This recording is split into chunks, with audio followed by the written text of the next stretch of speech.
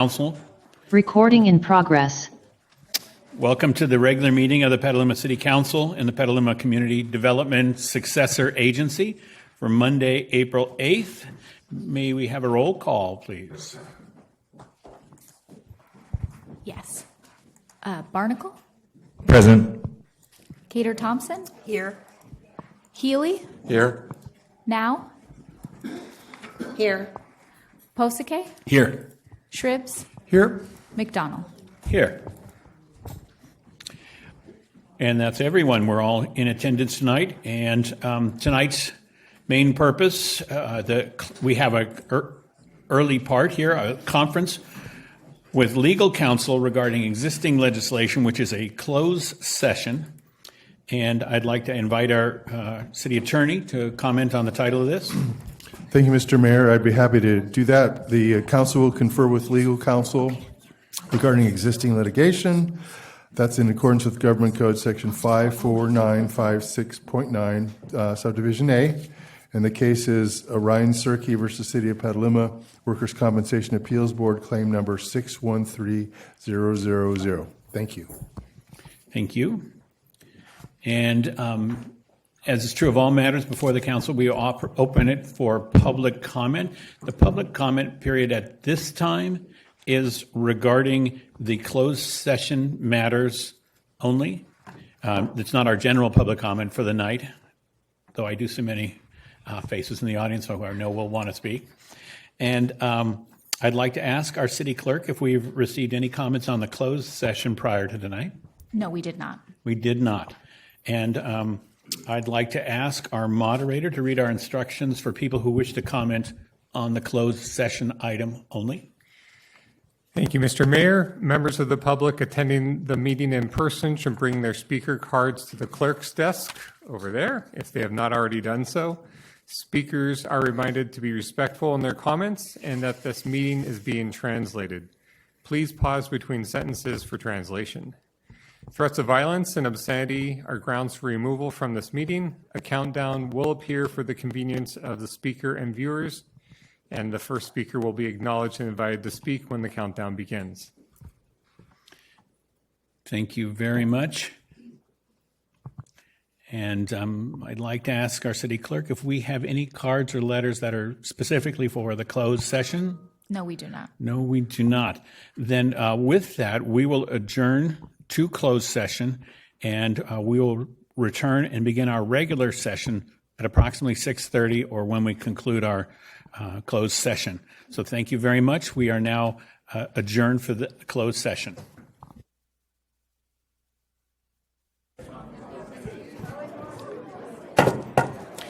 Good evening, everyone. Good evening and welcome. Welcome to the regular meeting of the Petaluma City Council and the Petaluma Community Development Successor Agency for Monday, April 8th, 2024. If you wish to provide public comment tonight on tonight's agenda, please fill out a speaker card. They're in the back. And bring them to the city clerk, who's over here. And now I'd like to invite Monica Aparicio and Maria Galvez to provide information to those who wish to participate in Spanish. Thank you and good evening. Buenas noches, me llamo Mónica y estoy aquí con mi pareja de interpretación, María. Estamos hoy aquí como intérpretes. Hoy este evento se llevará a cabo en español e inglés. Se usarán ambos idiomas activamente, así que usted podrá elegir un canal para participar en su idioma preferido después de que le hayamos explicado cómo funcionará la interpretación. Estaremos usando la función de interpretación de Zoom. Después de que termine esta explicación, se activará la función de interpretación. Si usted está conectado con su computadora, verá un icono de un mundo en la parte inferior de su pantalla. Si está conectado con su tableta o teléfono, pulse el más. Verá un menú que incluye la opción de interpretación de idiomas. Para escuchar la interpretación, pulse el icono del mundo o interpretación de idiomas. A continuación, elija su canal de idioma. Thank you. We're ready. And thank you. May we have our roll call for the evening? Barnacle? Present. Cater Thompson? Present. Healy? Here. Now, Here. Posake, Here. Shribs, Here. McDonald. Here. And we're all present. May we have rise for a Pledge of Allegiance?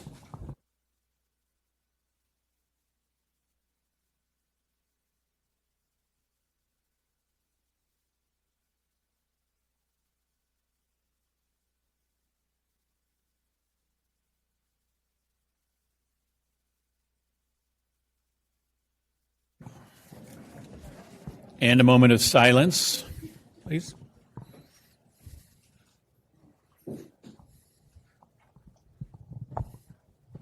Thank you. I'd like to look up and down the dais here and see if we have any agenda changes or deletions for tonight. And seeing no activity on that, the agenda will stand as posted. And we had closed session. I'd like to invite our city attorney to speak to any reportable actions on tonight's closed session. Thanks, Mr. Mayor. There is no action to report tonight. Thank you very much. Moving next to our proclamations for the evening, I'd like to invite Elise Hemphill, Executive Director of Petaluma People Services Center, to the podium while I read the proclamation, and then to provide insightful comments. Fair Housing Month, April 2024. Whereas the principle of fair housing is not only state and national law and policy, but a fundamental human concept and entitlement for all citizens. And whereas discrimination based on race, national origin, gender, disability, familial status, exclusion of minor children, religion, marital status, and sexual orientation is illegal in California. And whereas, as a community, we welcome all good neighbors, recognizing the contributions and richness tendered by a wide variety of young and old, male and female, people of all colors and ethnic backgrounds, religious traditions, etc. And whereas interested parties from both private and public sector will participate in a city, state, and national effort to promote fair housing.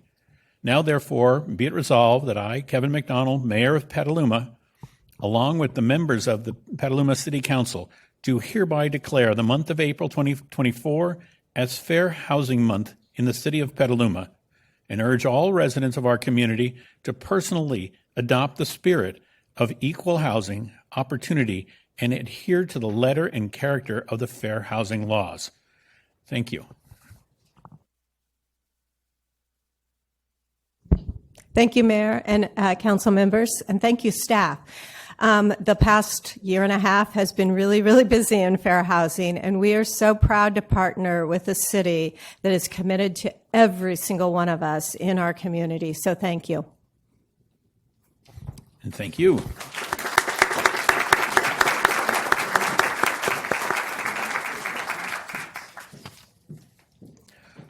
Also tonight, I'd like to invite Denise Rediker, Executive Director of Heartfelt Help Foundation and heart transplant recipient, and Deneen Vukovic, Community Engagement Specialist at the Donor Network West, and a sibling of a transplant recipient, to the podium while I read the proclamation and then invite comments. National Donate Life Month. Whereas more than 280 individuals in Sonoma County are currently on the National Organ Transplant wait list, and 22 patients die each day due to the shortage of donated organs. And whereas our Donor Network West serves the federally designated organ procurement organization in Northern and Central California and Northern Nevada, and works in close partnership with families, doctors, nurses, and coroners in hospitals to connect donors to recipients. And whereas organ and tissue life-giving acts are recognized worldwide as expressions of compassion to those in need and save thousands of lives. And whereas the need for organ donors is especially urgent in Asian, Hispanic, African American communities. And whereas a single individual's donation of heart, lungs, liver, kidneys, pancreas, and small intestines can save up to 8 lives. Donations of tissue can save and heal the lives of up to 75 others. Whereas the spirit of giving and decision to donate are not restricted by age and medical condition. And whereas over 14 million Californians have signed up with the state-authorized Donate Life California registry to ensure their wishes to be organ and tissue donors are honored. And whereas California residents can sign up with Donate Life California Donor when applying for or renewing their driver's license or ID cards at the California Department of Motor Vehicles. Now, therefore, be it resolved that I, Kevin McDonald, Mayor of Petaluma, along with the members of the Petaluma City Council, do hereby acknowledge April 2024 as National Donate Life Month and encourage all citizens of Petaluma to check yes when applying for or renewing their driver's licenses or ID cards, or by signing up at donornetworkwest.org. Thank you. Thank you so much, Mayor and the City Council, for recognizing April is Donate Life Month. As a heart transplant recipient myself, I would not be here without the selfless gift of life that comes from organ donation. And I'm here to tell you that there are members of this community here in Petaluma who are waiting for their second chance and their gift of life. And we're so grateful that you've taken this move to recognize this month as Donate Life Month. Thank you so much. Thank you. Thank you very much for recognizing this proclamation. It's just so important to so many people that are on the waiting list. There's 20,000 Californians on the wait list for a life-saving organ. 255 of them reside in Sonoma County, so the need is very great. Thank you for helping us raise awareness. And thank you for recognizing those that have given the gift of life through organ and tissue donation, because these donors make a significant impact in the lives that are waiting for an organ.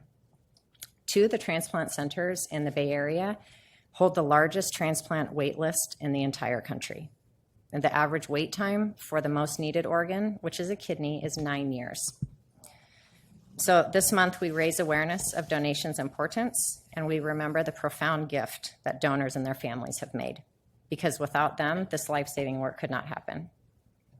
We could also not do this work without the support of our interconnected community, which includes hospitals all throughout Northern California and Northern Nevada, including Petaluma Valley Hospital and their staff.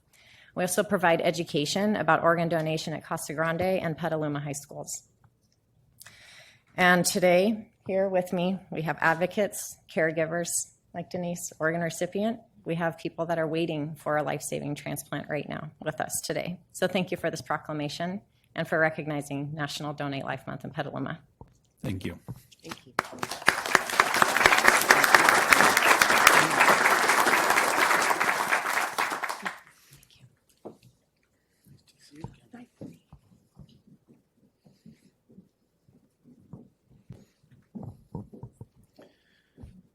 That moves us to our presentation for the evening, our Safe Streets upgrade.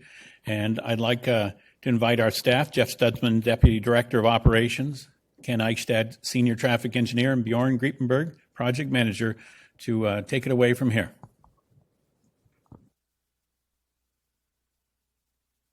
Vice Mayor, council members, and the community. I'm Ken Eichstad, Senior Traffic Engineer with Public Works and Utilities. I'm joined with Jeff Stutzman, Deputy Director, Operations and Streets, and Bjorn Griepenberg, our active transportation project manager and staff liaison to the Pedestrian Bicycle and Advisory Committee. So tonight, we want to provide you with an overview of all the impactful work being done to make our streets safer for all, including what we have accomplished as well as what is currently in the hopper and the opportunities moving forward. One of our highest citywide goals and priorities is for the Safe Mobility and Community Connectivity Safe Streets Initiative.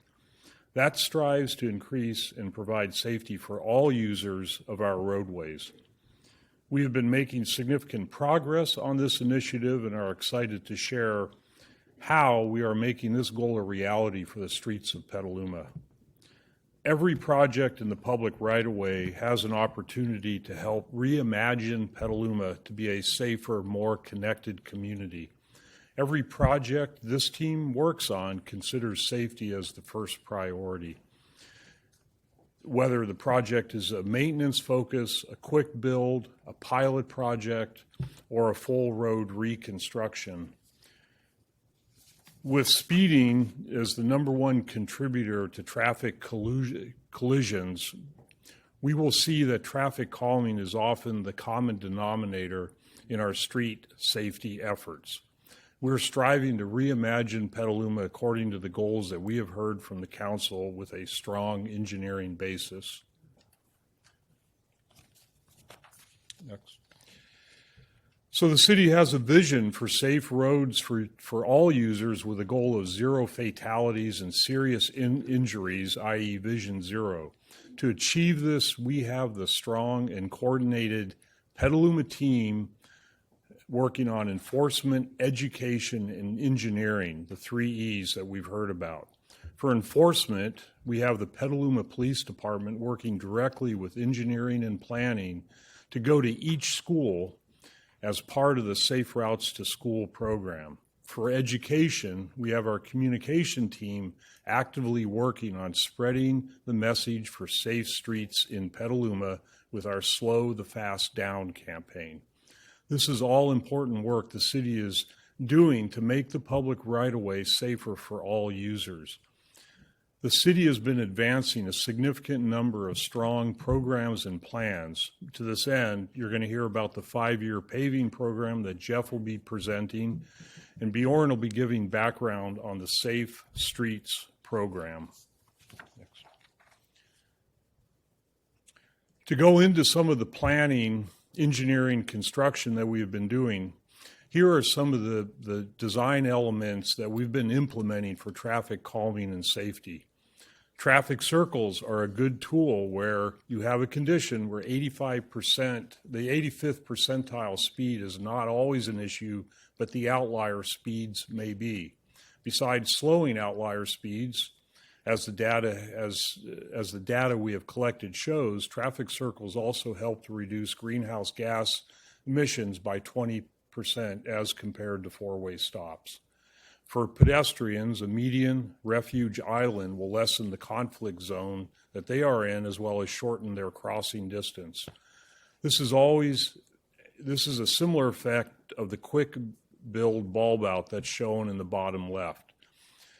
An item I want to emphasize, and a key part of the work that this team does, is that we are based on data collection. So it's a fundamental basis for any of the traffic engineering done in the Petaluma right-of-ways. For crosswalk safety, the leading pedestrian interval, LPI, Jeff has been implementing that.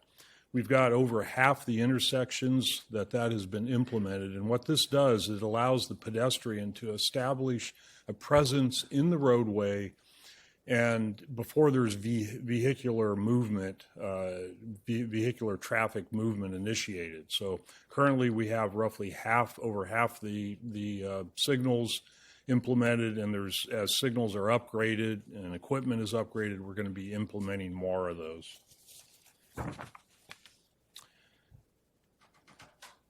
Red curbs save lives.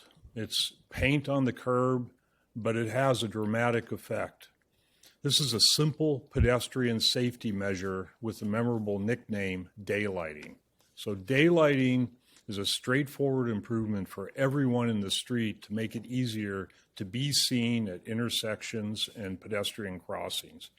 It requires removing visual barriers within a minimum of 20 feet of the crosswalk or intersection. This is done by painting the curb red. This is being implemented as part of the State Assembly Bill 413 and will help the city move the needle in the Vision Zero program that we have, again, for zero fatalities and serious injuries by 2030. With that, I'd like to turn it over to Jeff. Just wanted to give you a quick update on Lakeville and Pineview. So the city is currently meeting with Caltrans on our State Route 116 safety working group, which consists of Caltrans, CHP, City of Petaluma's Police Department, Fire Department, Public Works, as well as the county. And we also meet with Caltrans on a more on a more frequent basis to discuss more project-specific improvements. On an interim improvements that we've made currently to Pineview and South McDowell Boulevard, with input from the city and Caltrans, we have implemented a solution on Lakeville to reduce the lanes from 4 lanes to 2 lanes from Freights Road, also known as Cater Lane, to the city limits. This work helps to promote the unnecessary passing along Lakeville Highway and try to reduce speeds along the corridor. Caltrans is hopeful to have these improvements completed in the next couple weeks as we try to make interim improvements along this corridor. Caltrans also did signal audit on both their signals at South McDowell Extension and Cater Lane to improve the congestion and help move vehicles more freely in that area as we have closed down the 2 intersections on Pineview getting onto McDowell. Caltrans is also currently finishing up a rumble strip project on Lakeville Highway, which will help with improving safety along this corridor. The city is also recommending bringing forward Lakeville Highway as a safety corridor in the future to give Caltrans the opportunity to reduce the speed limits by 5 miles an hour when they redo their traffic and engineering surveys. And as we work through these interim solutions, the final kind of permanent solution is in the back of our minds. And between Caltrans and the city, we're working towards that goal. That goal right now is looking like signalizing Pineview and or putting in a roundabout to help improve safety at that intersection. Caltrans will be managing that project with the city's support through a public outreach and community outreach. The interim solution right now is the implementation through Caltrans' SHOP program, which is the State Highway Operation and Protection Program. And they're thinking that right now the schedule is looking to be about 3 to 4 years for full implementation of the new intersection or roundabout. And I will hand it off to Ken. Bjorn. Oh, sorry, to Bjorn. Thank you. All righty. I am excited to share an update on the Safe Streets nomination program. This is something we launched back in October of 2023, and we were really seeking to create an accessible, transparent, data-driven way for community members to nominate city streets for safety and traffic calming improvements. At that time, we were already receiving dozens of these via email, phone calls. Some of them are coming into police, some to public works. So we were trying to create a centralized system that we could more easily track and implement. We've received over 500 requests to date, so obviously there is a very high appetite for safety and traffic calming throughout the city, and we really do want to thank everyone for taking the time and effort to submit these. Reading through them, I can tell you many of them are incredibly detailed with pictures, videos, detailed accounts of the issues that people are experiencing on our streets. And we just finished mapping and scoring and ranking our first batch of submissions, which I will share shortly, but I do want to encourage people to continue to nominate streets. These are all being carried forward even beyond this first round of implementation. So we can go to the next slide, please. So we ranked, as I mentioned, we scored and ranked all of the submissions we received based on collision history and proximity to schools and parks. The overall top 10 scores are shown here, and looking through the streets, not too many surprises. You can see a lot of our busiest, biggest streets are included there. And so this is great data to have, and it's very helpful for us, especially as we are pursuing grants, as we are looking at paving efforts on some of these major streets. But unfortunately, some of those bigger streets are a little bit too big for us to make meaningful impacts through the Safe Streets nomination program, which is really intended for smaller scale spot improvements, traffic calming improvements like speed cushions and bulb outs, traffic circles, things that Ken shared on a previous slide. So we've got 2 columns there to the right, one that shows whether the street is 3 or more lanes, and then another that indicates whether the project has already been identified in an upcoming CIP project. And those are important because ultimately we're recommending filtering those out as we move towards implementation. So if you can go to the next slide. The resulting top 10 list, and these are the streets that we are recommending as priorities for implementation in this first round of improvements. These are all 2-lane streets that do not have upcoming capital improvement projects that have been identified. And we are going to, we can't yet commit to improving all 10 of these streets this summer. We would love to, but we are going to be reviewing our funding and creating a scope and budget based on what we think would be needed to move the needle on these streets. And we'll be following up with the public through the Safe Streets Nomination Program webpage and emails in the coming weeks as we figure out those scopes. And I will say we are also closely reviewing grant funding opportunities. There's a great opportunity coming up, the Safe Streets for All program through the U.S. Department of Transportation that we are eyeing that could significantly expand our capacity to implement more of these projects in the near term. And as I mentioned, the remaining projects that aren't implemented will be rolled over. So excited to share that, and plenty more to come on that. Next up, our Safe Routes to Schools Task Force, and this was created just last fall in partnership with Sonoma County Safe Routes to Schools, as well as obviously our city school districts and school leadership. And this is something that we attend in collaboration with our city police department. And right now we are conducting walk audits monthly of every public school in Petaluma. We are going to complete all of those schools sometime in 2025. So we have a monthly cadence where we do a walk audit. We meet out in front of the school during school drop-off hour. We walk around the neighborhood. We identify, we talk about things we're seeing. We identify safety issues and opportunities for improvement. And then we actually come back at a task force meeting, those are held on the third Thursday of the month at 4 p.m. And we debrief the walk audit and talk about other ideas and hear more concerns from the broader school community around how to improve safety in their areas. So those will continue, and there's plenty of information on the city's website to learn more about that.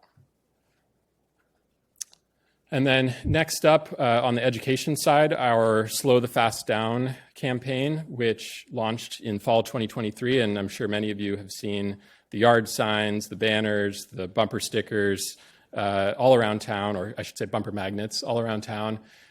We've been really heartened by the positive response to this. And many people who have requested yard signs have also taken the pledge to improve or to drive more carefully and mindfully as they're going through the city. And the URL is there in case you would like to request a yard sign.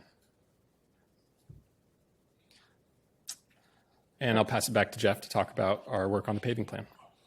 So about our 5-year plan, we currently have a 4-year paving plan that will take us out to 2027, which includes a lot of the larger rehabilitation projects, plus preventive maintenance projects such as crack sealing and slurry sealing.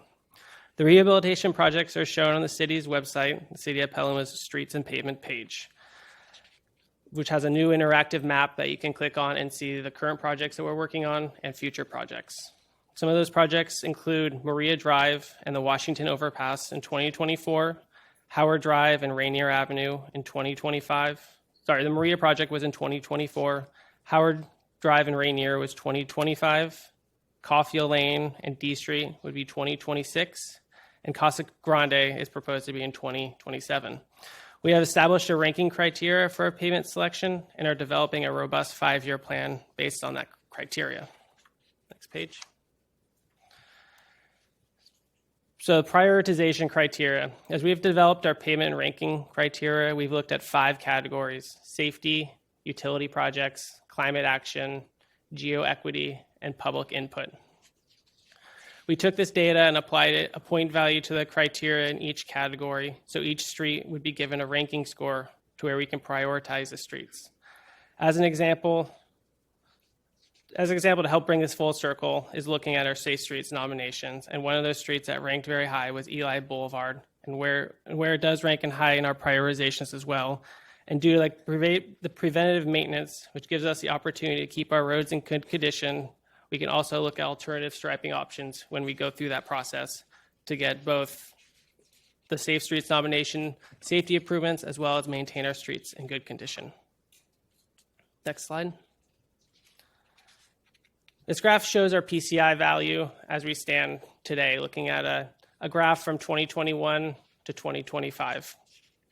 PCI is an acronym for our Pavement Condition Index, which is how we rate our roads from 0 to 100, with 100 being a brand new road. The graph is showing our PCI value from 21 to 25, and the dashed blue line shows the actual PCI value for each road, or for each year. The green line shows a rolling 3-year average of that PCI. So it's important that when we talk about PCI, we're looking at the 3-year average, as it represents the PCI trend over 3 years, and it removes the peaks and the valleys and gives a more realistic look to our PCI. An important note to bring to the graph is the uptick from middle of 21 to now, where Measure U brought in a lot more funding that we were able to put to our streets. And I will pass it to you. So, and that graph that Jeff showed is huge, because the report will be coming out in the next month and we won't have the worst pavement in the Bay Area. But I do look at the worst pavement in the Bay Area as an opportunity, because it gives us this opportunity to really implement complete streets. So complete streets is streets for everybody that enable safe access for all people who need to use them, including pedestrians, bicyclists, and motorists of all ages and abilities. This follows Caltrans 2008 and 2014 Deputy Directive policies. It follows the MTC, which is a main funding agency we have with their Complete Streets policy, follows the city's Complete Street policy of 2016, as well as the Climate Emergency Resolution of 2019 and the Vision Zero policy from 2020. I should have mentioned on that prior slide, we've done over 16 miles. Now I'm going to go in a little bit more of the details of that. So completed, over the last 2.5 years, we've done roughly 6.4 miles North McDowell, Petaluma Boulevard South, and Garfield Way. So key connector and arterials have been done. And these have been, I want to mention that Petaluma Boulevard and Garfield Drive, those were planned, designed, and in-house as we've been able to staff up, which I think is a significant item for this team and for the city. So some of the bikeway upgrades that we've got in the planning stage, actually Maria Drive is in construction. We've got over 10 miles that are currently in planning and design. Some of these are reconstruction, others are pavement preservation. It should be noted that additional streets will likely be added to this with the 5-year paving plan, the Safe Streets Nomination Program, and the Active Transportation Plan. The Lynch Creek Trail has significant improvements that will be taking place at Payran and North McDowell sections. This will be coming later this year and into next year. These projects are all a range of buffered bike lanes, Class 1 facilities, and Class 4 separated bikeways. So with that, I'll turn it over to Bjorn. Thank you. Yeah, and so obviously tonight, this is just a small sampling of all of the things we're working on in the street and transportation realm, but wanted to quickly acknowledge several efforts that are underway in our downtown area in close collaboration between Public Works, community development, and economic development, as well as our downtown stakeholders. We're very excited to have received grant funding for a downtown area parking management plan, which has been referred to by many as the parking study, which will help us identify strategies to optimize on and off-street parking availability in the downtown area. Our transit team is working on microtransit to create a more responsive form of transit to meet customer needs in and around the downtown area. We have grant funding to install bike racks throughout the city, and with a real focus on downtown in our first round of installations, which has been a very common request that we have received. So we'll be rolling those out over the coming months. We're also obviously always looking at opportunities to improve accessibility and bicycle and pedestrian safety and accommodations throughout the downtown. And then last but not least, our community development folks and economic development team are currently looking very closely at a long-term policy for parklets and outdoor dining. And in addition to these, which all of those items that I just mentioned, you'll be hearing about over the coming months, and upcoming items on tonight's agenda. We've got a packed one, obviously, on the consent calendar, an on-call striping and signage contract, which I can tell you, Ken, Jeff, and I are very excited about for the potential to streamline our efforts to deliver safe streets improvements throughout the city. We've got a first reading of an ordinance to reduce enforceable speed limits in accordance with a new state law that was passed last year. And then we've obviously got the big item with proposed improvements on D Street and 5th Street on the agenda tonight. And we're looking forward to presenting all these and getting your thoughts on them. Thanks. Well, thank you very much. Great work, great presentation. Certainly big changes, a big pivot in achievement for the city. So we really appreciate that. Would like to note to the public that as the presentation, we don't take general public or public comment on the item, but the following item is public comment. So if you wish to comment on this, fill out a card, and when we get to general public comment, you'll be able to say something about this if you wish. I'd like to bring it back to council and see if anybody has a comment. Vice Mayor Shribs. Okay, just a couple questions. I know we're working on Lakeville, right around where the Kaiser Hospital is, getting those entrances done. But a lot of folks are very concerned about south there, outside of town. And I was wondering if what you referred to with the state and county working on that road, whether that's going to be part of what the project we're working on, or is it, what's an update on south of town on Lakeville all the way down there to Highway 37? Because that's where a lot of accidents have happened. A lot of folks are concerned about that section. Yeah, so we've started our kind of a working group with Caltrans, and like I said, it has CHP, PD, county. So all the topics that you're addressing here come up in that meeting that we can address. Caltrans is currently working on the Lakeville and Tins Bar intersection right there, where they are proposing a roundabout to improve safety, and that is a project that is moving forward by Caltrans. And then as you move further south from that area to 37, that area is under the county's jurisdiction, so they're working with Caltrans as well to make necessary improvements if it's, because they just recently did rumble strips, so if it's a median, but they're working through those improvements on their end. So with this working group that we have, we now have a direct line with Caltrans and are able to get everything on the docket to talk to them about. Okay, good, thank you. And then you were talking about the number of miles that we're currently doing and in the future in the 5-year plan. But given the pace of the 5-year plan, the number of miles of roads, and given the total number of miles in our city of roads that need repair, how many, if we get everything done in the 5-year plan and extended it out, how long would it take us to do all the roads here in Petaluma eventually?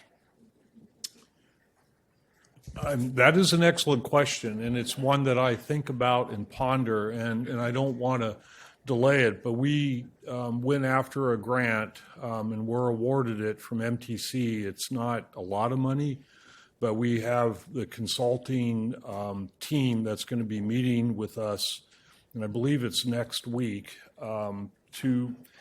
Jeff is doing a 5-year plan, but what's the bigger picture? And this is something that's been raised. Actually, Peggy said, you know, what's the bigger picture here? And I want to give people that answer. We don't have it just yet, but this consultant who works throughout California is going to help us to craft a means. And we're looking at every opportunity. Maybe we don't do the full reconstruction. We don't get a 20-year, 25-year lifespan. Maybe we're going to do something that's 15-year, but we can get something in that's going to be safe and comfortable for people to ride, walk, drive on, and that's our objective. So stay tuned on that, and that will I've mentioned this to Jeff, and it'll be something that will be maybe not fully fleshed out for the 5-year plan, but it'll definitely be a part of that document. So. Thank you, because we see some progress on that. Yep. Because I know we did Sonoma Mountain, fell apart. That's all been redone, but all the streets that were done also right off of it, like where I live, included, is the streets are cracking and falling apart all over the place. Yeah. So people are getting concerned about that. So they just need to have some confidence that, yes, we will get to these streets eventually. Yes. Okay, thank you. Anyone? No? Councilmember Barnacle. Yeah, just reiterate my thanks for the quick work on Pine View. That's going to save more lives than pretty much anything. So thank you for taking swift action to prevent future accidents. Councilmember Healy. Just a quick question. Is there anyone other than Pacifica in the 9-county Bay Area with a worse PCI than us at this point, or has someone else joined the club? Stay tuned. It will be out in a month. Yes.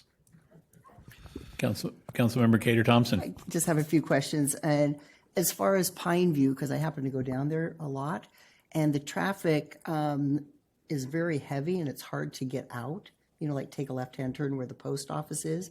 There's so much more traffic there. People don't realize that they can use Cater Lane. They don't have to go to Lakeville. And so I'm wondering if there can be any signage so people know there's two ways and not just the one, because when you get up toward Lakeville, it really chokes down trying to get into the shopping center, that little center there. And it's just kind of odd. And so I just want us to be more aware of traffic is speeding more in that area, I've noticed, and just a lot more traffic. And I'm happy that Pine View is going to be taken care of, but there might be we just need to look at a few other things as far as reducing speed maybe in that area. And the other thing is, when you're talking about projects, we're talking about Maria Drive, which is going to be starting this year, and then Rainier is going to start next year. And so I know that I've gotten some calls from people in that neighborhood that in the intersection of Maria Drive and Rainier, the kids are out there doing donuts at night, and it's back, the speeding and stuff. And would you consider looking at like a mini roundabout that's up at Upham? Then that would really eliminate the problem. It's been a long-term problem. It stopped and now it's back. And I had neighbors call me this last week. So we'll talk about that or just something to consider. And I'm really happy about Washington Street because it's a pet peeve of mine when you're going west. It's really just terribly broken down, and it's such a major roadway that if that could be speeded up, it would be great.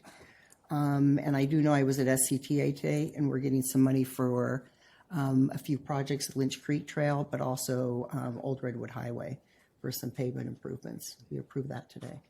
So looking forward to more conversations about our streets being improved and safety.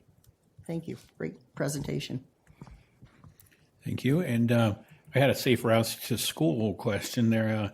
So we're getting one school audited per month, not every school once a month. So we're getting to every school over a period of time. And that's with the hope or encouragement that more kids will walk or bike. Is that the goal there? Making it safer? Yeah, so Safe Routes really kind of encapsulates everything, engineering, education, encouragement, enforcement, to promote more walking and biking to school. The Safe Route, the walk audits are really engineering focused. Obviously, we're looking at the infrastructure around the schools, but Sonoma County Safe Routes to Schools has a whole slew of activities that they do in Petaluma's schools to promote more walking and biking, whether it's the Walk and Roll Wednesdays.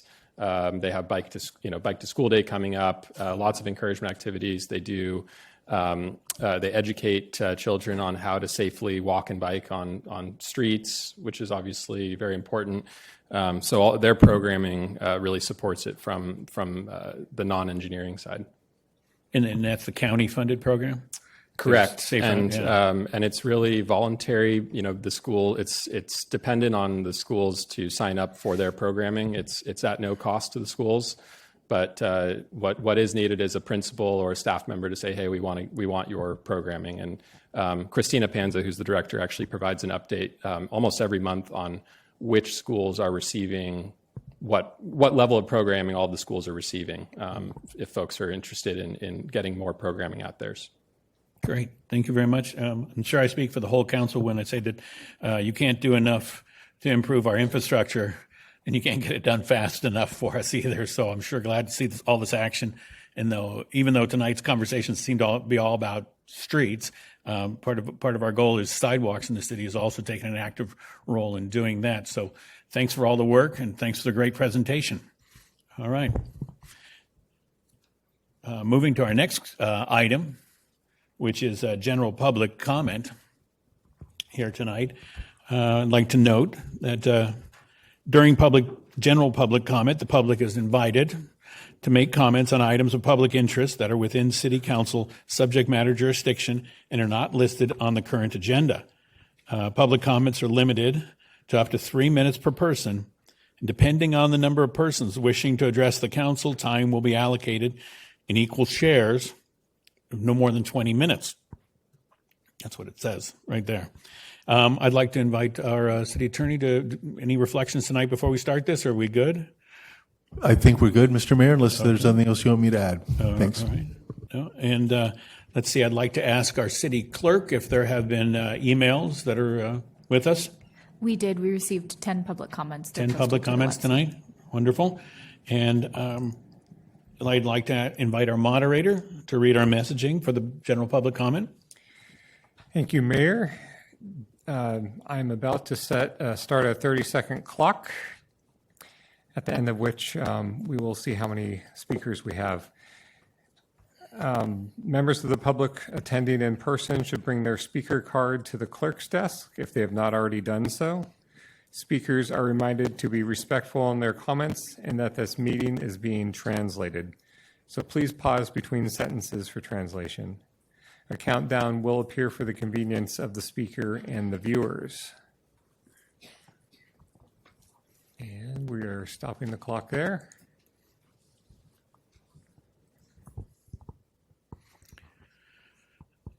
Okay, thank you very much. Everybody's got their card in then, and now I've got to do the simple task of counting how many of y'all want to take a minute tonight to speak. And so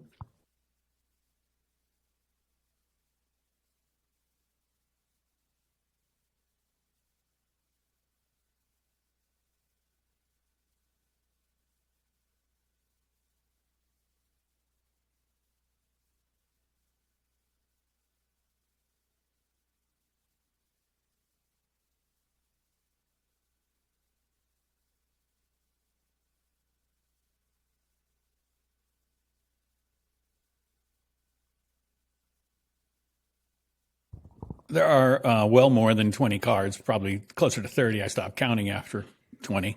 And so I think what we'll do is set the timer at 1 minute tonight as sort of a minimal to get your message in rather than cut you to 45 seconds or 30 seconds. So Mr. Moderator, may we set the clock at 1 minute per speaker? And with this many speakers, clearly you're here for some of you for the similar issue.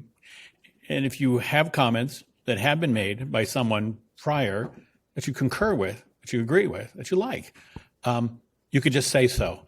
And that could save us all a bit of time and yet be powerful for your voice being heard.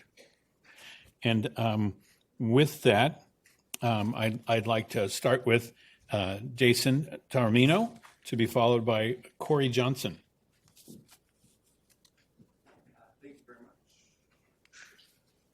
Is it on? There we go.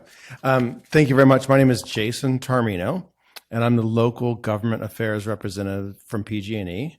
So I'm new in this position, and I just wanted to come down and introduce myself to everybody. So if we see each other in the grocery store, you know who I am. And then I'll be reaching out to all of you to try and set up some meetings.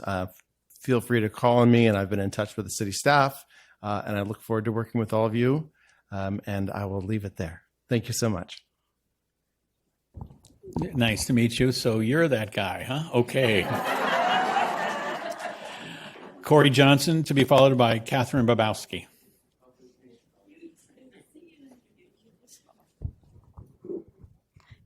Good evening, Mayor and City Council members and staff. It is 6 months since a horrific attack on Israel and the beginning of the constant killing and destruction in Gaza. 33,000 plus Palestinians killed and many more missing or injured. Infrastructure destroyed, including hospitals, and a moratorium on supporting essential aid through UNRWA. There is a growing number of voices in Petaluma, U.S., in Israel, and around the world that are demanding a ceasefire, return of hostages, and robust humanitarian aid to a starving population in Gaza. Our voices of dissent have become louder and louder until President Biden listened and needed to respond. The White House has quoted Biden as saying that an immediate ceasefire is essential to stabilize and improve the humanitarian situation and protect innocent civilians, and he urged the Prime Minister to empower his negotiators to conclude a deal without delay to bring the hostages home. The U.S. has supported the State of Israel in its war on Gaza with more and more weapons of mass destruction. Thank you very much. That minute has expired. It does go by very fast, everyone. Catherine Babowski, to be followed by Susan Hootkins. Yes, my name's Kakarowski. Last week I talked to a victim. He said his place was being robbed, his house. And he called the Petaluma Police Department. And it was, he called, let them know this robbery was in progress. And the Petaluma police department never showed up when his place was being robbed. And I got a suspect that's been vandalizing my place, my home site, with the license plate 9CHY159. He has been stalking my home, terrorizing, harassing, putting my safety in danger. The cops will not do nothing. Do something about this. Thank you. Thank you. Susan Hootkins, to be followed by Adam Garcia.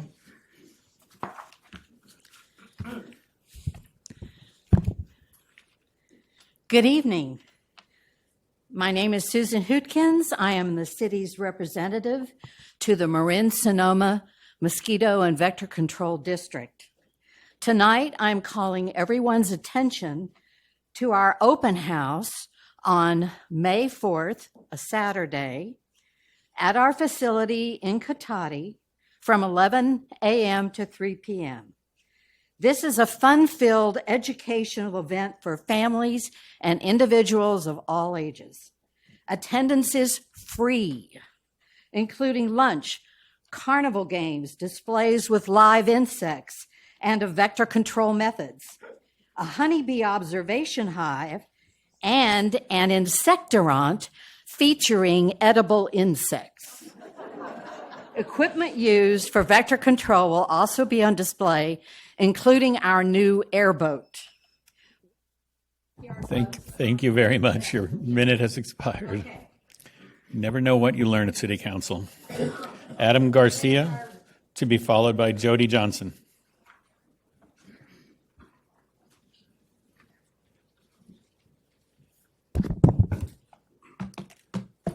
Good evening, City Council. I submit the following comments as a resident of Petaluma. Number one, Bay Area Greenprint. As the city progresses through its general plan update, I encourage staff to please utilize the free online tool, the Bay Area Greenprint, www.bayareagreenprint.org, to help describe the city's current conditions for its general plan update around nature's values and benefits, climate change, urban greening, environmental justice, hazards, open space policy, and much more. Number two, that's all I have time for, Petaluma's fire hazard zone. Did you know Petaluma has a fire hazard severity zone on the southwest side of the city? If you said no, you are in the good company of MTC and the state. I encourage the city to contact MTC and CAL FIRE to confirm their high fire hazard severity zone, as it may update available funding for fire protection or other opportunities to safeguard residents from wildfire. Thank you. Thank you. Jody Johnson, to be followed by Kay Poland.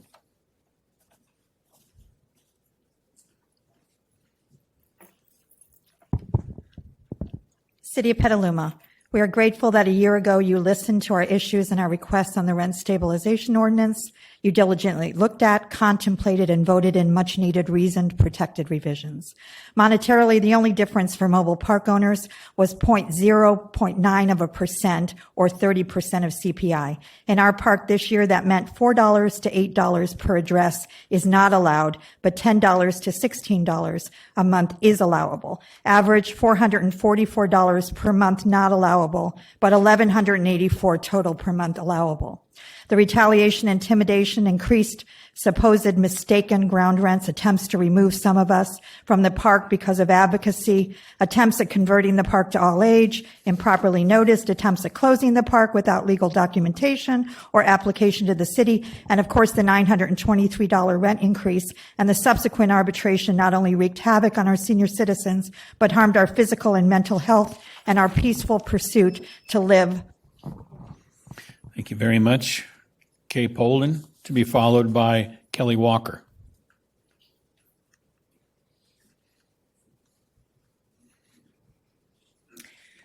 Pursuant to live in a life in peace, this has and continues to be a war waged on us in the city we call home. We can't let this relentless pursuit for more or the endless litigation to take away our protections voted in thoughtfully and fairly above board to be decimated by greed.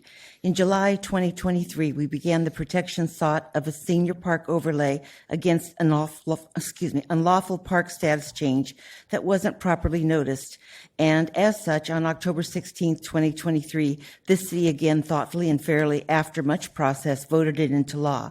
We never had any indication that an arbiter who states clearly after an exhaustive consideration that this is not about market rents but about current rents, would allow a misguided motion in limine denying us the right to prove that the park owners gained the tremendous profits and had not produced the financials we compelled them to be produced. What became clear? Thank you very much. Kelly Walker, to be followed by Tim Porteous. Hello, thank you. What became clear in this ordinance needed clarification for methodology in park owners seeking a fair market increase. That being said, after an exhaustive arbitration, the arbitrator ruled against all the methods park owners tried to use, and there were many. In addition, we believe the arbitrator was never going to give us a decision that testimony and verifiable evidence supported, and as such developed a way, unfounded in our opinion, to attempt to appease the park owners.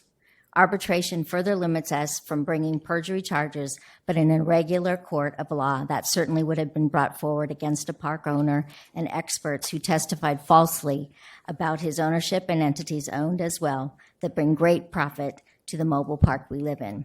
As such, our protection was to be capped at 4% or 70% of CPI. With this ruling, the arbitrator allows an increase for the park owner of $118 per month per address, or anywhere from 12% to 16% increase to ground rents.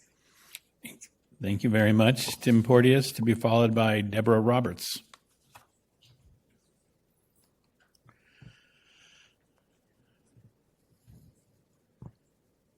Hello, my counsel. This gives the park owner, even though the arbitrator denies all their methods, the rate of return they demanded. It also then gives the park owner an additional $104,562 in profit per year and the prorated amount of $52,000. We estimate that our park owner, who owns and operates 70-plus mobile parks, earns on Youngstown just shy of $1,300,000 annually without the RV, boat rentals, and purchasing, reselling of mobile homes here, with profits all the way up to 100%. I will also say, in addition to what's here, you guys know this saying, damn the torpedoes, and full speed ahead. We need to do this. Thank you. Thank you. Deborah Roberts, to be followed by Bert Boda.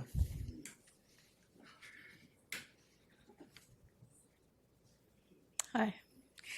Most of our residents rely on Social Security, pensions, and hard-earned savings, and paid ground rent from $695 to $1,600, another attack on fairness, since these, for the most part, are all the same size lots.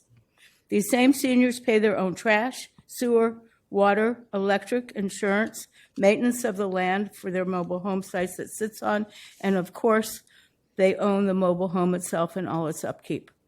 On page 38 of the arbitration decision, the arbitrator creates a table, the first being a $16 increase which is exactly what the rent stabilization ordinance grants park owners in Petaluma. The arbitrator states that with a $118 increase, this will make the average ground rent at Youngstown $930, which she states is $30 over Petaluma Estate's average, a better property. Thank you. Bert Boda, to be followed by Rebecca Schindler.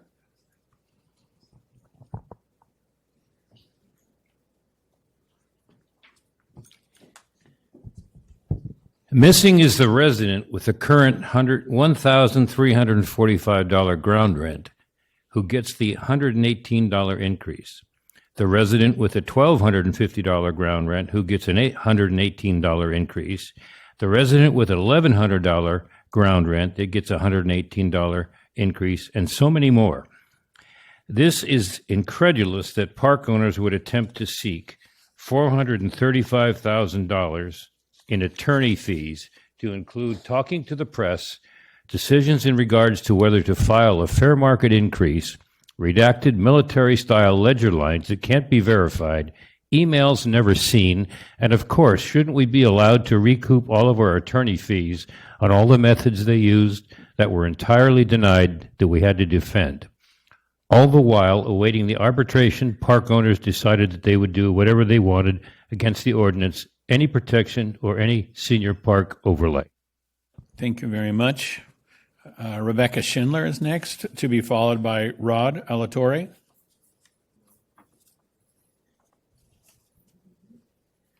Good evening. My name is Rebecca Schindler, and I live in the Cottages Mobile Home Park. We do want to thank you for passing the Rent Stabilization Act last summer, and we're here to ask you to put in place a process to take care of the violations for that. Now, currently, our owners are violating and ignoring the laws in place both state and city have encouraged. One thing I'd like to bring to your attention is in January 2025, according to the state of California, you'll no longer be allowed to have rent increases built into our long-term leases. That means the number of violations will expedite because all of the mobile home parks here in the city of Petaluma will be looking at their owners violating the laws and ordinances that you have put into place. Please put a process in place to correct these violations. Thank you. Thank you. Rod Alatorre, to be followed by Ron Sanchez.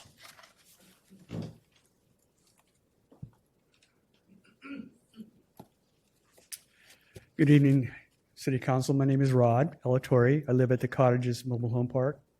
The council has voted for changes to mobile home parks in Petaluma in July 2023. It's been 9 months and no notice of any violations has been issued to Feeney on this overcharging rent space to those on rent control. Please get the notice of violation out now. Thank you. Thank you. Ron Sanchez, to be followed by Sue Sullivan.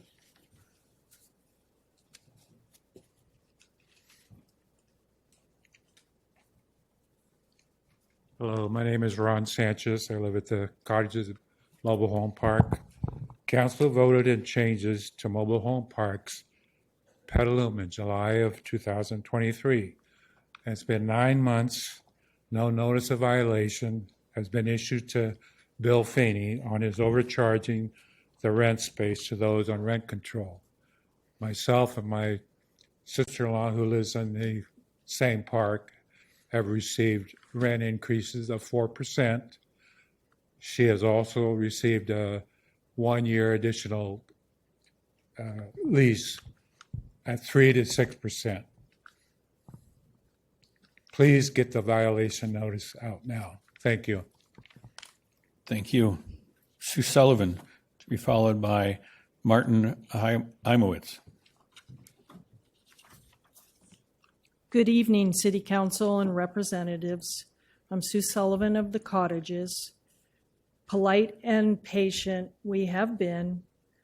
With regret, I must bring this subject up again for our people. For over 9 months, we have waited for you to enforce the ordinance law changes voted in by the council in July of last year, 2023, for mobile home parks here in Petaluma. We have people in this crowd that are overpaying in our area. Their rent space, instead of your voted in 2.03 for 2023, some of them are overpaying up to 5.7%. These are people on rent control, paying this overage so as not to avoid eviction by the violating park owner. Where does the drafted notice stand today? On February 27th, this states. Thank you very much. Martin Heimowitz, to be followed by Sandra Shand. My name is Martin Heimowitz, and I live at the Cottages, the mobile home park. 10 years ago, I took over someone's lease. I was never given the choice of going on a rent stabilization or rent control. I was told to not purchase a home in that park if that's what I desired. My lease ended in July of 2023. 9 months ago, I had been told that I have an increase of over 5% from that date forward. 9 months, approximately $450 to $500 of overcharge. I just don't understand what protection we're getting. We're seniors with fixed income. I just don't understand it. But thank you for listening. Thank you. Sandra Shan, to be followed by John O'Brien.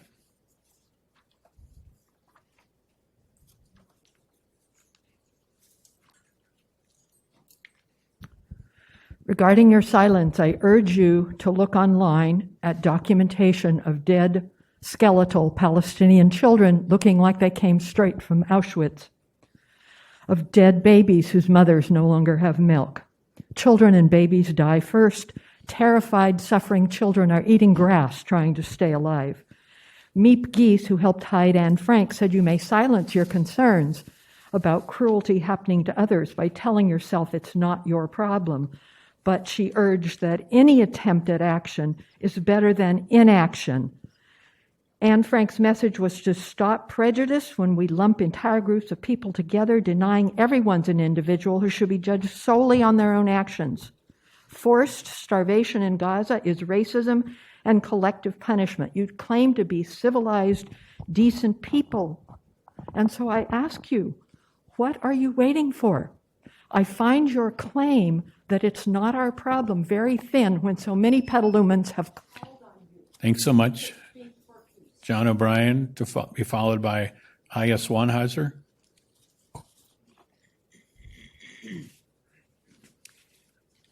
Hi, my name is John O'Brien, and thank you, Mayor, for having Dan Herrera work with me. I sent everyone an email, and the subject is, I'm asking, can we ask CPUC to get an audience with PG&E? Dan and I have come to the idea that we need information, but we need more than information. We need some sort of a judgment, and I think that CPUC has the authority and power to do it. Oh, my time didn't start, but I think I've given my message. So if we can get the start of a group, what I've noticed is that CPUC does give a hearing to a group, but an individual they can ignore. And anyway, if we have a name or a group, we can get a hearing and we'll get things done. Thank you. I think we just got a name this evening, so good. Yeah. Aya Swanhauser, to be followed by Jeff Main. Since October, our group has held Saturday vigils calling for a ceasefire in Gaza. During those roughly 25 Saturdays, we've experienced a lot of supportive honks. This past Saturday, I decided to count honks. Between 2:10 and 3:47 p.m., I recorded 181 honks. I included peace sign hand gestures, most of which were stuck enthusiastically out of vehicle windows, and the usual thank yous and pedestrians yelling honk. We've certainly given this city a chance to express itself face to face, rain or shine, young and old. And the numbers say this city wants a ceasefire resolution. Whole families, ice cream in hand, stop to join us, pick up signs. Passers-by break into tears. Teenagers ask good questions. Each week we appear downtown for at least an hour and a half so we can calculate a base rate of 111.9 honks per hour for a grand total of 4,196 honks. In addition to the letters and email and phone calls you've gotten, I wonder just how many... Thank you. Jeff Main, to be followed by Jason Sweeney. Good evening. I am very proud of a collaboration between the Petaluma Merchants Association and the Petaluma Yacht Club.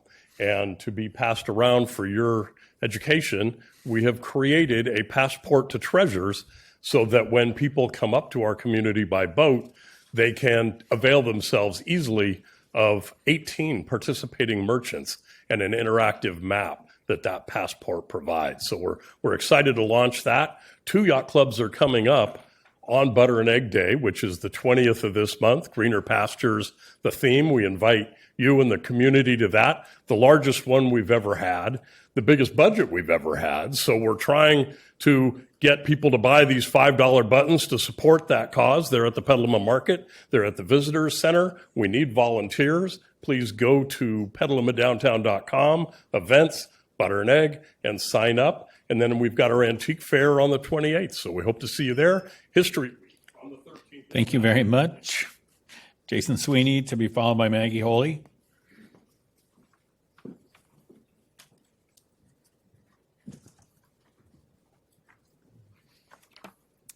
Good evening. Good evening, Jason Sweeney. Thanks for taking my comment. I'm here again to urge you to bring forward and pass a ceasefire resolution. I'm here because the situation is dire, and we as a community have not done the bare minimum, which is to speak up and to call for help when we see something wrong. I'm here because I'm ashamed. This is not the reality I want for my daughter, and I know we're better than this. The bottom line is that the city of Petaluma has gone on record as being unwilling to deal with this issue and the community division it has revealed. It has revealed many things, among many things, a lack of principle. The genocide being done right now in the name of the state of Israel and the so-called safety of some is grotesque and barbaric and could not have happened without the support of the U.S.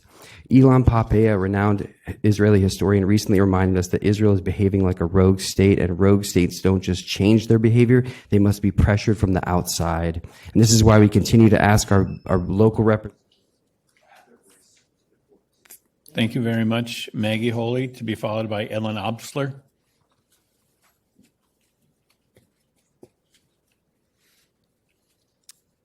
Good evening, Mayor, Vice Mayor, and council members and staff.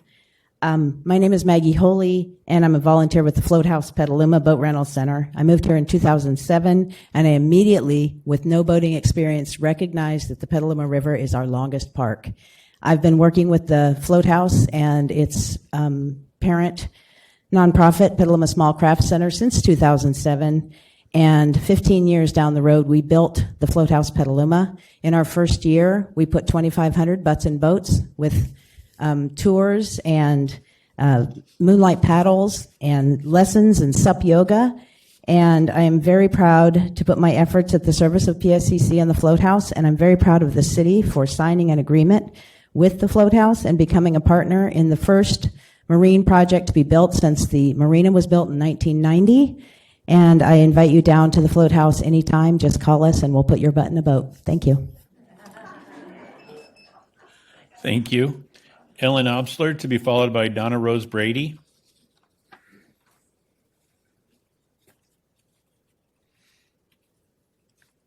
Good evening. So many voices calling for ceasefire, yet still there's no action because the United States refuses to use its leverage to stop the violence, to get the remaining hostages home, to get essential aid effectively in. We all must do whatever we can. I know you don't believe it's within your purview, but as I've said to you all before, you are the collective voice of our community. And as you've heard, our community is getting louder and louder about what we want. You have before you a balanced ceasefire resolution. If that's not acceptable, please let us know what would be acceptable. Won't at least one of you join Councilmember Posake in placing a ceasefire resolution on the agenda? I imagine any resolution will get a more universally welcoming reception at this point. As Chef Jose Andres of World Central Kitchen recently said, this doesn't seem anymore a war about defending Israel. This really, at this point, seems it's a war against humanity itself. Thank you. Thank you. Donna Rose Brady, to be followed by Angeles Cruz. Hi, I'm calling. I got a letter in the mail about the fairgrounds doing events there, and I want to do a flea market because we're all poor. We need to go make money. So Saturday and Sunday, $25 per person, starting May 1st till October. You guys make money. We make money. Put it in God's hands. Truth sets you free, and we can all be happy. That's it.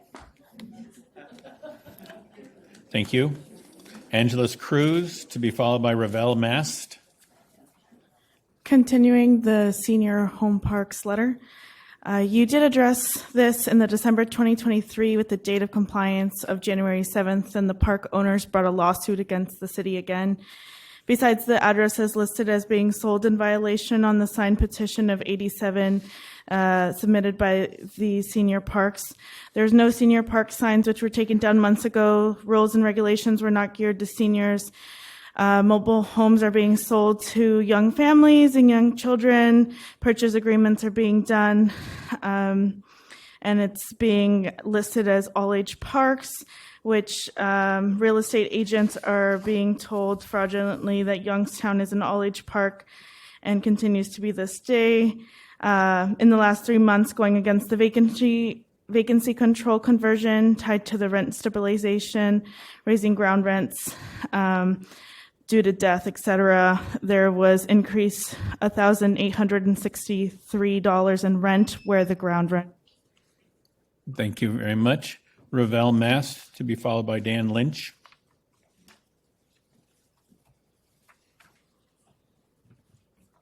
Hello, City Council, City of Petaluma. City Council has decided that it is not their responsibility to stand up to the U.S. government and the genocide that we are complicit in.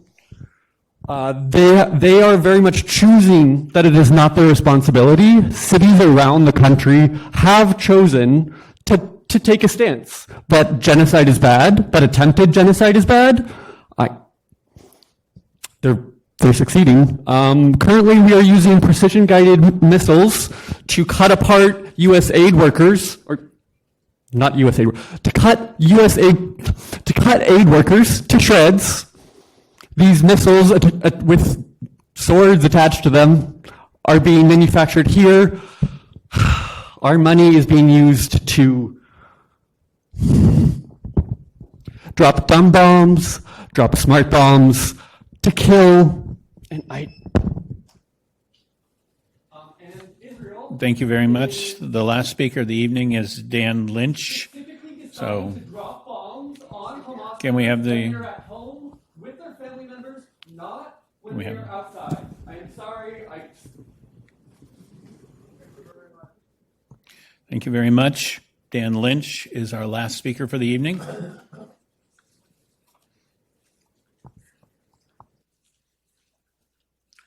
Good evening. I have good news tonight. A community drum circle has been formed at the Phoenix Theater the first Sunday at 1 p.m. every weekend, or the first Sunday of the month. And otherwise, the other thing I have is a proposal to whoever has the heart or the stomach for those people who call me homeless or houseless or however you call it, judge me. 72 hours is what I'm asking for. If you think you have what it takes to walk with me for a couple days. I'm not the problem. And while we were doing this, I'll be looking out for you also. It's a social study I'd like to do to see if anyone else could do it also, because, well, honestly, I don't think most of you could keep up with me, to tell you the truth. That's all I have. Thank you. Thank you very much. That closes general public comment for the evening. And I'd like to bring it back to City Council for council members' comments in the evening. And perhaps I didn't mention this earlier, but since we are being simulcast with Spanish language, we do need to keep our pace of words slow enough that our translator can keep up with us. And with that, I'd like to invite our Vice Mayor to lead off tonight. Okay, so I have lots of things I need to report to the council as to what I've done the last couple of weeks. Starting off, I went to an En-ROADS webinar, and it has an upgraded program on climate change and what to do about it. And so it might be appropriate down the line for us to actually participate in a workshop on how climate change is happening and what to do about it. It is on? It's closer to your mouth, please. Okay. And so work on En-ROADS is a model change for climate. And so maybe a possible work group we could organize around that. I met with went to the opening of the Muirwoods Teen Center, which we now have in town here in the downtown area, which is just a not overnight, but just on site to work with teens that are troubled and help them out. And it's a new site funded through insurances, so we need to promote that through the school systems and help folks out. I did meet with some of the groups from the Methodist Church about D Street, and they do have some ADA concerns there, so we need to be working on that later today on discussions on D Street. There was a webinar from the Schoolyard Forestry group talking about shade and heat, and we have working on heat index here in town. And they were showing research showing that any shade, whether it be trees or buildings or shade structures of any type, actually is a benefit, and that actually buildings are even better than trees for reducing heat down from the sidewalk and what people are feeling, their heat index that they were describing. So shade is important. Then another seminar work group met with Generation Housing up in Santa Rosa, and they continue to support density, affordability, and infill, and did a lot of math trying to show that it is economically beneficial to have all that especially in our downtown area. And then upcoming on the 19th at Sonoma State University is a watershed conference. Part of the North Bay Watershed Group is putting that on. It's run once every 2 years. And so it's an all-day event and talked about our watershed and what the important issues are and what we need to do with all the upcoming changes that are coming to us. So I just wanted to give you back the feedback what I've done this last 2 weeks. Thank you. Thank you very much. Council Member Cater Thompson. Thank you. I do want about cottages, what we can do about the violations, because I get information, get photos, send them to the city. And so I'd like to just follow up on that to see how we can address those sooner than later. And I want to thank Youngstown for coming. And it was disappointing that they got such a high $118 a month, for maintenance. That was not about the rent increase. That was just maintenance every month that they're going to have to be paying. That's a chunk of change when you're on a fixed income. And I don't know what can be done with that, but as a city council, I just want to, can we tighten up the ordinance? Does it need tightening? I don't know. But this can't go on every year. They're going to have to go through arbitration because these people are vultures and they just care about making money and they don't really care about our residents of our community. And then the other thing is,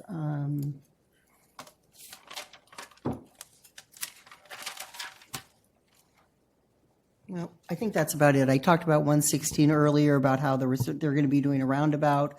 If you go to Sonoma now, that 4-lane intersection is going to be a roundabout. It should be done within a year, and which is going to be, it's going to make traffic flow. It's good for climate change. And it's good for all of us that drive to Napa or Davis or wherever we're going. And I'm looking forward to working with Caltrans. Wish we could get Pine View done quicker. And let's just keep working to make it quicker and really look at speeding in town, because speeding is definitely a problem. I'm hearing a lot more in my neighborhood from neighbors, and it seems when we redo streets, we just have to really look at how it reduces traffic for the long term, because like on Maria Drive, there's 2 schools there, and people are just using it as a speedway all of a sudden. And I do get a lot of complaints from residents. I think that's all for my comments today. Thank you. We appreciate your work on Sonoma County Transportation Authority to bringing all that back to us. It's big, good money's coming to Petaluma, and I'm going to be fighting hard and continue every once a month I go there. Good. And it's good. Thank you. Councilmember Barnacle. Thank you, Mr. Mayor. I've had a few different meetings. I'll keep my updates brief. The most pressing thing for the folks who are in the room and for the council, we had our Sonoma Clean Power budget. It was a good news budget, and we will be pouring the good news into future rate reductions to keep our rates 7% below PG&E from Sonoma Clean Power for the foreseeable future. So that's all I've got. Thank you very much. Councilmember Healy. Thank you. Just a couple things. The Zone 2A Advisory Committee met last week, and as the council is aware, that's the group that advises Sonoma Water on flooding issues in the Petaluma River watershed. Good news and bad news.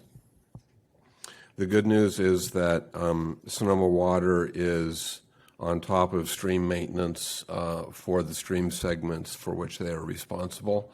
They've been doing a lot of clearing out debris and silt, including under where Adobe Creek goes under a couple of goes through a couple of culverts. The less good news is that the city of Petaluma is not able to maintain the river segments for which it is responsible, other than emergency dredging, which is not much. And the reason for that is that we don't have the required regulatory permits in hand.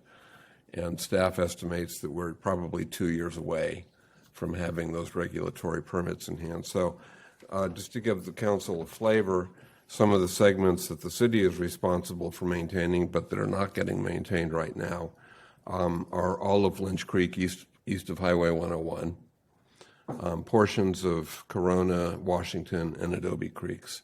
So I wanted to bring that to the council's attention. It's not good news. And it turns out that that actually influenced the floodplain modeling results that we recently received, that there was additional flooding due to lack of maintenance going on currently. So anyway, the Water Advisory Committee met this morning in Santa Rosa. Excuse me, 2 things to report there. One is that the proposed rates that were presented to us a few weeks ago were approved by the WAC unanimously this year. It wasn't unanimous last year, and that will now go on to the Board of Supervisors. The other piece of news is that at the current time, Lake Sonoma is holding approximately 20,000 acre-feet of water more than what the water supply pool would normally allow for, and that's due to the agency's work in implementing forecast-informed reservoir operations. So it's holding 265,000 acre-feet right now instead of 245,000 acre-feet. And 20,000 acre-feet is a real big deal. That's about half of what Sonoma Water sells to all of its contractors combined in a year. So that is a lot of water. So, and then I would concur with Councilmember Cater Thompson. I would like, hopefully the city attorney can address this after the council is done, whether something is in the works to pursue the matters raised by the public tonight. Thank you. Thank you very much. Councilmember Now. Thank you, Mr. Mayor. I think the microphone. Thank you, Mr. Mayor. The Parks and Recs meeting was last week, and we discussed what's coming up in the summer for the Summer camps are filling up fast, so if you're a parent and you want to get your child in summer camp, enroll them immediately. The job opportunities, there's summer camp counselors and tiny tot teachers and rec leaders are needed in the department. We have History Week coming up. Jeff Main saved me a lot of time. Butter and Eggs Day opening ceremonies will be held at the museum, and that's part of our parks department. So if you haven't been to our museum, it's a big part of Petaluma, and that kicks off our History Week. Our Faith Ross is our Good Egg this year, and Michael Bug Dika is our Master of Ceremonies for the parade, which is the following Saturday. So we hope to see you at one of those events. As far as my airport liaison, the airport, the hangar rates will be on our, I think they're on our consent calendar. No, it's on our fee schedule for the workshop for agenda number 9. And we have right now nobody on our waiting list for hangars. So if you have an airplane and you want to move it to Petaluma, make sure you fill out an application. We have also a job opportunity at the airport for, we're recruiting for an attendant position. This is the person who might put the fuel in the airplanes that come in and is one of the first familiar faces you might see at the airport. We also have 1 year coming up for our tenant protection, and then we also have our mobile home ordinance, and I would love to see an update from staff or the city attorney and address some of these concerns of the public. And also, we've heard that a lot of rents are astronomical in town, and maybe we could get an update from staff on how our rent protection is going. And it'll be the 1 year, I believe, this summer for that ordinance. So that's all for me. Thank you. Thank you. Councilmember Pozike. Thank you, Mr. Mayor. I attended a landlord recruitment event a couple of weeks ago, put on by some of our local housing contractors. And if you'd like more information, if you are a landlord, on incentives being offered to landlords these days to rent to folks that are voucher holders and subsidized in that way, there are some incentives you might be interested in. You could contact the city housing office. I'm sorry. I attended a landlord recruitment event and wanted folks to know that landlords are eligible for several incentives at this point in time if you would rent to a holder of a federal voucher which subsidizes their rent payment. And I think you best find more information on that by contacting me through the my city contact information or by contacting the city housing office. Secondly, the Continuum of Care, or the Sonoma County Homeless Coalition, has been busy. We completed 2 weeks ago now the distribution of $8 million in state and local funding for homeless services. I will say that was not as much as last year, and that most of the providers were not totally happy with what we could offer, but certainly they all agreed the process had been conducted as fairly as possible. Secondly, another $4 million has come to us, some HUD money for renewal of existing projects, which we'll be distributing over the next couple of months. And lastly, I would just add that I'm also still in favor of ceasefire. Thank you. Thank you very much. I'd like to note, and perhaps I should have led the meeting with this, but Petaluma has lost one of its own, an employee, in this past week, and we'll be closing tonight's meeting in honor of Bree Jorgensen, who was an evidence technician, passed away last Sunday. And our thoughts and prayers are with her family and colleagues at this time. We'll close the meeting in honor of her.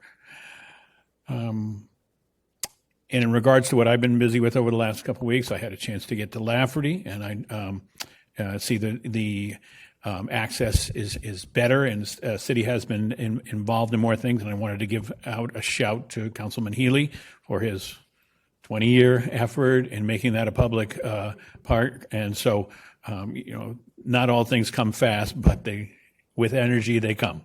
I attended a Safe Routes to School meeting regarding Loma Vista School, and it was interesting to see the parental involvement, PTA involvement, and city participation there, school participation there. And it fits into all our climate goals. It fits into our new Blue Zone initiatives goals. So it was a good program that's being run there. I also happened to be invited to Valley Vista School for their Fix It and Bike Day fair. And the same messaging there to get our young people on their bikes and to have less wastage, more Fix It. There's good things going on in our community. I got to see our specialized bike lane sweepers in action, and that's always a hassle for bikers, is that the lanes don't get swept, and now we're looking at how to get that done. Attended Generation H, Generation Housing's workshop on affordable housing, hopefully with lessons that we can continue to grow our affordable housing portfolio here in Petaluma. It was held at the Sonoma Clean Power facility there in downtown Santa Rosa, and if you haven't had a chance to take a look at what's coming in clean energy and the electric opportunities, that's a wonderful facility. I spoke with the Coast Guard on Coast Guard graduation on the subject of service in community, and it's nice to have them in our backyard as a resource when we need volunteer pools and assistance. They're really a good partner to the city. I provided a proclamation to the city proclamation to a speaker at St. Vincent's High School who was one of the Chowchilla children, who told the story of that experience and his life of service since then. Powerful. And I wish to note that Blue Zone, which the city is a partner with the Health District, has their big event this coming Sunday at the junior college. And I'll be helping lead a bike group leaving from La Tercera School at 11:30. I hope you'll all be there and join me. And then I'd like to note that our own Albert Strauss, a friend of Petaluma, Strauss Family Creamery, has won the NorCal Media Honors for Grand Achievement and Outstanding Achievements. So quite an honor for the Strausses and for Petaluma.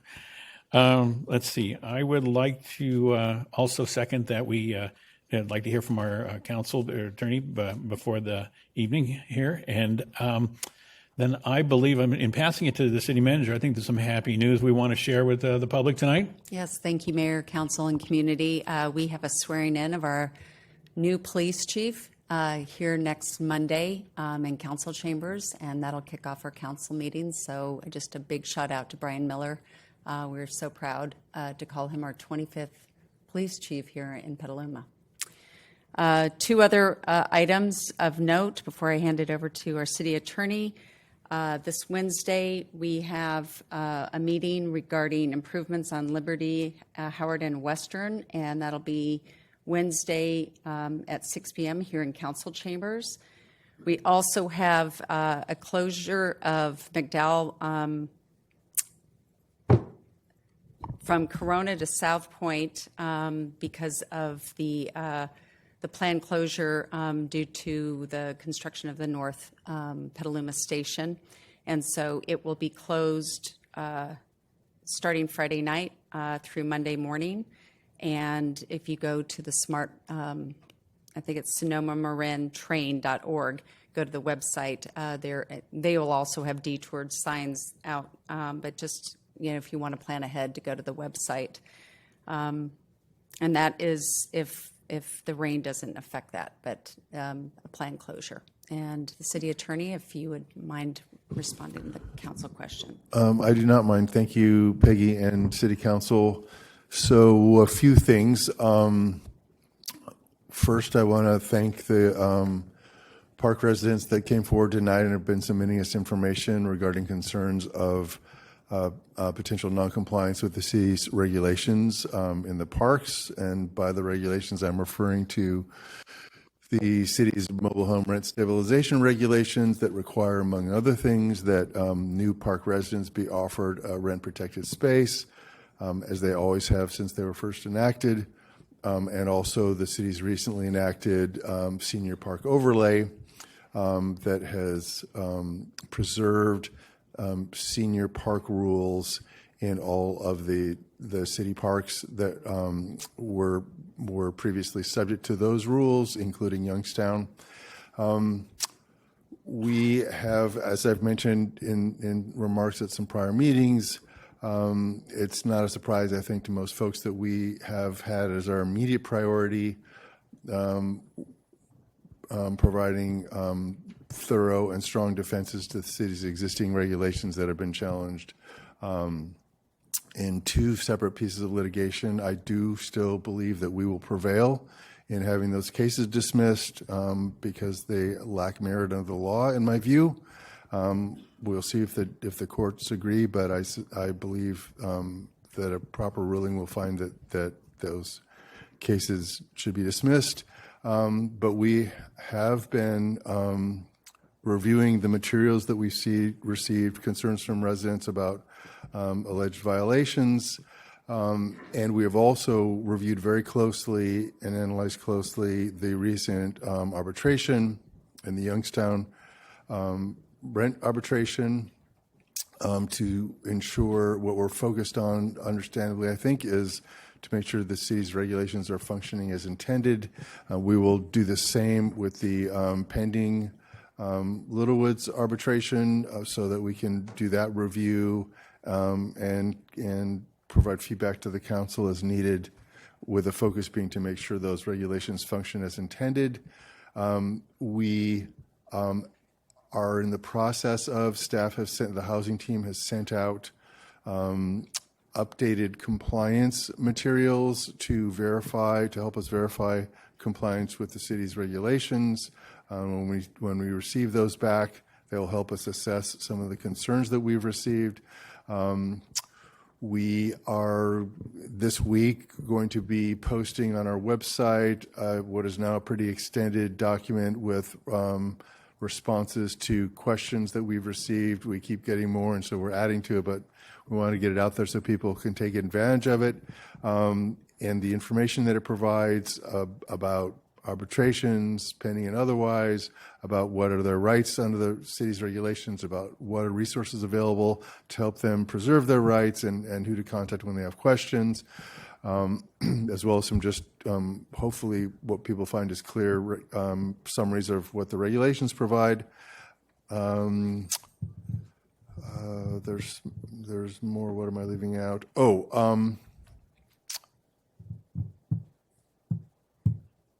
I'm sorry. I thought there's... Karen, are you here? I thought I saw her earlier. Way back? Karen, if you're... do you remember what I'm forgetting? Because I just drew a blank about the steps that we're taking. But anyway, I encourage... we're going to make it easier. We're going to provide forms for... I think this is the last thing. For mobile home park residents to submit potential compliance concerns they have in their park.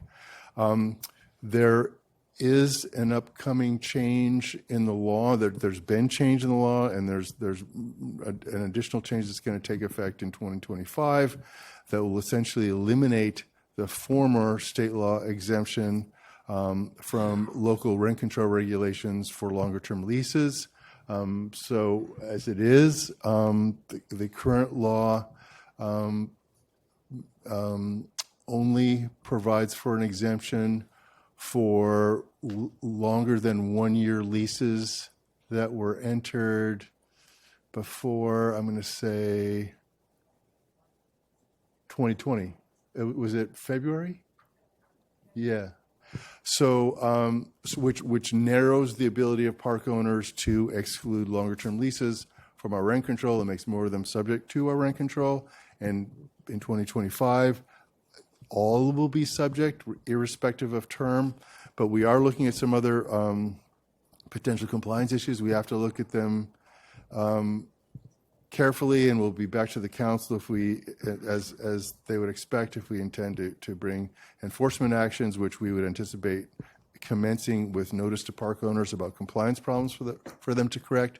The last thing I want to mention is, I'd like to give a reminder to our park residents. I know the arbitration process is stressful. They've had to. There've been a lot of communications that have been stressful for them.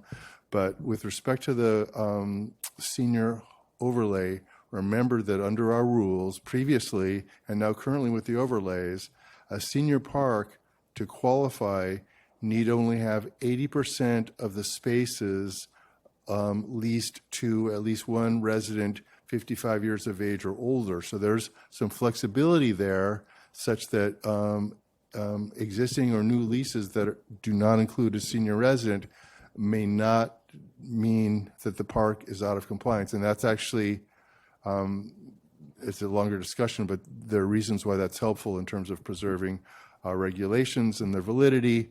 So please remember that, and it will help us, and it will be necessary, in fact, for us to gather the information that staff have requested so we can see how those numbers play out and ensure that the parks are complying. And as we nail down what we believe may be compliance problems, we'll be noticing those and updating the council. And to the extent we, in our review of these latest arbitrations, think that there may be more work that the council may want to consider with respect to the regulations, we'll certainly let the council know about that. So those are my remarks for tonight. If the council has more questions for me, I'll do my best to answer them. Thank you. Okay. Thank you very much. Let's bring it back. Councilmember Healy.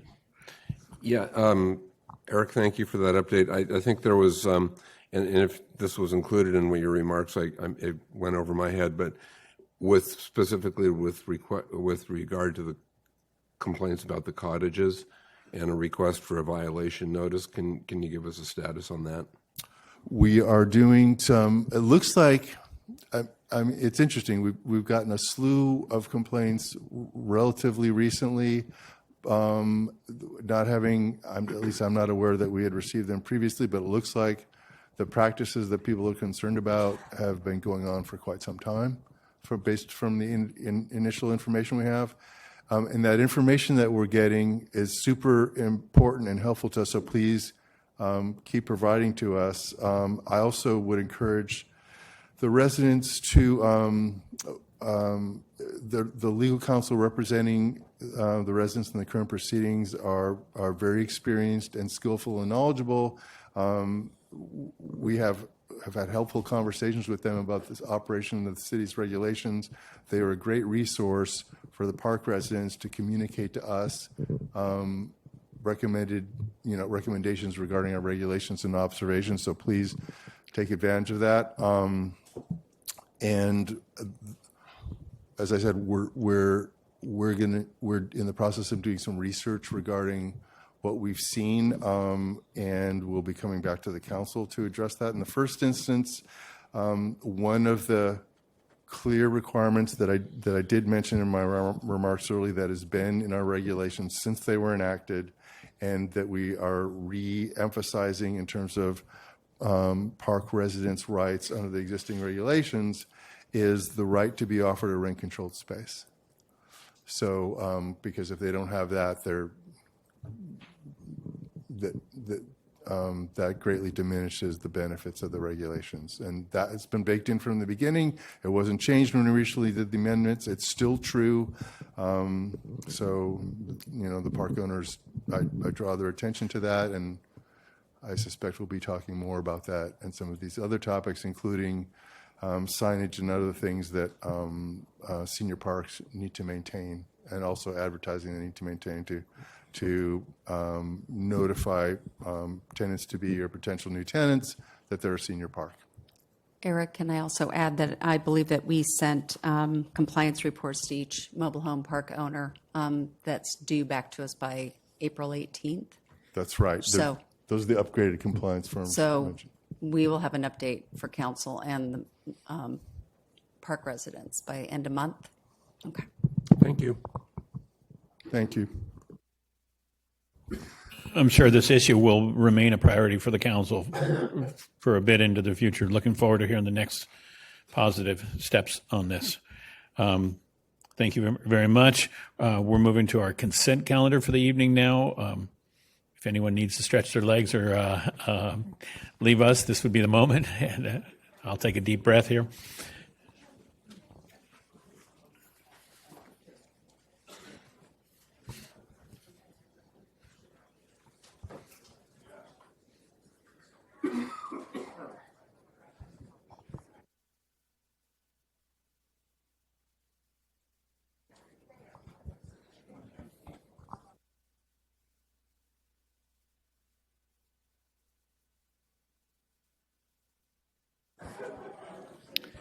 Okay, I'll continue down with the rest of the agenda for the evening as everybody heads for the door. So on the consent calendar tonight, I'm looking up and down the council dais to see if anyone has anything that needs to be removed. Not seeing that, we will be treating the consent calendar as one for the evening. And first in this in the consent calendar activity, I think I'd like to ask our Human Resource Director, Angela Nicholson, for any comments tonight. We have Angela coming in on a Zoom. Thank you very much for being here. And would you help us out with the item you need to comment on? Yes. Good evening, Mayor McDonnell and members of the City Council. My name is Angela Nicholson, and I'm the interim HR Director for the City of Petaluma.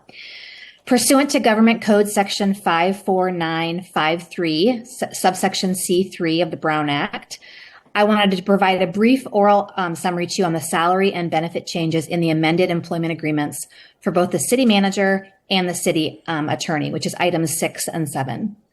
The City Council recently completed a performance evaluation process and an exhaustive evaluation of salaries for both the city manager and city attorney, resulting in the following adjusted salaries. The new city manager salary is $291,000. The new city attorney salary is $268,140. Both agreements also include an amendment to their vacation payout provision, eliminating the annual cash out limit of 40 hours of accrued but unused vacation. All other requirements for cashing out are maintained, and this benefit will now mirror the Unit 8 agreement, which is comprised of unrepresentative executive positions. Additionally, both include miscellaneous benefit, language benefit cleanup, where we true up in each amendment, including updating the city's health insurance contribution and holiday schedule section. The city attorney's amended agreement also includes replacing the existing vehicle use reimbursement benefit with a flat monthly auto allowance of $400, similar to that allowed to the city manager. That's all I have on the updates, but I'm happy to entertain any questions if you may have them. Thank you very much for adding that. I'm thinking that's a required statement we were making there. Nope, not required. Okay. Thank you very much. Looking up and down the dais for any questions on the consent calendar. Lacking any questions, I'd like to ask the city clerk if we've received any comments from the public. We did not receive any ahead of the meeting. We do have 2 comment cards. Thank you so much. This is the moment for public comment on the entire consent calendar, and the public is invited to make comments on this, any of the items on the consent calendar. And I'd like to have our moderator read the messaging, please. Thank you, Mayor. Members of the public attending in person should bring their speaker cards to the clerk's desk if they have not already done so. Speakers are reminded to be respectful in their comments and that this meeting is being translated. So please pause between sentences for translation. The timer behind the dais will reset for each speaker. Thank you very much. And not seeing anyone else moving to the dais, I will note that we have 2 cards in-house to speak. The first speaker tonight on public comment will be Nick Harris, and the second, Ben Peters.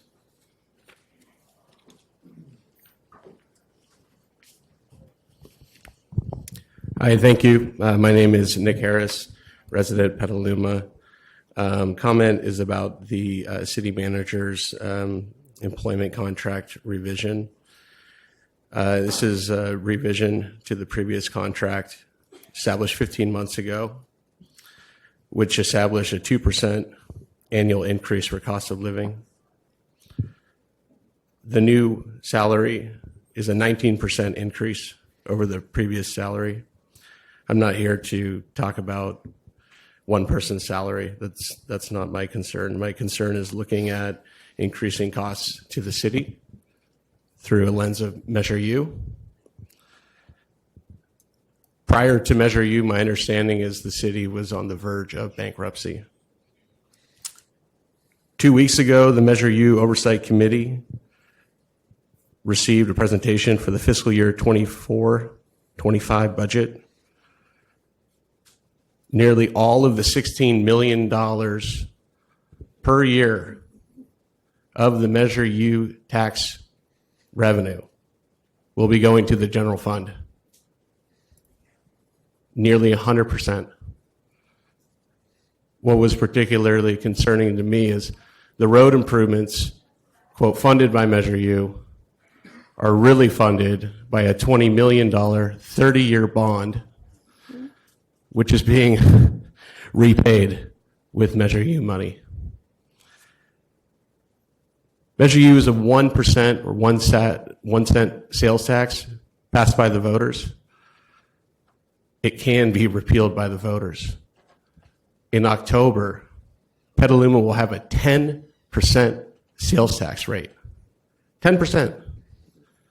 Napa's sales tax rate is 7.75%, 7.75%. It seems like we have quite a high tax rate here. It seems like the city's budget has increased, and my concern is if voters repeal Measure U, the city will be in extremely poor financial shape. Thank you. Thank you very much. And Ben Peters is our other and second last speaker. Good evening, everyone. Ben Peters, longtime Petaluma resident. I will say I somewhat find the previous speaker's comments interesting and semi-relevant. As the former chairman of the Measure U committee, I look forward to a discussion of Measure U at the budget, and I encourage everyone in this room to attend the budget meeting where that conversation is appropriate. I am here specifically in favor of items 6 and 7, which is to thank our city manager and our city attorney for their hard work. And the best way that we can improve the economic situation in this town is to increase sales, and that's to reduce vacancies, and that's to help support the people that live here. My specific focus for the city attorney's office and the good and hard work that the city attorney is doing is related to the support of all the people that live in the mobile home parks, right? The city attorney went on a very detailed and long explanation for the benefit of you in this room regarding how we can help those people. And they do need our help. And so I think it's interesting tonight that we have the city attorney's office speaking, of course, on behalf of the mobile home park residents, but possibly also countering or defending some commentary regarding street safety projects. And I want everyone to think long and hard about that, because the city attorney's office is a small but mighty team. And so when we have resources that take away from something like protecting our mobile home park residents for the city attorney's office to defend some frivolous lawsuits regarding public safety improvements, I think we should think long and hard about that. Now, the last thing I'll say on this topic, and this is particularly relevant if you're wearing an orange scarf, is the mobile home park residents need our help. These lawsuits are make it or break it for these people. The Argus has done a great job of covering that. And so Petaluma People Services has a fundraising site to fundraise for the legal defense of those people. And so if you have the means and can fund legal activities, I encourage you to support those people. And again, I'd like to thank the hard work of our city manager and our city attorney. Thank you. Thank you. That was our last speaker on the subject, and that closes public comment on the consent calendar. I would like to note that, to both speakers' points, that Measure U, yes, is the gem of pulling the city back from bankruptcy or lack of staying current with its needs. And all of the council, I'm sure, is very interested in keeping a tight rein on that, and we'll look at it as we go into the budget sections in the next month or so. Thank you. Councilmember Healy. With that, I would move approval of consent calendar items 1 through 8. Second. For Posake. I'll second that. Second by Posake. And may we have a roll call vote? Barnacle, Aye. Cater Thompson, Yes. Healy, Yes. Now, Yes. Posake, Yes. Shribs, Yes. McDonald. Yes. Motion carries. Wonderful. Thank you so much. And now we'll move into our workshop, item 9, updated comprehensive user fee schedule. And to help us with this presentation, I'd like to pass it over to Jesse Cooch, our finance director. Great. Thank you, Mayor and council members. We are here tonight to discuss our recently completed user fee study and the recommended updates to the master fee schedule. This comprehensive study is the city's first since 2015, and implementation of the updates will align the fee schedule with our current operations and the cost of doing business. The study was spearheaded by Assistant Finance Director Corey Garbarolio and our consultants at Wildan Financial Services, but it did require input from all city departments to accurately capture the full picture of our organization. And with us tonight is Tony Thrasher, our Principal Consultant at Wildan Financial Services, to go over the study. Button. Can you hear me? Perfect. All right. Thank you, Jesse. Thank you, Mary. Thank you, council members. I'm here to talk about user fees, right? So I'm just going to try to keep it fairly brief, straight to the point. On presentation, about 30 slides long, but we can get through it in a fairly short manner.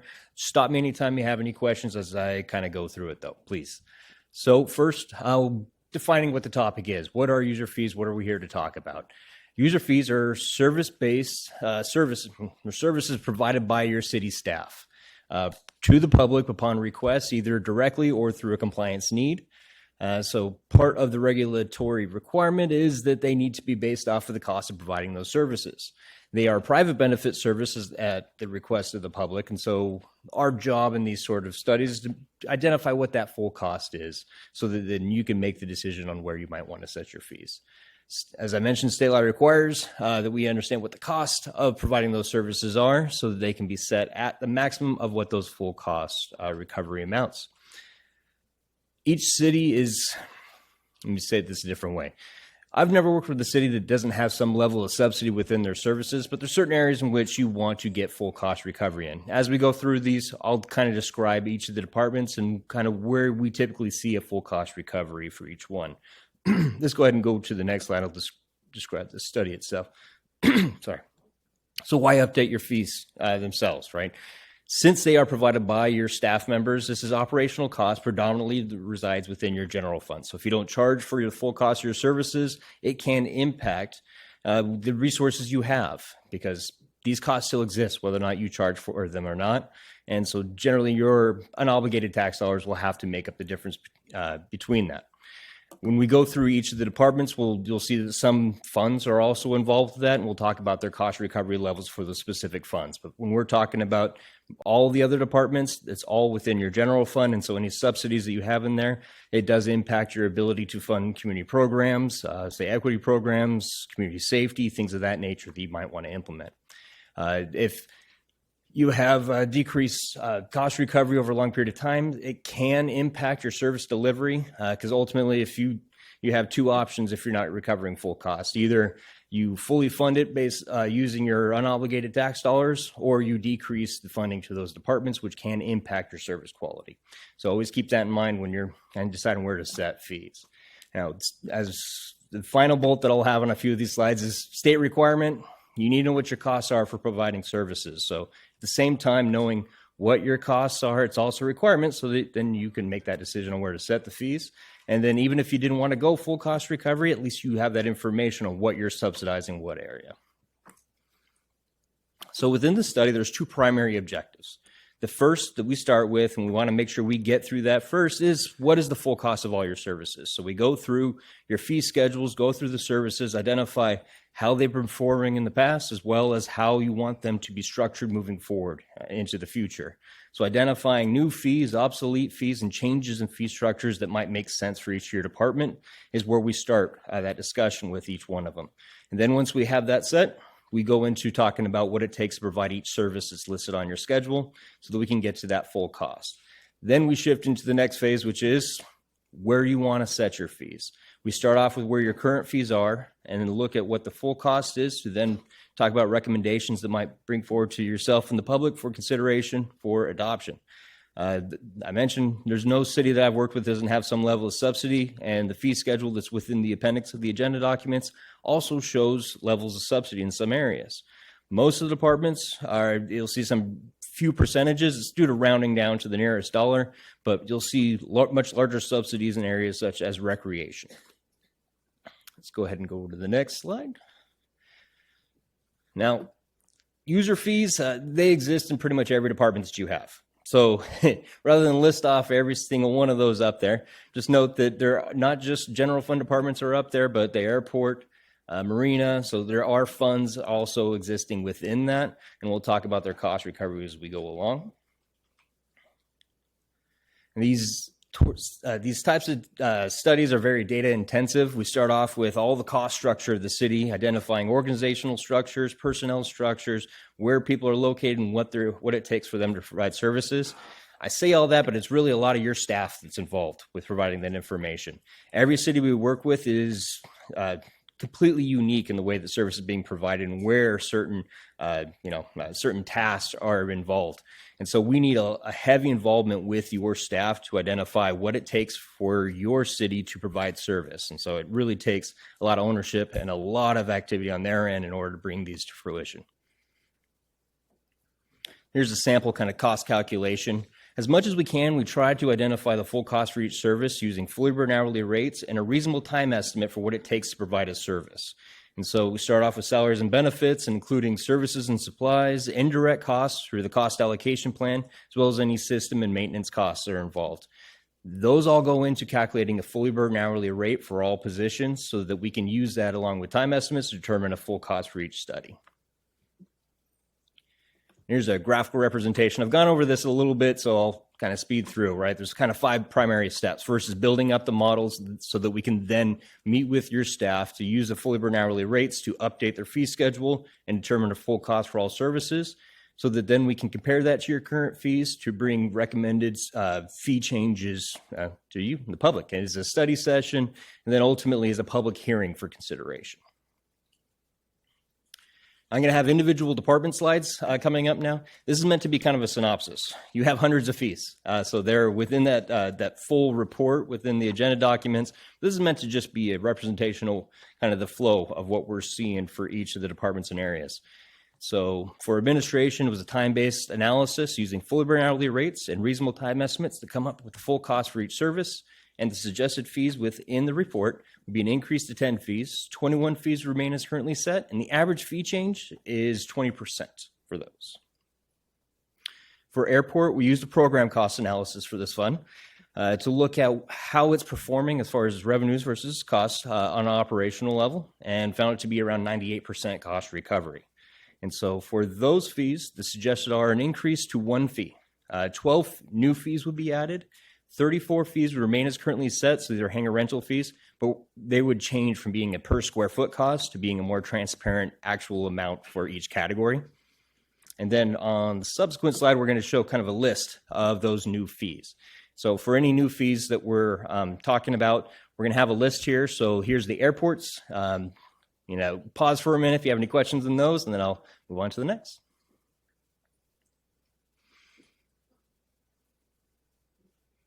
Okay. Now for building, we use a time-based analysis for all the flat fees on their schedule. There's a lot of them, right?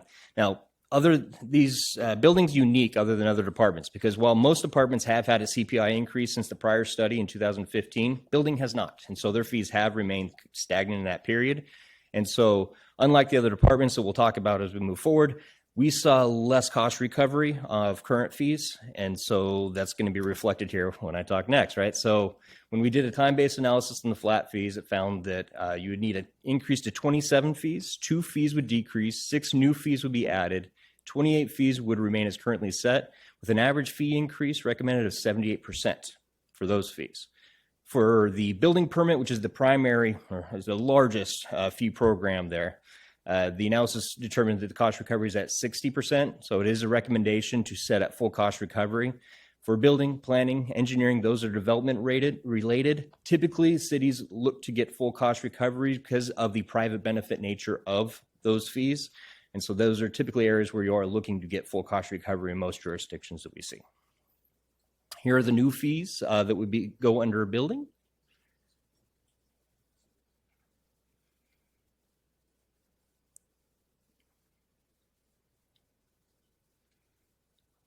Now for planning, there's a time-based analysis for most of their fees, but they also have deposit-based fees. And so for deposit-based fees, fully burdened hourly rates are used to bill against those deposits to recover full cost for service. And so for that schedule, there's a suggested increase to 10 fees. 44 fees remain as currently set, with an average fee increase or fee change of an increase of 1%. So not a big change in there. For housing. So for housing was a time-based analysis for the services that are being suggested to be put in place because these are all new. They would be added to recover costs associated with monitoring and administering housing projects and programs. We can go ahead and go in. Yep, perfect. So here's that list of 7 fees that are being suggested.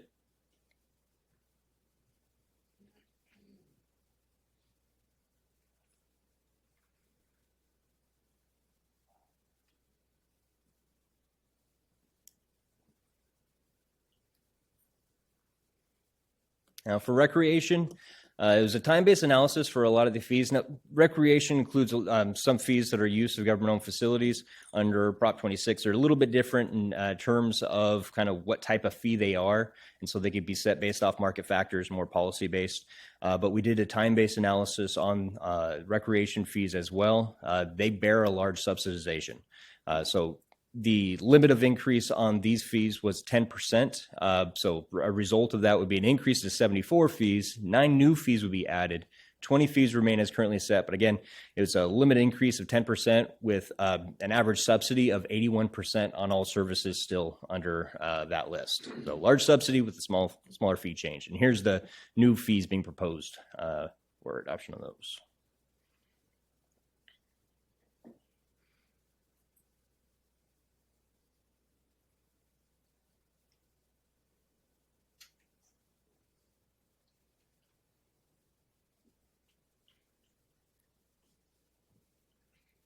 Now for fire, a time-based analysis on theirs, they had a lot more changes within their fee schedule.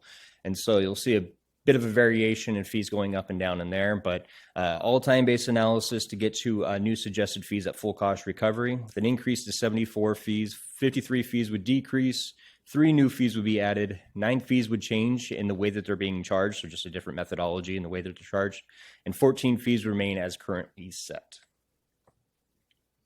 And here's the new fees that are proposed for fire.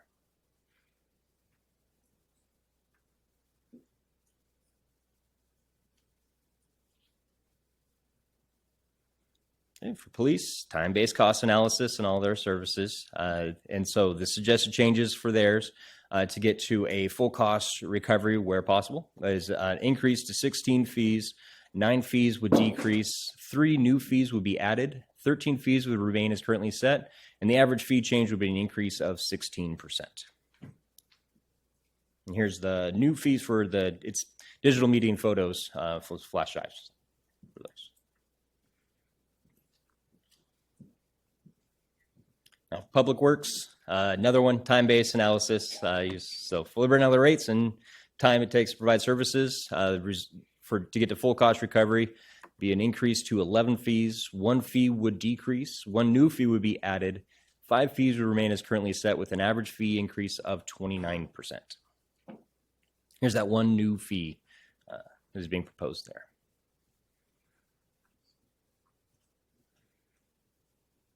Yes.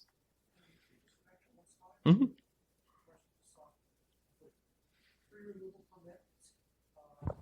Can we have the microphone on? Yeah, for a tree removal permit, I think it's like $150, $175 now, and now we're raising it to $1,000. Is that what we're saying in this one? Just caught my eye.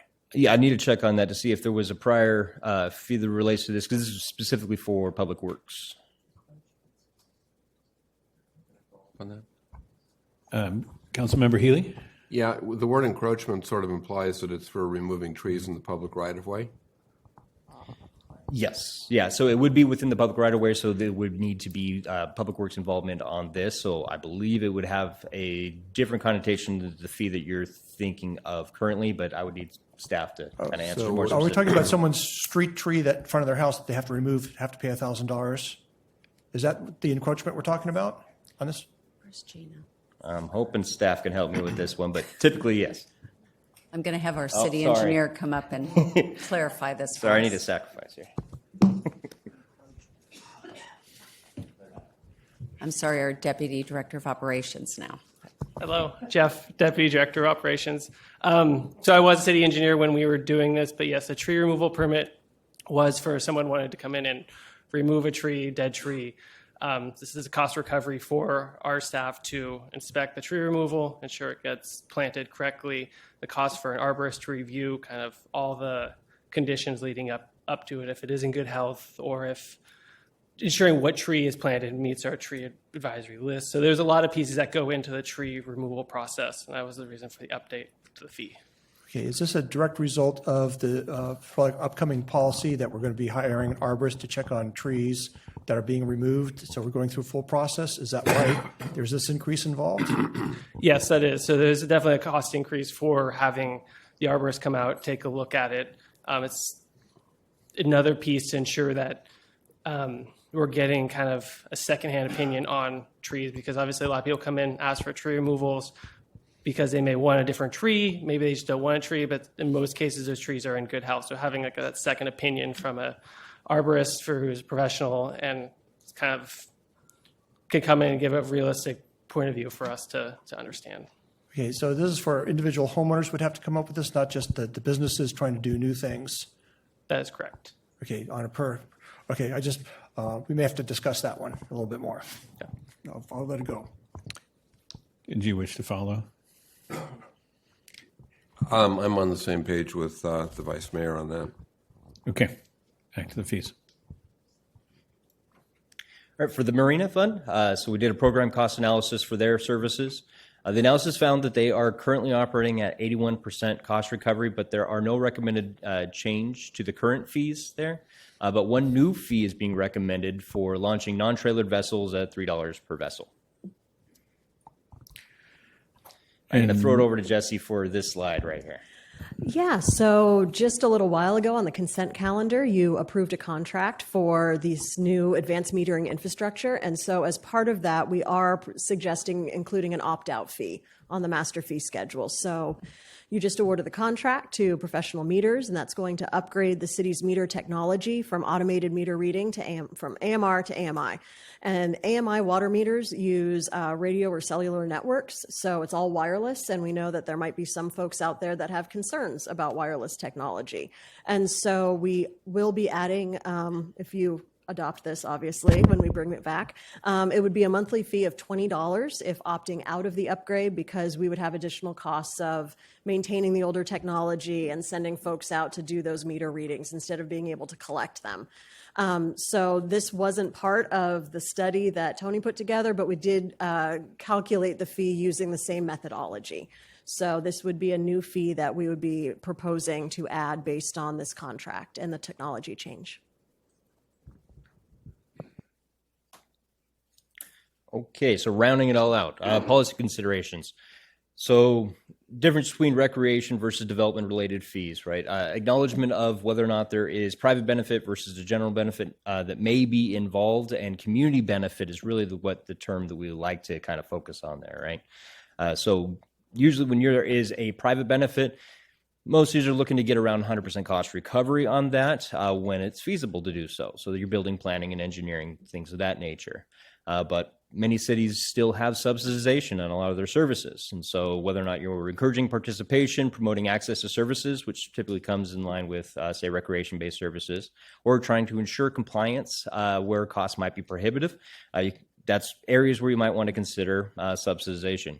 Now, based off what we see comparative to kind of your neighbors and what we see across the state and in other states as well, we don't see issues with compliance for cost. So we don't see any combative nature with those. But it is completely up to the council to determine where you want to set your fees. But we do recommend that you include inflation factors as we have in the past, maybe incorporating building moving forward to keep up with the cost of service, and then doing another study every 5 years so you know kind of what changes you've had in your cost as well as changes you might need in your fees.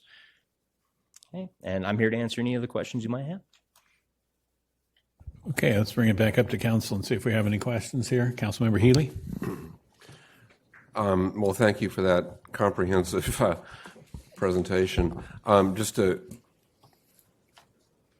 guess this is an observation that I'd like you to confirm. We're not at this point revisiting development impact fees at all. That's a whole different category of brain damage. Is that correct? Correct. I completely skipped over that point. We are not including development impact fees. These are not taxes, anything of that nature. So no utility rates as well. And we haven't revisited those in several years, and I'm worried about them getting out of date, and maybe after the next general plan is adopted would be the appropriate time frame for that. The other thing I wanted to mention in terms of fees for services like these, this is something, I mean, if you think this is complicated, if the California Business Roundtable measure passes in November, this becomes infinitely more challenging and fraught with risk and litigation exposure. So that's just something to think about. Thank you. Vice Mayor Shribs. Okay, a couple questions for you. As you were going through this process of evaluating the amount of time and effort for doing each of these individual processes and working with staff, were you also able to identify the actual efficiencies in these operations and looking at are we being efficient in what we're doing and how we're collecting the money and processing the money that we would be collecting, especially for these new fees? So we're looking at efficiencies as well as just collecting money.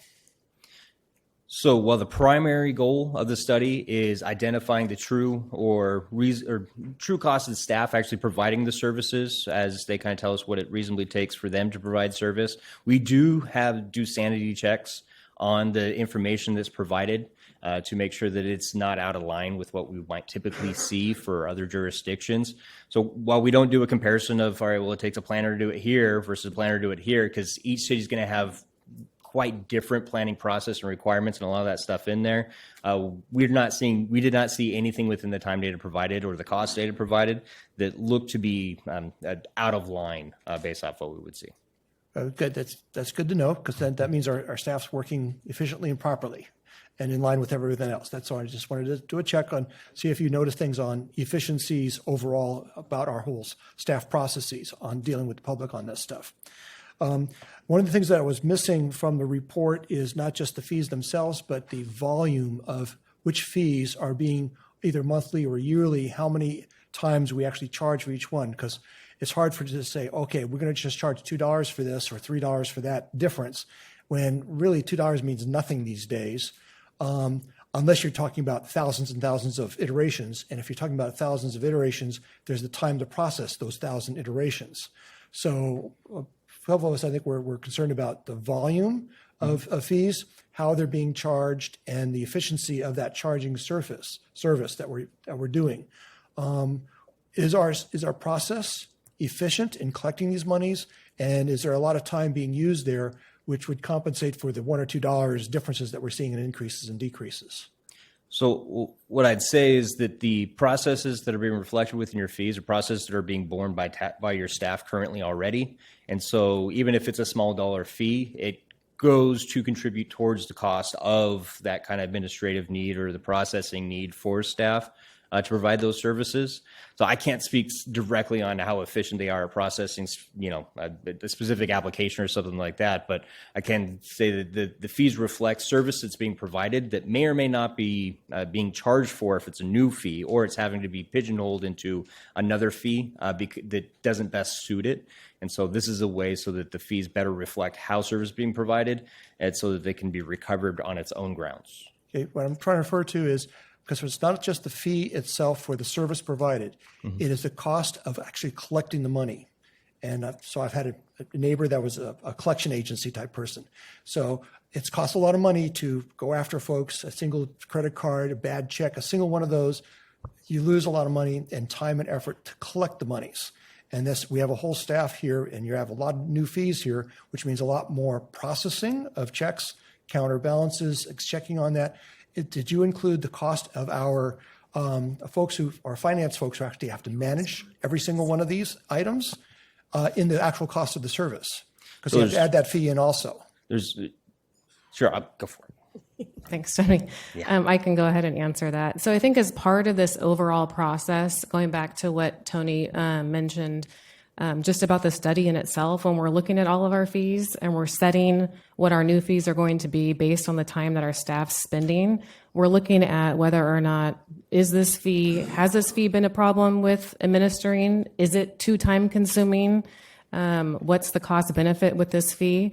And you'll notice that in the fee study, some of those fees are actually decreasing, and they're decreasing because we have seen efficiencies in how we can administer or our time that the time that it takes to do that task. So as part of the overall process, we are reviewing that.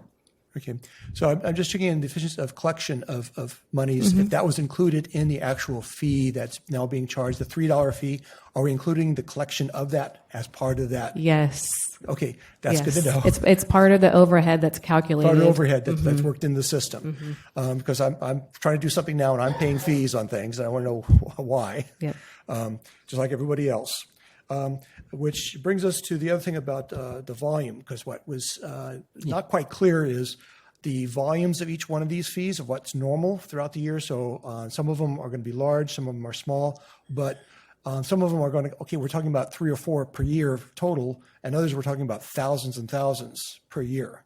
And so is there an actual table that actually represents volumes of each of these fees that are anticipated in the total calculation? I'll start. So I have never worked with a city that actually tracks actual volumes of each fee that they collect, just because revenue codes, just the nature of city financing is that revenue codes tend to be a bucket for a multitude of fees. And so when you're looking at a specific revenue code, it can contain hundreds of fee revenues that go into it. And so individual fee tracking amounts may not be available depending on the system and the outputs that you might have. And so that's typically what we see when we're trying to determine, say, a revenue effect of fee changes. It can be difficult because you end up with many different fees going into the same location, as opposed to one fee, one revenue code that we can then see what the effect might be based off of a fee change. Good. And I think that brought me back to what you've said about working with the staff, and basically staff agrees that these are all appropriate, that the recommendations that are being made have been reviewed by the staff again, and not just being presented by the consultant, but the staff has reviewed them and said, we agree with all these and this is all appropriate. So all our staff is on board with all these changes also, that they're quite willing to do the work to start making these charges, all these new accounts. Yes. Okay, I want a confirmation. Thank you. I want that to be confirmed. And then the only thing I had was on the rec fees. We seem to be subsidizing those more than anything at 80%. Is there possible changes we could start thinking about shifting? Because I know we have new ball fields, especially our artificial turf, which is very, very expensive, that we've put in recently. Is it possible that we could go back to actual total cost for our artificial turf fields to make that more comparable? I don't know if the council might be willing to do that or not compared to its regular fields to make that shift and change, charging for our artificial turf fields or not. So I would say that, as council, you do have the ability and authority to decide the subsidization level of all of these fees. However, I think there could be unintended consequences when you have some fields that are 80% subsidized and others that are 100% full cost. And you might wind up with less utilization of those fields, higher utilization of the others. Then we run into maintenance needs because some ball fields are being played on nonstop. I mean, we would just really want to talk through the whole thing and make sure that we included Parks and Recreation in the discussion before having those kinds of disparities within the same type of fee. Right. So yeah, for me to in only a couple of days to review this list of 30 pages of fees. Would take me a little longer than a couple of hours of research to figure that out. So one of my complaints back to you would be if we would have to see this much earlier to really look at the policies that might be affected by this, particularly like the recreation fees, and to have a little bit more questions about that we could generate. So I would have liked more time to review the table and actually ask these questions appropriately to see what the counterbalances might be from a policy point of view. I'd like to take a minute and support the Vice Mayor's point here is that I think tonight you're asking us for feedback. We're doing a workshop so the public gets out, word gets out in the public what the potential expectation on change is. But maybe the next step we take isn't approval. It isn't an approval step, but maybe now that you've given us a workshop and we give you the feedback, the next we have a dialogue about, okay, I kind of get where you're going here. And so maybe the next step is not the voting round on this. Certainly we have a tremendous amount of fees. I would support the Vice Mayor on the idea that if you can project the increase in revenue that we're going to see total from this, you can project it out per category. I mean, whatever you use to come up with the total number, just break it out as line items for the each of the areas, even if some of them are uncertain and things. But some more idea of that. And I'd also support the Vice Mayor on the efficiency of collection. This is the feedback part. This is me doing feedback probably. Okay, so the feedback would be a $3 fee for kayaks. I just don't understand how you print the or set up a QR code or do whatever you're going to do to the collection process at a $3 fee. So, and if we did think we had 10,000 fee charges, there could be an economy that makes that productive. But if we know we're never going to cite on that basis, and enforcement is going to be modest on that basis, maybe that should be a service. And why we subsidize Park and Rec 20% and only collect 80% or whatever the ratios are, maybe that's a city service. We agree there's a valuable thing to support. In feedback, anybody else? I mean, it's a good presentation. I just wanted to say that. Councilmember Pozike? Yeah, I just had a question. I wonder if we could go back to the recreation slide, the examples of that, because what caught my eye was a big number for pickleball when we're subsidizing 80% of most of this. I just didn't have time to get it in my brain. Can we go? Pickleball at 560 to 925 per team. Yeah. Is that for a tournament league, or is that a like you register your softball team for the year and that's the fee is for, or is? Can our Director of Parks and Rec weigh in on this one? Drew, please, the pickleball. Good evening, council, community. Drew Halter here, Director of Parks and Recreation. Appreciate the interest and, true to form, most conversations eventually lead to pickleball. So appreciate that. Yes, I think an important caveat in this fee schedule, and I get the struggle, is there's a lot here. And I think for recreation, there's an important caveat there that we provide and have the flexibility to set fees at the rate to provide those services. So there's a line there that you'll see that's often when we're coming up with new programs, whether that be a pickleball league or a flag football division, where we can judge based on benchmarking with other regional jurisdictions or what it costs to rent a gym if we don't have one. We calculate that and set the fee based on a recovery to provide that program. For this case, we're talking to groups that are organized leagues. So this is a set fee for similar to a slow pitch softball league where you would have as many as 12 games, a round robin format, and playoffs. But again, if we were going to change that and have more of a drop-in type play, then we could adjust those fees on the fly. Thank you. Can I ask how many people on the team? Typical pickleball is played in doubles, so there's twos. But it's hard to answer that question because there's other formats that have several more than doubles onto a team. But generally, it's 2-on-2 small league format.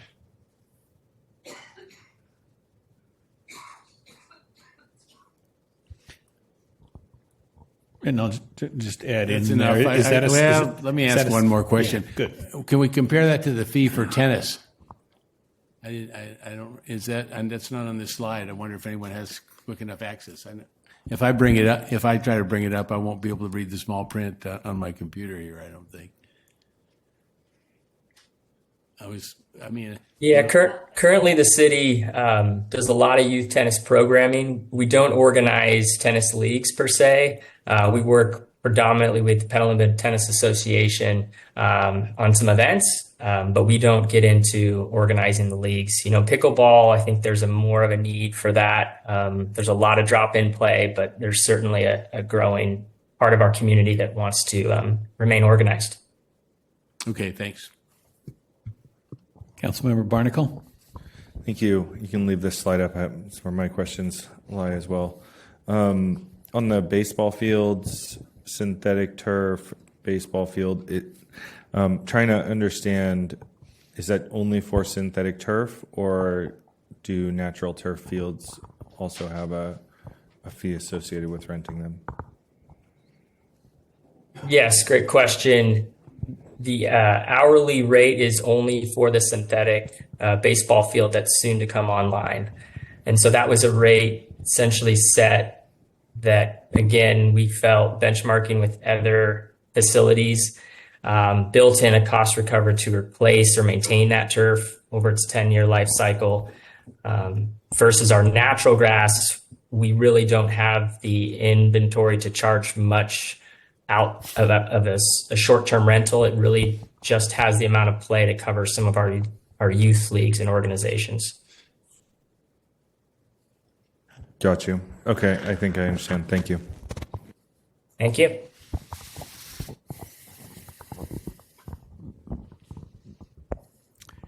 And I know you came looking for feedback tonight. Do you want to ask specifically? You have a policy slide. Is there anything in policy we haven't touched that you want an answer to? No, we were just looking for general feedback before we brought this back for a resolution. Are we taking public comment and doing comments after, or Yes. are we doing our commentary right now? Good point. Let's do our commentary after we get the public comment in.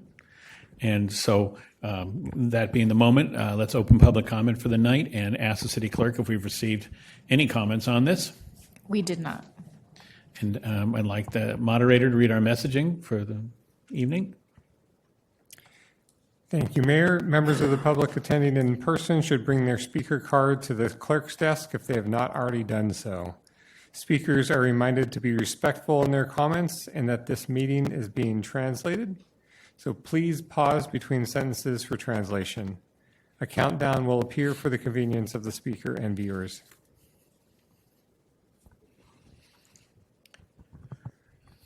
And I'm looking for those rushing to the table to fill out cards and speak on this topic. And seeing none, I asked if we have no cards submitted in the council chamber tonight. Correct, no cards. And we're closing public comment and back to council comment. And Councilmember Barnacle, you want to lead us off, or? My main comment is on recreation, and that when I was on the recreation committee, I discovered that we have a turf replacement fund that is funded by fees on synthetic turf, and we don't have that for natural gas turf. And so there's a few questions that I have. I know we've had conversations about trying to transition away from synthetic turf, and so will our fees collected be eligible to be used for natural turf replacements? And then the second question is just what are we doing to make sure that we're earmarking funds to maintain our natural turf fields? If I can just answer that for you real quick.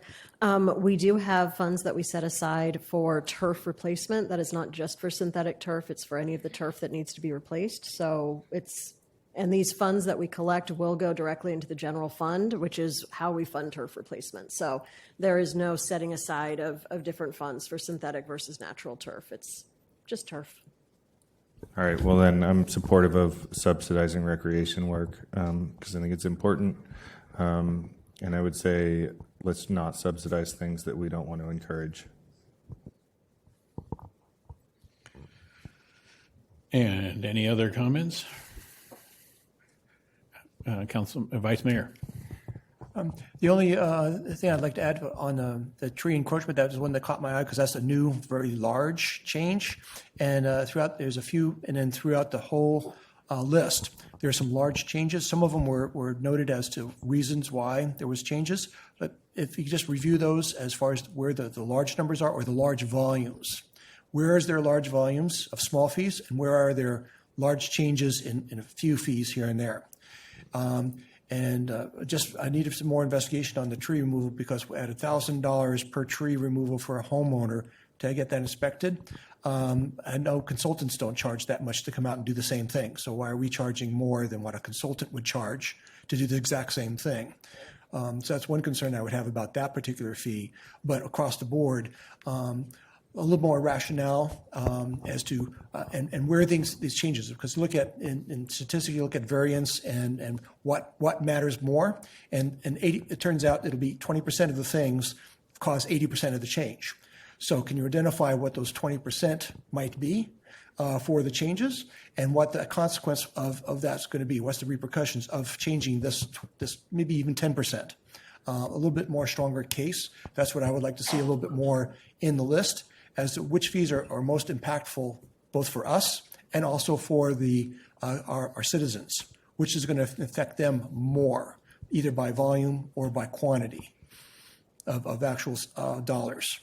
So if you're going to identify those 10% of that list, and then we can investigate a little bit more if we have more questions to dig down deeper into individual things. Overall, I would support what you're doing and how it's doing. Staff is providing all this feedback. You have agreement from staff on all this. So probably we're going to go for it, but we just need to have a little bit more understanding, I think is what we're after. That make sense? It makes sense. We'll work on that. Thank you. And well, I have my head on this one, and then back to you, Councilmember Cater Thompson. So on the tree, I concur that seems to be a little bit complicated. I'd like clarity in our next presentation, whether it relates to private property or only in the public right-of-way. And then council will need a better understanding of the potential tree ordinance coming forward, whether you could pay the $1,000 and be denied the tree removal. You know, $1,000 for a denied permit is a lot more than $1,000 for an approved permit.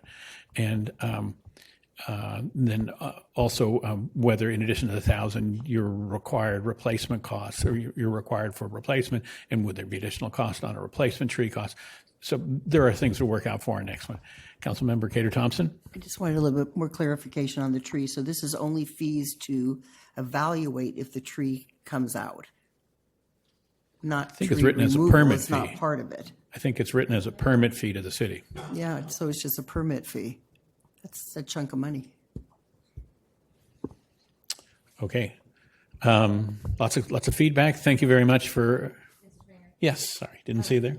I just wanted to mention that the airport committee had an ad hoc committee work on the hangar rates, and they researched many airports and what the hangars were going for, rent by square footage, and so on. And so I just wanted to shout out to the airport committee ad hoc committee who came up with those fees for the airport hangars. And also, if Drew is still there with the parks, I don't know if he's still on, the new Miracle League, do we, that was built by the community, do we rent it out to other clubs? I know the Little Leagues have used it T-ball folks have used it. Do we rent it out even though it was paid for by the community? Yeah, thank you for the question, Councilmember Now. The Miracle League ball field at Lucchese Park is part of the community inventory of all-weather fields. So yes, Miracle League of North Bay has priority scheduling. So they have leagues in the spring, fall, they're expanding, which we're all grateful to see.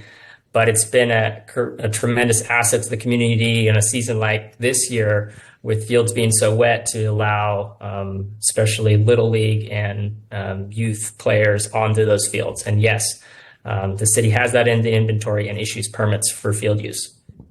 While we're on that, I've been to a lot of Little League games and practices in the last month. The parking lots are disintegrating.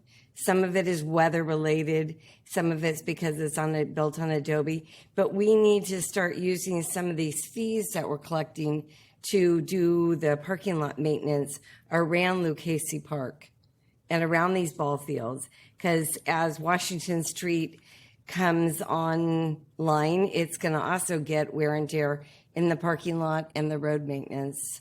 And the weeds find a way to grow. I don't know how. Can I paraphrase that back? We have heard that some of these fees are going towards the maintenance of the fields, but can this also be used for the parking lots? Do we keep that in mind when we're looking ahead to the budget? Or yeah, there you go.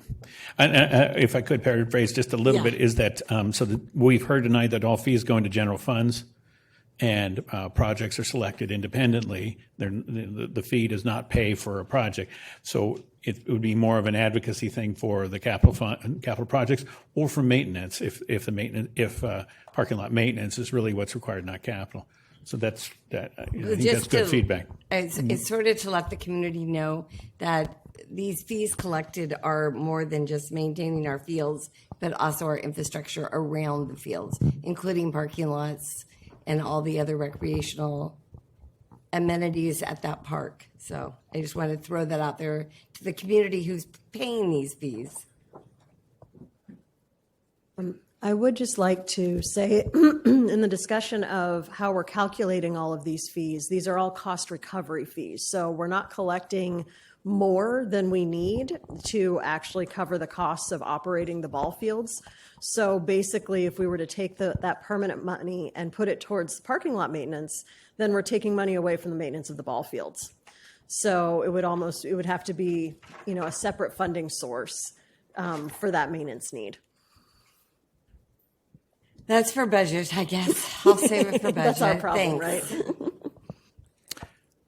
Okay, thank you very much. Great presentation. We'll move on to the next item now, which is item 10, and that is a resolution ordering abatement of nuisance consisting of hazardous vegetation, rubbish growing on public and private property, ordering fire department abatement, et cetera. And I'd like to introduce our fire marshal, Jessica Power, who will help us through this item.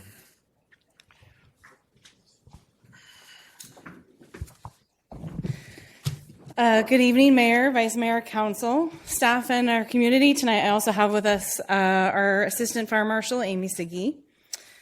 On January 8th, 2024, the City Council approved the Hazardous Vegetation and Rubbish Growing Upon Public and Private Property Ordinance. This declared that weeds growing upon parcels of public and private property are a public nuisance requiring abatement. A public hearing was subsequently set for tonight ordering abatement of hazardous vegetation and rubbish. A letter was sent to affected property owners alerting them of their right to attend this public hearing. This public hearing and subsequent resolution meets the intent of the law, which allows the fire department and its contractor to enter private property and force abatement of weed-related fire hazards if property owners fail to abate themselves. Property owners are highly encouraged to handle their own weed abatement, and abatement by the city only takes place after non-compliance with the stated abatement deadline of May 31st, 2024. Inspections for abatement by the city will begin June 1st, 2024, depending on weather conditions, and will continue throughout the season. I would also like to note that on the agenda tonight, there is one less resolution, as it was found today. Councilmember Now's recusals were unnecessary. Those lots have been added to the first resolution list of parcels, which was updated on the city's website this afternoon. And I'll turn it over to Eric if he has something to add. No, thank you for flagging that. Thank you, Mayor. Fabulous response there, presentation. Thank you so much. That brings us up to council for any questions. Seeing none, I would like to open public comment for the evening and ask, have we received any comments on this? No, we have not. No email comments in. May I ask the moderator to read our messaging for public comments in-house? Thank you, Mayor. Members of the public attending in person should bring their speaker cards to the clerk's desk if they have not already done so. Speakers are reminded to be respectful in their comments and that this meeting is being translated. Please pause between sentences for translation. The timer behind the dais will be reset for each speaker. Thank you. Thank you. And seeing no cards in-house, no one rushing to reply, I'm going to close public comment on this and bring it back to council. I'm not sure if anybody wants to comment before we get going. This is complicated because there's recusals by various council people and many motions to make. And so the first motion I'm going to call for is the one where everybody's here and does it. And can I have a motion? So moved. That's a Second. And a second by Cater Thompson. And a roll call vote for that motion. Barnacle? Aye. Cater Thompson? Yes. Healy? Yes. Now? Yes. Posake? Yes. Shribs? Yes. McDonald? Yes. And now I recuse and step out, and the vice mayor will run the meeting. Thank you. My first time up here. Okay, so do we have another motion? So I would move approval of the resolution attached as attachment 2. Second that? I'll second. No. Councilman Tvosky, is seconded? Okay, and so we'll just take a roll call again, I guess? Barnacle? Aye. Cater Thompson? Yes. Healy? Yes. Now? Yes. Posake? Yes. Shribs? Yes. McDonald? Recused. Recused. So motion passes, and we'll go to the next thing, so. While the mayor's coming back, I printed out the resolution list for the original. So is 3 been deleted and everything else has been renumbered up 1? Is that how they're going now? That's correct. Okay. And so next on our list, I believe we have Councilmember Posake taking his term in the penalty box. I'll move approval of resolution 4. It's actually 3 now. Oh. 3 and 4? Is that right? They'll all be renumbered afterwards. So if you want to stick with the number that's in the I'm going to packet. stick with the numbering that's on there just so we know what we're talking about. Okay. Second. And a second by Healy, and a roll call vote. Barnacle? Aye. Cater Thompson? Yes. Healy? Yes. Now? Yes. Posake recused. Shribs? Yes. McDonald? Yes. Thank you very much. Let's invite the Councilmember Posake back and Vice Mayor Shribs out.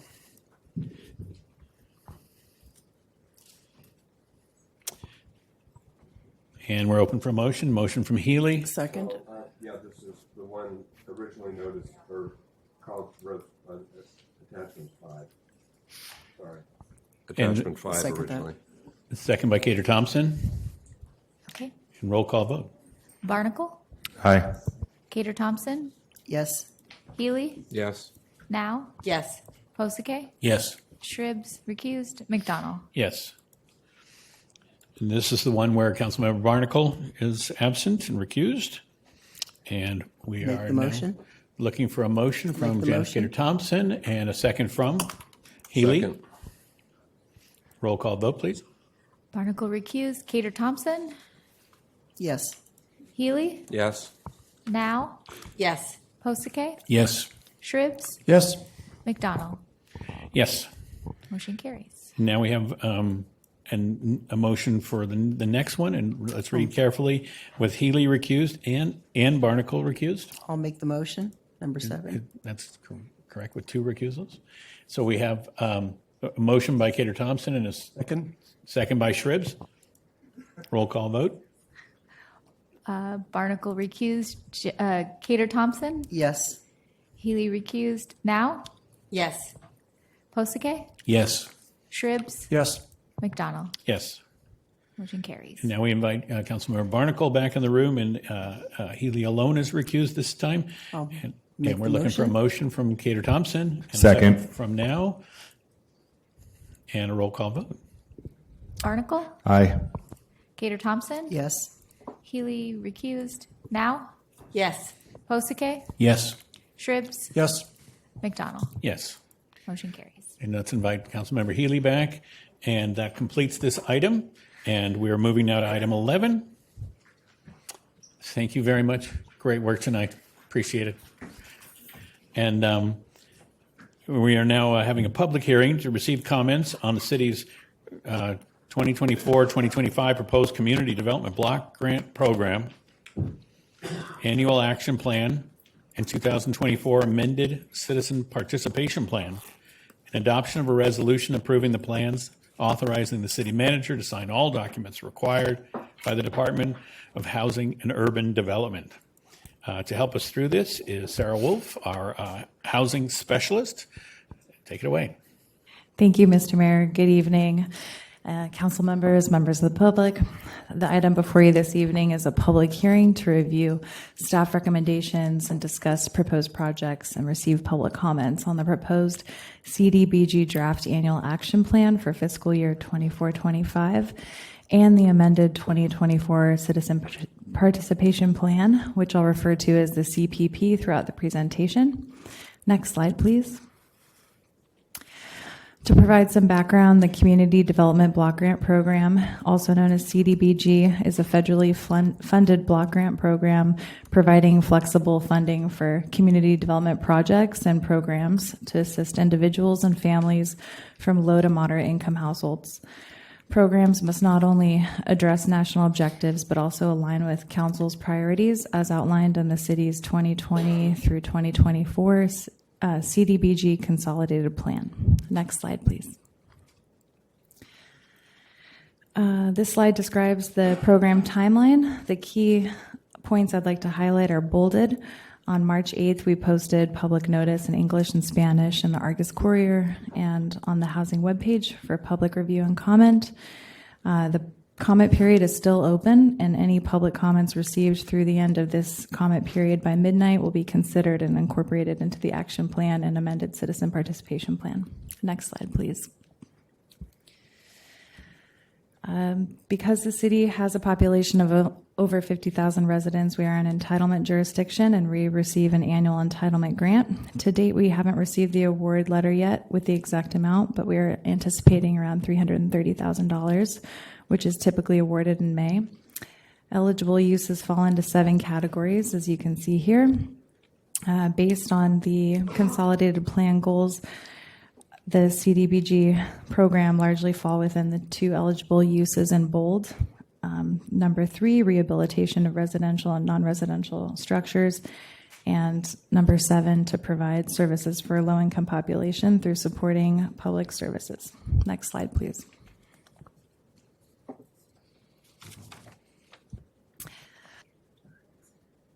For this program year, we received 5 applications, all from existing community partners. 3 of those applications are for programs funded with other city sources of funding.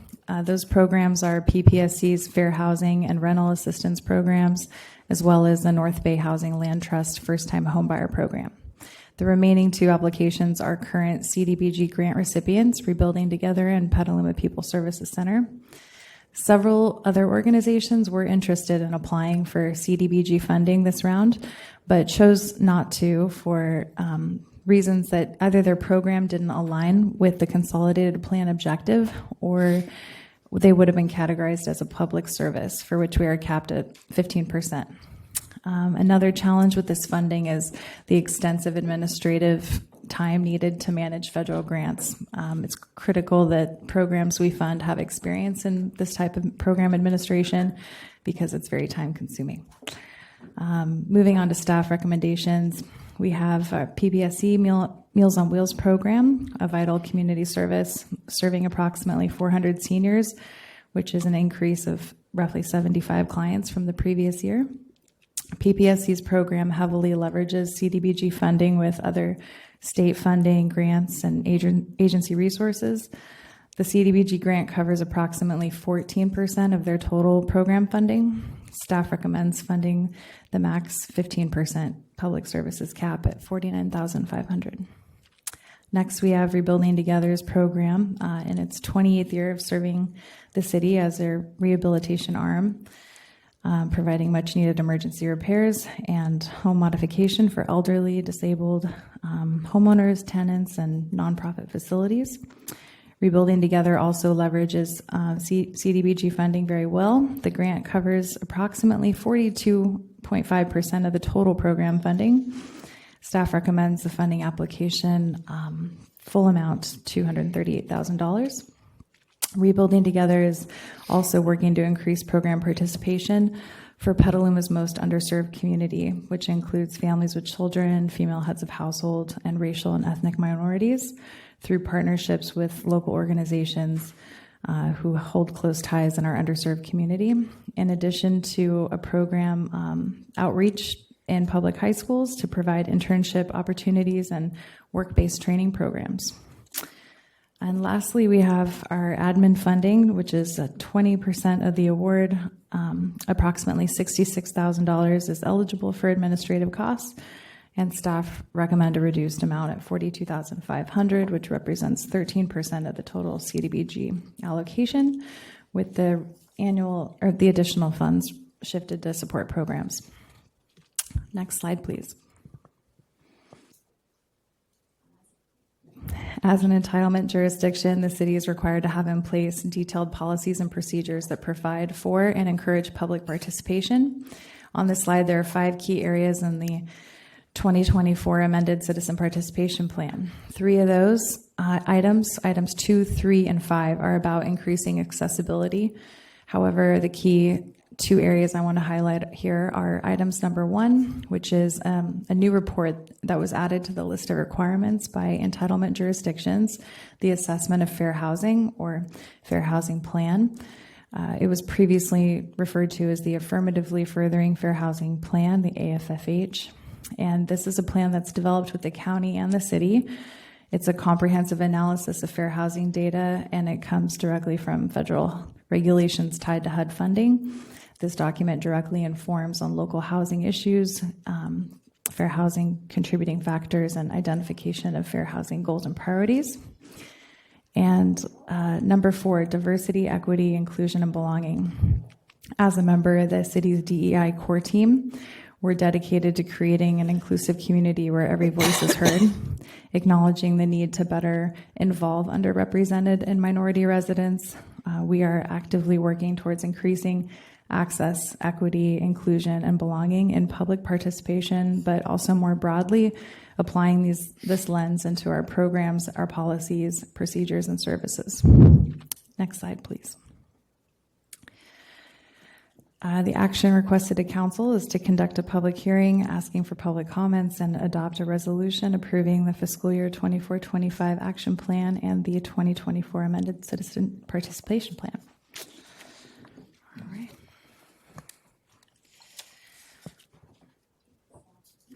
Staff and community partners are here and happy to answer any questions you may have. Thank you. Wonderful. Thanks so much. Hugely important social programs in our community. Appreciate the report. Any questions from council? Well, I have just one, and maybe it can be a shout out from the partners, but how many meals does PPSC provide?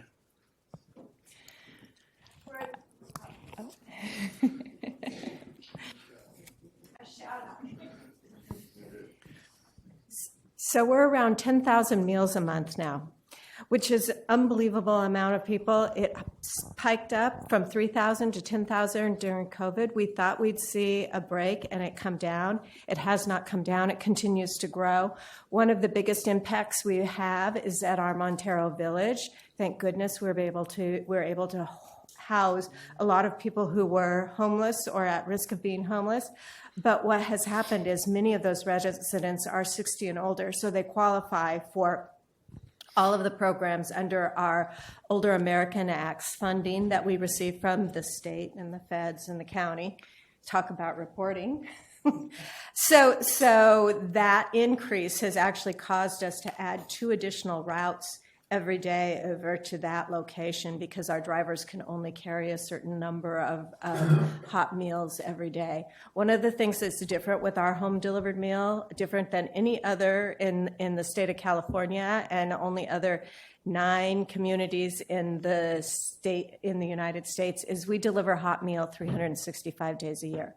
Most Meals on Wheels programs, including ones up north of Petaluma and south in Marin County, deliver frozen meals. And while that meal is probably very nutritious, what our residents are getting is somebody knocking on their door every day. And these are our most vulnerable seniors who are continuing to age in place at home. Thank you very much. It really.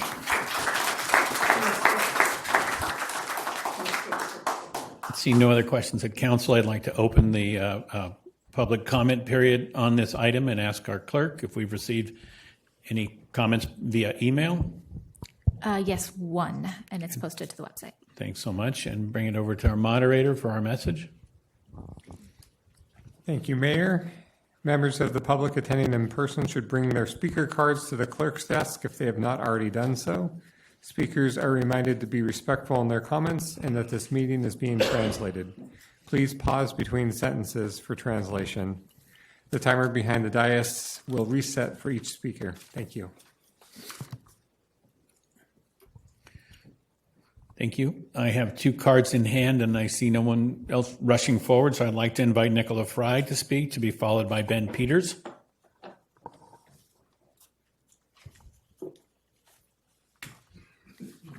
Actually, I brought everyone a present, which the clerk is going to nicely pass out. My name is Nicola Fry, and I'm the chairman of the Senior Advisory Committee. I'm also the secretary for the Board of Directors for Rebuilding Together Petaluma, and I'm a very proud delivery person for the Petaluma People Services Program, Meals on Wheels. As you can guess, I'm extremely partial to these programs that you're proposing these fundings for. In addition to the benefits I personally experienced while being involved in these 2 programs, I want to let you know a little about the effects that these Petaluma nonprofits have on some of the residents that I've seen just in the last week. My neighbor and friend Judy and I have been delivering the Meals on Wheels every Tuesday and Thursday for the last 3 years. Our route, which is route number 8, delivers hot, healthy meals to the residents of 20 or more Eastside Petaluma homes twice a week. I get us to each home, but Judy does the legwork to get the meals to the houses. We have formed friendships with these we deliver to. We know when they are handling illnesses or heading to the hospital, when they need cheering up, or when they might just need to talk to somebody. We know who has dietary needs, and we're aware of significant events that happen in their lives. And we even know all their dogs' names. We know who has difficulty getting to their door, so we call them early before we get there, so they'll be there when we get there. We also know where we can leave a meal if they can't be home, because they'll call us and let us know. We have to be careful at one place because there's a rooster that lives right around there, and he likes the meals we deliver also. We enjoy helping the staff and the volunteers at Meals on Wheels. Tracy and Bill and all the others, they know that we love fresh-baked cookies, and we get them every so often. As for Rebuilding Together Petaluma, I have been actively involved with that for almost 2 years. I first became involved when they were looking for seniors who needed yard work done at their homes. Because I live in the Petaluma Estates, a senior manufactured community of 215 homes, I was very aware of the needs of some of my neighbors. I contacted Drake, and I offered to set up the organizing information to get my neighbors some yard work. We know when we get old, Getting down to those weeds is always the hardest thing. The differences that the volunteers and the dedicated contractors of Rebuilding Together have made in the lives of seniors, families, veterans, and low-income residents is wonderful to observe. Just this last Saturday, April 6th, I worked with 10 community members who came together to do some serious necessary repairs on an older mobile home. Their work was accomplished that day, and it allowed the elderly couple, both in their 90s, to stay safely in their home. Last September, Rebuilding also replaced their bathroom in this place, and I remember the day of pulling up the toilet, looking at the subfloor, knowing it had to come out, and then looking that the joist also had to be replaced. But we had to do it that day because they needed their bathroom that night. So we had this sweet old couple back in their bathroom. When you're involved and actually see the differences that Rebuilding Petaluma can make in the lives of those in need, safety checkups, equipment, new stairs, new ramps, new porches, weather stripping, and windows, and water heaters.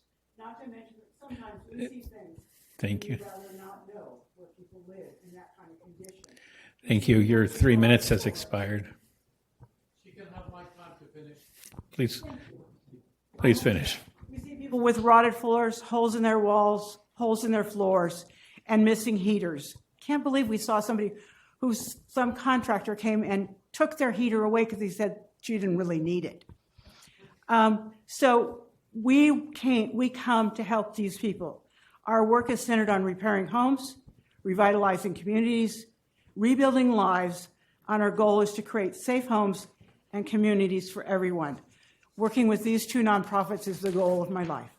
Thank you. Thank you very much.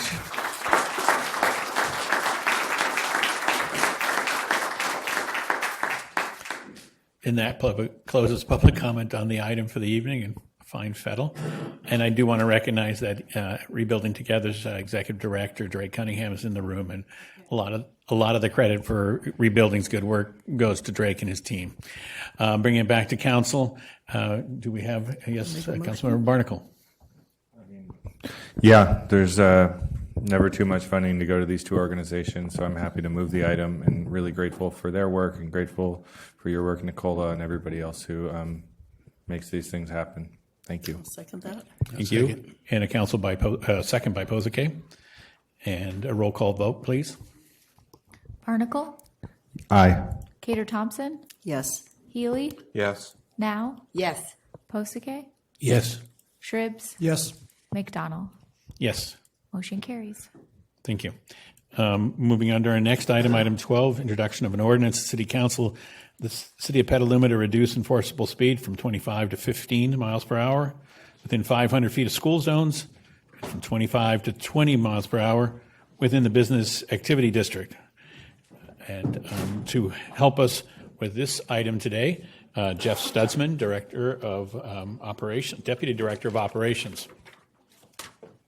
Thank you, everybody. Excited to talk about this one. This is a good one, and it definitely feeds into everything that we've talked about tonight. And then obviously the main show for tonight is D Street. So it feeds right into it. So as the mayor said, it's a reduction of speeds around school zones from 25 to 15 miles an hour in the school zones, and then the new one is reducing the speeds in the downtown business district from 25 to 20. So the traditional way that speed limits have been set was utilizing the 85th percentile speeds, which is a speed that 85% of the people drive. Assembly Bill 43, which recently just took in effect January 1st, 2022, made a number of changes on how we look at speed limits.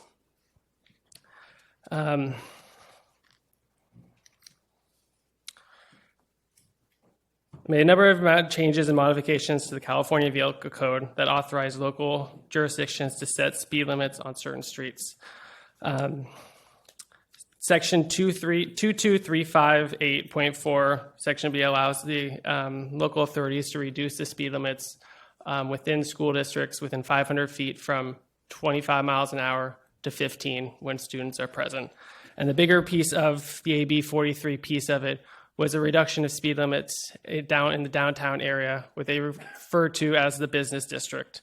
So you're allowed to reduce the speed limits from what is traditionally 25 miles an hour down 5 miles an hour. So you get 20-mile-an-hour speeds.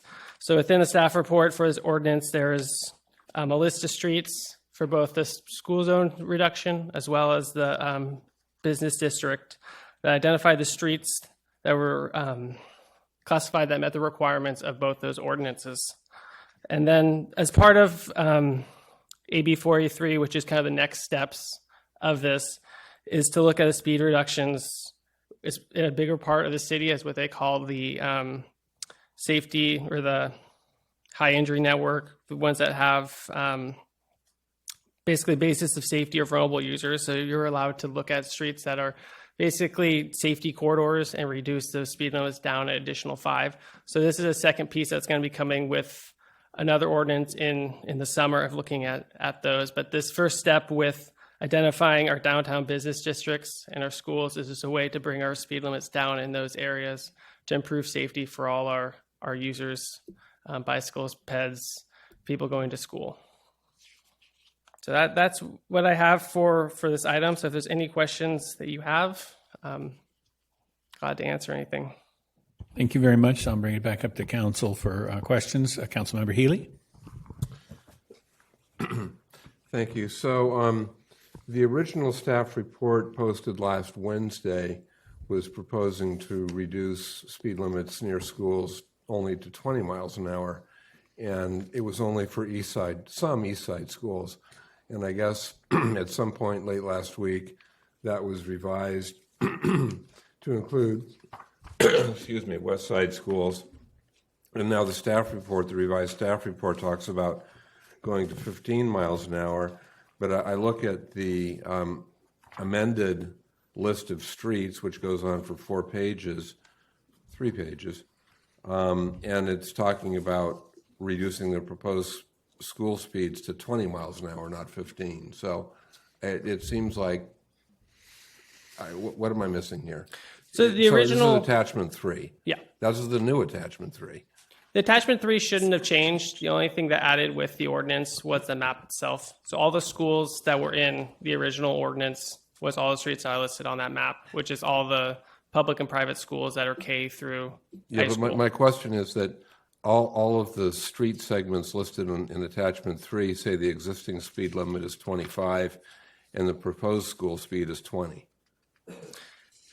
Yes, so that is an error that I did not adjust today. So today was one of the things that came up with some of the questions that came was the reduction of speeds from 25 to 20, specifically within the school district area.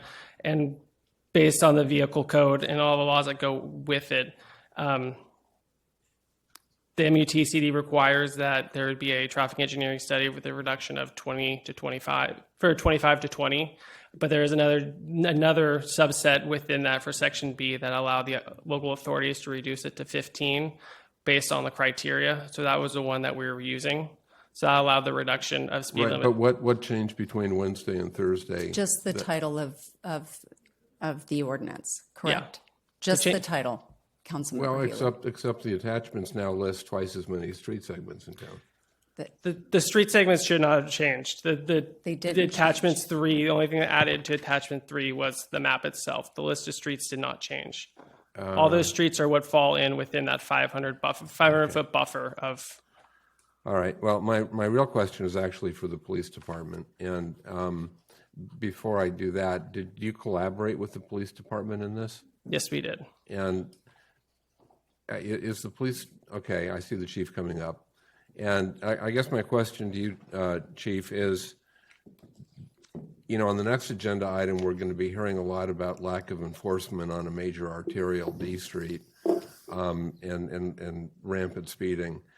Do you really have the bandwidth to do traffic enforcement at 15 miles an hour on these street segments that are, basically small residential streets that happen to be near schools, but it doesn't include the major arterials near the schools? Sure. Yeah, so I think one of the most effective things that we're hopeful that this can accomplish is reducing collisions, improving safety in those areas, which will hopefully lead to further efficiencies for my staff. We spend a considerable amount of time investigating collisions, responding to traffic complaints, and frankly, we have a number of complaints related to all of our schools. So I'm most optimistic, like our Slow the Fast Down campaign, that some of this will be educational and that people are more aware of their speeds and their driving behaviors, and it'll actually alleviate some of the concerns that we're currently experiencing.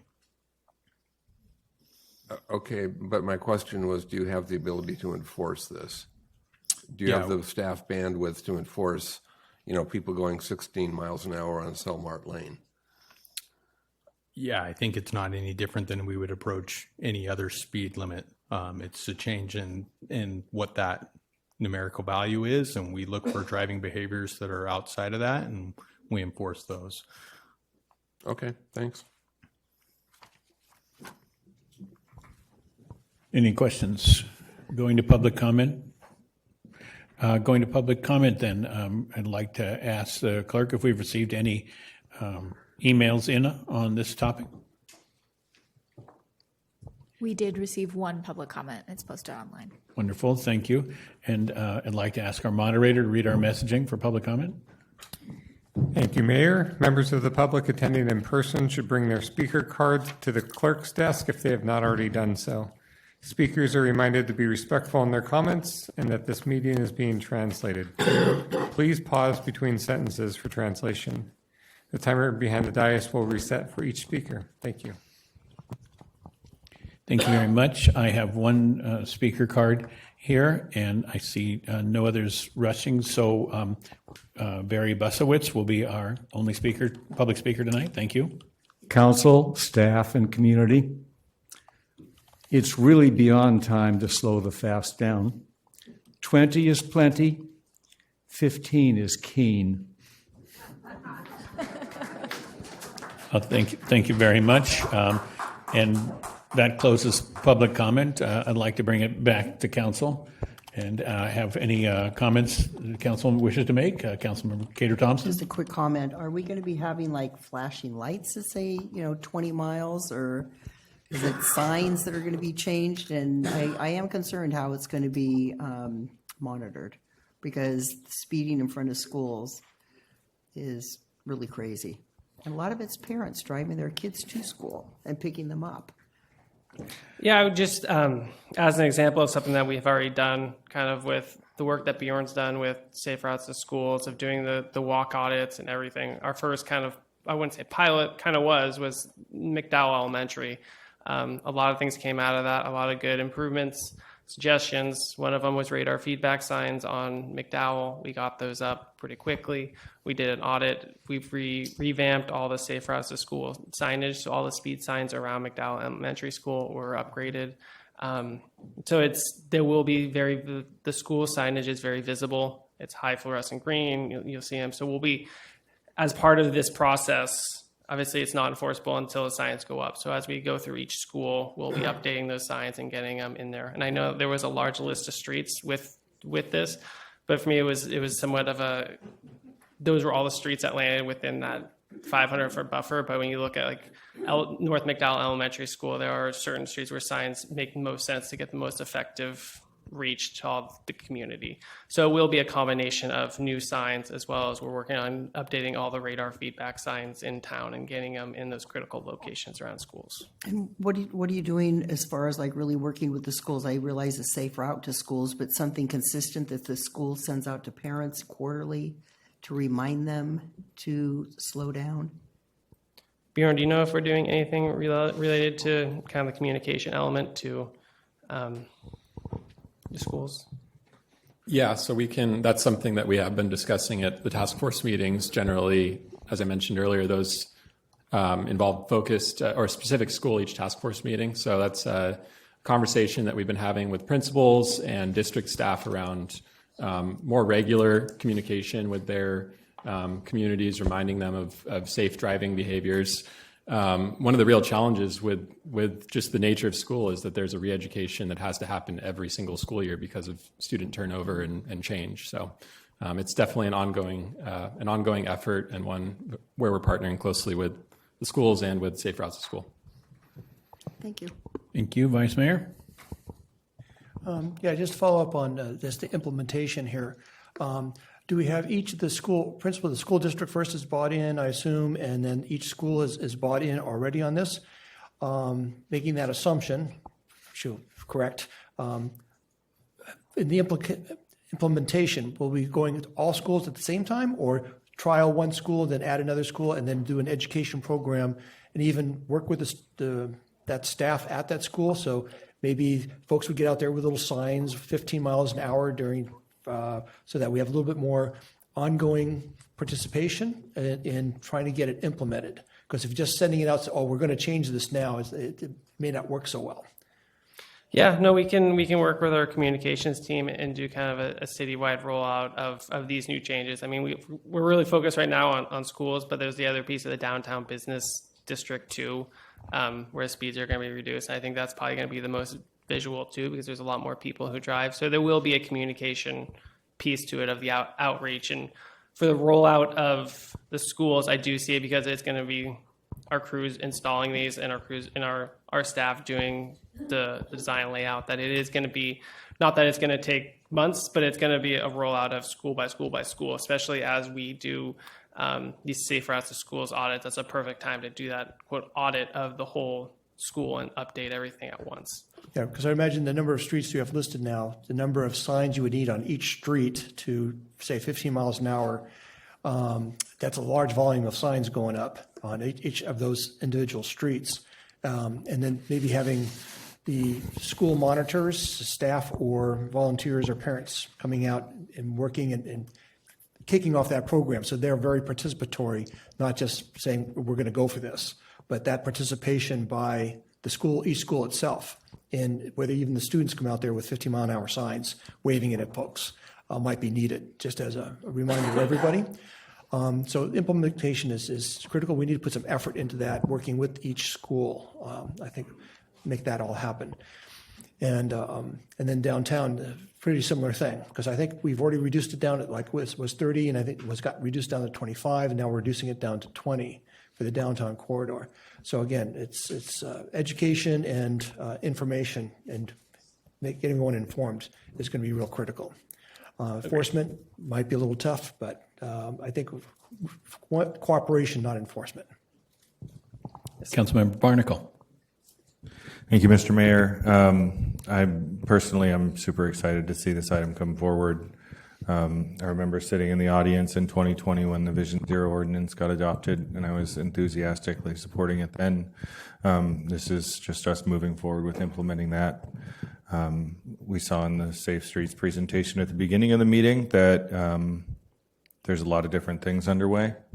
The Safe Routes to Schools audits, the Slow the Fast Down campaign, the nomination program. This is just another one of the things we're doing to, really change culture here. The next item, we're going to talk about some infrastructure changes, but there's a whole suite of things that we can do to make it safer for people to get around our city. And I can say with a lot of confidence that the number one thing I hear when I walk door to door in my campaign is people want people to slow down on their street. And so this is step one, is setting the speed limit. So very much support this, and I'll go ahead and move the item. I'll second that. Thank you very much. That's a motion by Barnacle, second by Cater Thompson. Councilmember Healy. Thank you. I do support the reduction in the downtown core to 20 miles per hour. I think that's realistic given the traffic patterns there and the continual parking movements and delivery trucks and jaywalking and everything else. So I think 20 miles an hour makes a lot of sense for the downtown core. I would have supported the original recommendation in the staff report last Wednesday to reduce to 20 miles an hour on residential streets near schools. I think 15 is unrealistic. And since those two items are combined, I will respectfully be voting no. Thank you very much. Vice Mayor Shribs. I just want some confirmation, because I was reading it a little differently, that the 50 miles an hour is only applied during the school week, during the hours of drop-off and pickup. Otherwise, it's 20 miles an hour. That is correct. And I think the addition of AB 413, they did add that it was when children are present. Right, and is the addition. is that restricted to, as you said, 500 feet, but is that just, in 500 feet, is that like one city block? And is it only referring to the actual drop-off point and pickup point at each school, or is it within the entire school? It's within the entire school boundary. So if you were to look at attachment 3 for school districts, it's hard to see on the black and white photo, but there is all the schools are identified, and there is what we call buffer around the school. That is a 500-foot buffer. So it is around the school, just like the school grounds itself. Right, because that might be, just for someone driving around from their house, might be difficult if they're a whole block away and not going to the school, they're going away from the school, and it's a whole block away, still within 500 feet. And they might not even know, and may not see very many students there. So is there a way of restricting that 15 mile an hour to the within 500 feet of the drop-off zone and the pickup zone instead of the entire school? Yeah, so the list, and maybe it made it more confusing, but the list was identified basically just all the streets that were within that 500-foot buffer. But as you get down to the nitty-gritty of identifying around those schools, there are certain signs that make more sense. And I use the McDowell Elementary School as an example, as there are a lot of side streets that are cul-de-sacs that may fall into it, but obviously signing a cul-de-sac doesn't make much sense when you have 10 houses on it. But that main street, say Maria, that fronts it, those are the streets where we're trying to target it, where it has a direct impact to people feeding onto these, say, larger residential roads that would be used by school children during drop-off and pickup. Good, and there'll be signage that refers to the hours for that purpose, right? Yeah, there is a standard sign that is MUTCD and compliant that says school zone, and it's a specific school signage. Right, and also, if I could, we have a motion on the floor, But still have discussion after and the motion? we were having questions before we went to public comment, and now we're deliberating. Okay. Thank you very much. I want to concur with Councilmember Healy a little bit that enforcement is unwieldy in a large added task if we try and enforce every infraction. And I don't think we do that for many of our codes and laws. But I do think what's important here is that we set the standard and set the expectation, that we communicate it, and that we start practicing safer speeds in our streets. And so I would be on board with that. We have a motion. We have a second. May we have a roll call vote? Barnacle? Aye. Cater Thompson? Yes. Healy? No. Now? Yes. Posake? Yes. Shribs? Yes. McDonald? Yes. Motion carries. Thank you very much. Great presentation. Appreciate it. And now we're moving to item 13 on our agenda, which is a resolution selecting design alternatives for the D Street traffic calming and 5th Street neighborhood greenway pilot projects. And to help us with that, we have Bjorn Griepenberg, the project manager for this task. Welcome again. Thank you very much. Good evening again, Mayor, council members, and members of the public. I'm joined here by Jeff Stutzman, our Deputy Director of Operations, who's a licensed traffic engineer, as well as we've got Bree Adams from Parametrics Transportation Consulting joining via Zoom. Parametrics has been assisting us with the design development for this project. And you can go ahead and go to the next slide here.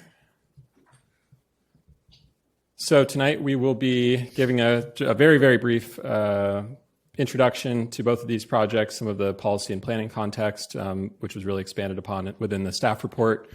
And then we will look at both of the projects individually. We'll start with the 5th Street Neighborhood Greenway from Western Avenue to Mountain View Avenue, and then move on to D Street Traffic Calming pilot project from Petaluma Boulevard South to city limits, and wrap up with a recap on areas where we are looking for direction to move forward. Next slide, please. So just to build on our earlier Safe Streets presentation, our work on safe streets and active transportation contributes to broader efforts by the city, including improved health and safety, reduced transportation costs, and reduced pollution from transportation, which is our transportation is the number one source of greenhouse gas emissions in Petaluma and Sonoma County. And just for kind of an introduction to this, when we're working on these projects that are often can be divisive, just want to open by saying that we are very well aware as staff that walking and biking are not feasible for every trip or every person. But the idea is that as we're working to improve our streets to create more balanced and improve mobility options, that if those who are willing and able to walk and bike are able to do so, even occasionally, that everyone benefits in our community, including drivers. Next slide, please. So following on that, looking at alignment with recent council actions, plans, and policies, safety really is our number one priority when we are looking at street design. And our design efforts that you'll hear about tonight on both 5th and D streets implement and are consistent with several council actions and policies, including the elimination of severe injuries and deaths from traffic collisions by 2030, known as Vision Zero, achieving carbon neutrality by 2030, and the council's Safe Streets priority and the city's Complete Streets policy from 2016. And again, all of these are discussed within the staff report and help guide our work. So we will move on to the 5th Street Neighborhood Greenway project first, between downtown and Mountain View Avenue. And you can go to head to the next slide. We'll just start with this introduction to neighborhood greenways, which are known in some other communities, including within the Bay Area, as bike boulevards. These are effectively low stress, quiet neighborhood streets where we're looking to take advantage of that of low traffic volume and speed on these streets that have good connectivity and provide places where people of all ages and abilities can comfortably bike and roll in the street without any need for really robust infrastructure investments. Next slide, please. This project on 5th Street was actually conceived during the city's work on Petaluma Boulevard South, where when community members and the Pedestrian and Bicycle Advisory Committee saw an opportunity to take advantage of 5th Street as the flattest and quietest of our only 3 streets that run between downtown and Mountain View Avenue, the others being 6th Street and Petaluma Boulevard South. And as I just stated, they really don't require a significant amount of investment, as shown on the previous slide and on this one. The expectation is that people of all ages and abilities are comfortable riding out in the street, and traffic speeds are generally in that 15 to 20 mile an hour range. You don't really have any cut through traffic or through traffic. The idea is that really the only vehicle traffic on the street should be people who are starting or ending their trip on that street. So we're taking advantage of really the ways that 5th Street is already being used informally and is meant to be used. The focus on a street like 5th is really on enhancing that traffic calming and improving its major street crossings. As you can imagine, it's a local street. It's not designed for through traffic, and consequently, especially for people biking, it's very challenging to navigate the major intersection crossings where we're trying to discourage through traffic for vehicles. So we'll talk about that a little bit more, but the intersections that come to mind are D Street, I Street, and Mountain View Avenue on this project. And this is also a first of its kind project in Petaluma that will help us inform future greenway development on similar streets throughout Petaluma, and we've listed some examples there. Again, the idea is that these are low stress, low traffic, low volume streets where we have good street connectivity. So a lot of residential streets run for very short segments. We're looking for those residential streets where we can create really good connectivity throughout the city. So the most recent round of community engagement for this project was done in fall of 2022 into early 2023. And we solicited input on everything from priorities, concerns, design elements, also to the naming. We saw input on whether the community preferred to call this a bike boulevard or a neighborhood greenway, and we actually found that neighborhood greenway was the overwhelming favorite. And for each of these, we did noticing through postcards along the project corridor with a generous buffer, and sent emails to project subscribers. We had a subscription form on our project webpage, which is standard for us on our capital projects. We included this in several rounds of the community update newsletter and on social media. And then for tonight's presentation, in addition to postcards, we actually hand-delivered door hangers along the project corridor and within one block on side streets. The community priorities that came out of that workshop and the survey that we did, there was a big focus on improving the crossings with major intersections that I mentioned. Obviously, a desire to slow traffic, especially on the long open block between I Street and Mountain View Avenue, where the street widens a little bit.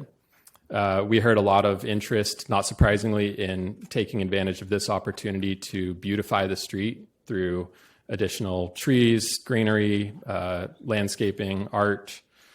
We heard concerns about pavement quality, especially in the sections closer to downtown. And then we also heard some concerns about the impacts of diverted traffic on 6th Street, which I will touch on shortly.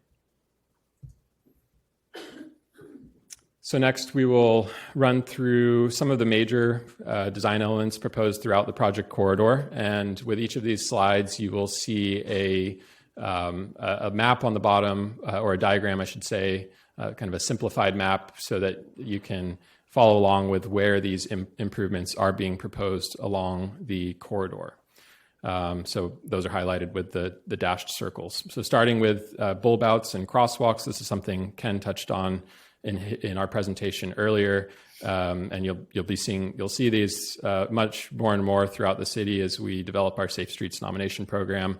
The idea with these is that they slow traffic, they shorten the pedestrian crossing distance and minimize pedestrian crossing exposure, and they also improve visibility and really slow those turning movements at intersections. And so with this project, we are proposing bulb outs and crosswalks at all of the intersections except for the T intersection with E Street. Next design element are traffic circles, which again, slow traffic. They help improve street crossings, especially for people biking, and they provide a more efficient bicycling experience. Stop signs are really not an efficient way are not well designed for people traveling on bikes along neighborhood greenways. Best practice is to try to remove stop signs and implement other traffic calming and traffic control strategies on streets like this one.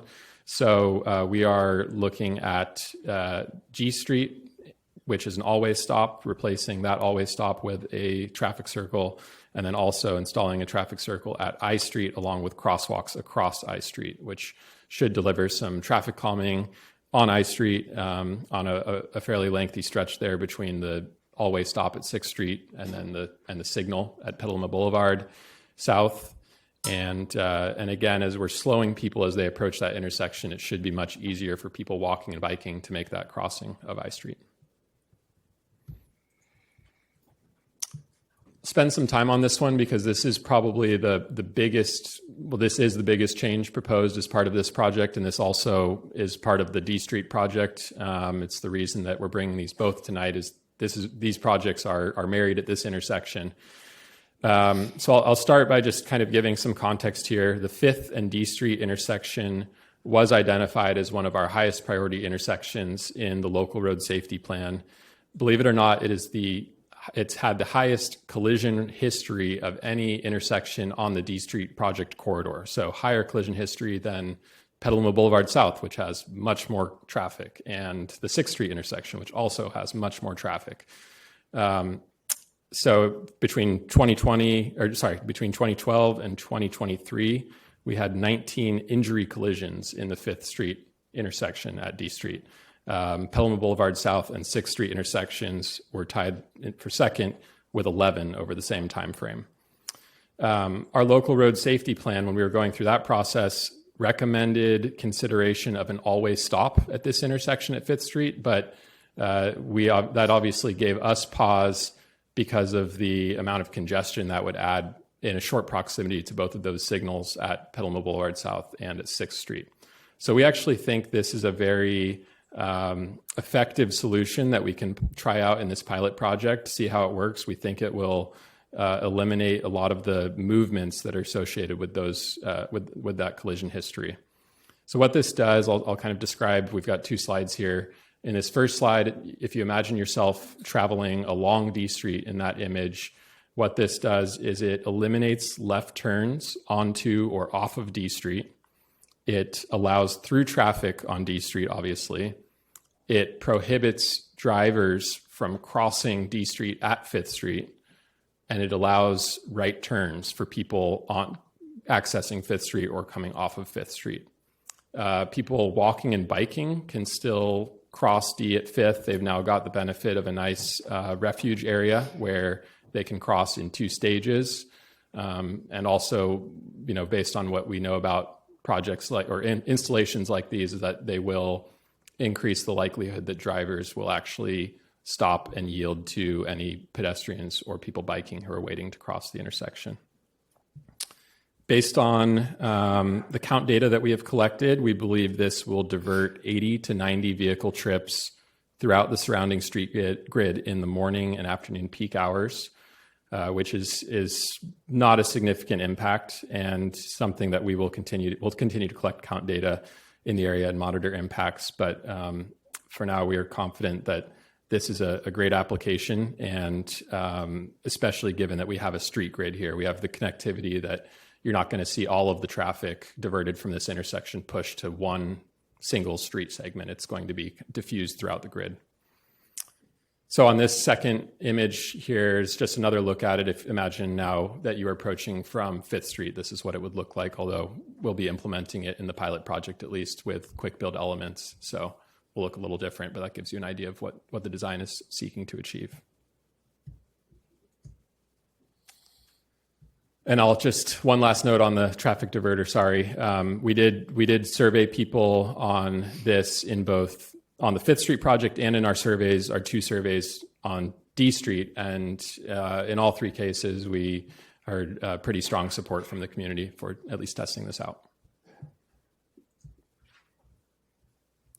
The next major design element we are looking at, I mentioned some of the speeding issues that we've heard about on the lengthy block between I Street and Mountain View Avenue. So that's an area where we're looking at a couple of installations of speed cushions. And we actually we are piloting our first speed cushion right now out on I Street, out towards Westridge. The idea with these is that they have gaps that are spaced for our emergency response vehicles so that we don't influence or negatively impact their response times. And so we're monitoring that closely. We're having them out to test it with all of their different vehicles, and we'll be adjusting the designs as needed as we continue to pilot these. So our next steps on 5th Street are to monitor traffic speeds and also traffic counts and adjust the design accordingly to pursue a reduced speed limit of 20 miles per hour in accordance with Assembly Bill 43 once we have additional guidance on safety corridors, and to develop neighborhood greenway, gateway, and street signs. I've included a few here, and add our citywide bike wayfinding signs as part of our rollout. We've also got, near term, we've looked at the potential to incorporate murals within our bulb outs and traffic circles to add some beautification. And obviously long-term, if we were to come back with a paving project or a more robust reconstruction project on 5th Street, we could look at landscaping some of the bulb outs and traffic calming features, and also having them double as stormwater treatment areas. And in our draft active transportation plan, we've also identified an opportunity to take this greenway and possibly extend it into the Oak Hill Brewster neighborhood via Keller Street. This would require a major intersection crossing improvement at East Washington to get people across Washington, obviously.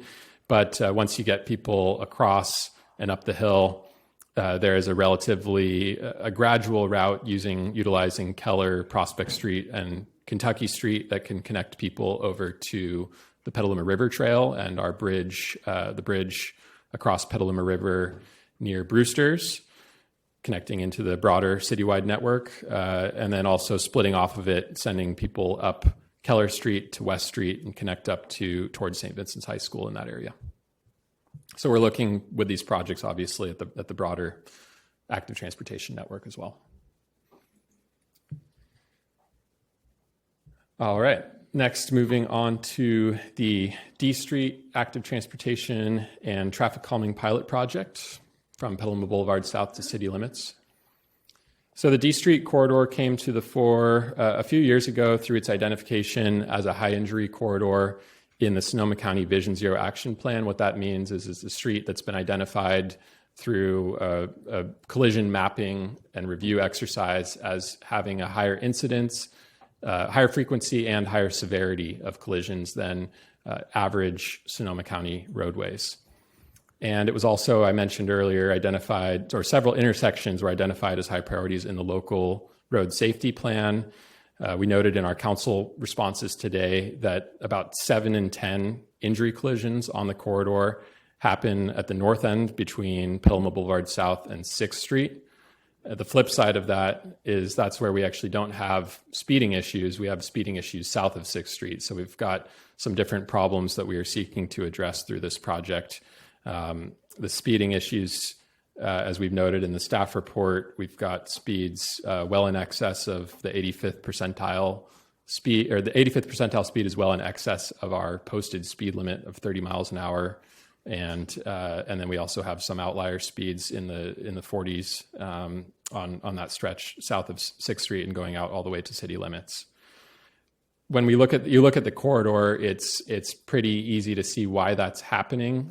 When you stand at 8th Street and look to the south, or stand at Elrose and Sunny Slope and look to the north, it's pretty much an uninterrupted straightaway. No crosswalks, no bulb outs, no vertical features. It's just the road is perfectly straight and wide open on that stretch. So it's no surprise that we have some speeding issues there. So I mentioned we have a long gap in crosswalks there. That was something that we've heard a lot about. We've also got bike lanes that fall short of the width required to accommodate parking, on-street parking, and bike lanes and bikes to exist side by side. So as a result, right now, people biking actually have to weave into traffic, or immediately they're kind of pinched between a parked car and vehicle traffic when they encounter a parked car. And let's see here. I'm sorry, I've got a lot of notes for this slide. We have, so far to date, we have installed speed feedback signs and flash on the south end of the corridor, again, where we've seen the biggest speeding issues. We've added flashing beacons to the 4th Street crosswalks and improved crosswalk signage throughout the corridor. Added red curbs throughout the corridor to improve sight distance to make sure people are seen at intersections and crosswalks. But we know there's much more to do, and that's why we're excited to share our proposed designs with you tonight. And of course, we're doing all of this really with an eye toward an upcoming paving and utility project, and everything that you'll hear about tonight is proposed in pilot form using striping, roadway markings, signage, things that we can adjust and remove as we seek to hone in on a long-term design through the utility and paving projects. So going into the community engagement and design development, we initially solicited input on priorities and concerns through our first workshop and survey, which ran in fall of 2022, and a presentation to our Pedestrian and Bicycle Advisory Committee, where we shared some of the early feedback that we had received.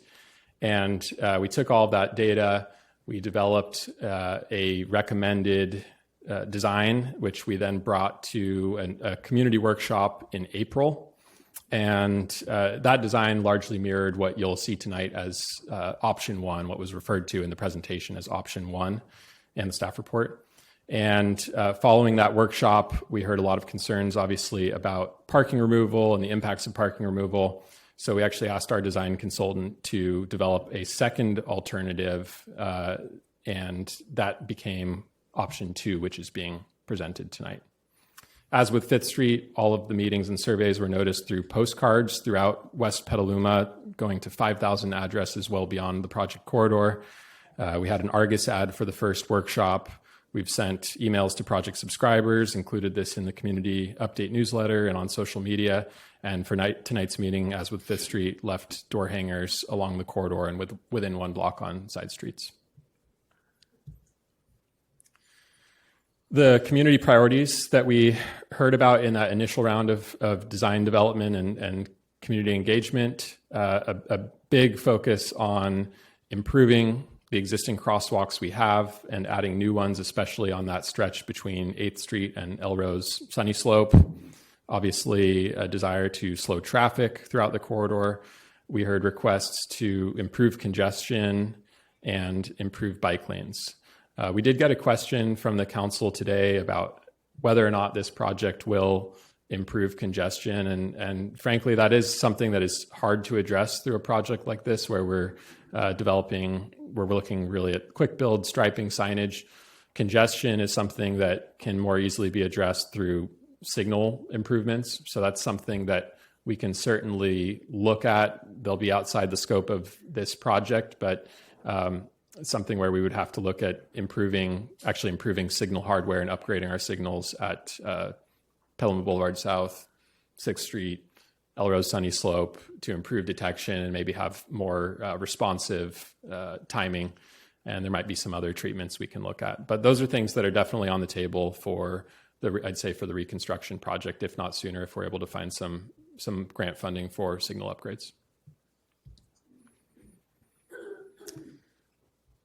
So now going into the proposed design, and we'll break the corridor up into 3 segments. So we'll start with city limits to Michelle Lane on the most rural stretch going out towards Victoria. We'll come into town from Michelle Lane to Elrose Drive and Sunny Slope, where the roadway narrows down quite a bit. And then we'll look at the stretch from Elrose Drive and Sunny Slope to Petaluma Boulevard South, which is a fairly uniform width.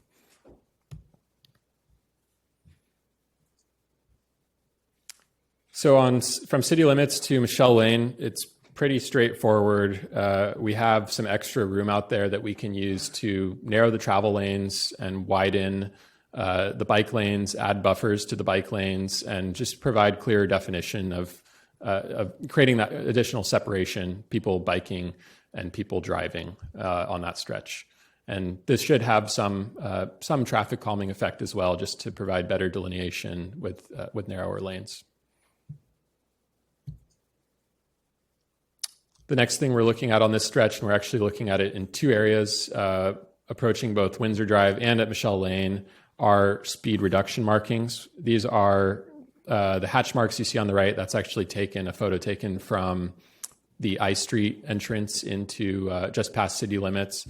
The idea with these is that the progressively reduced spacing has a visual effect where drivers get the impression that their speed is increasing and makes them more aware of their speed.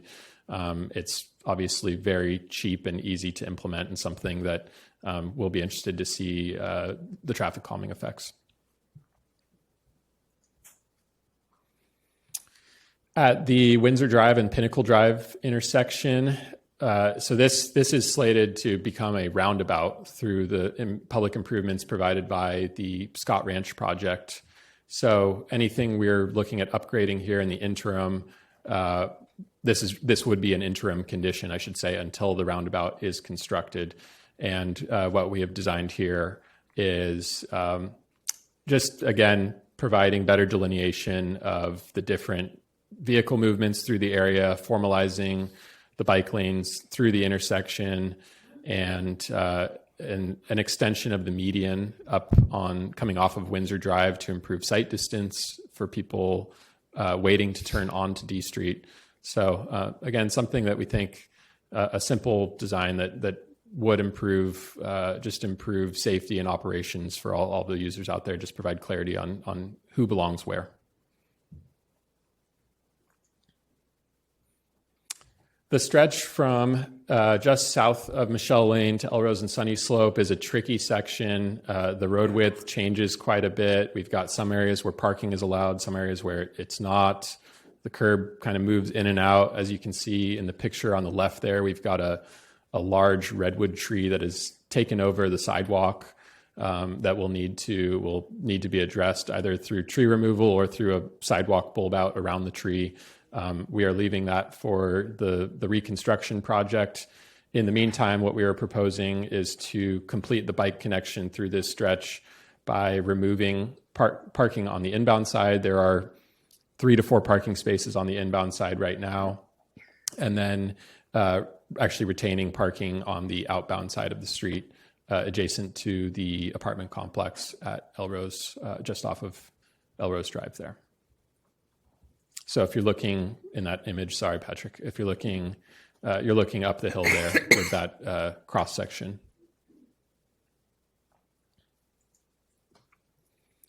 And then moving into the Elrose Sunny Slope to Petaluma Boulevard South section. Again, we've got the diagram at the bottom guiding you on which the intersections where these various treatments are proposed. We'll first run through pedestrian and traffic calming improvements and then jump over to the bike lane parking discussion.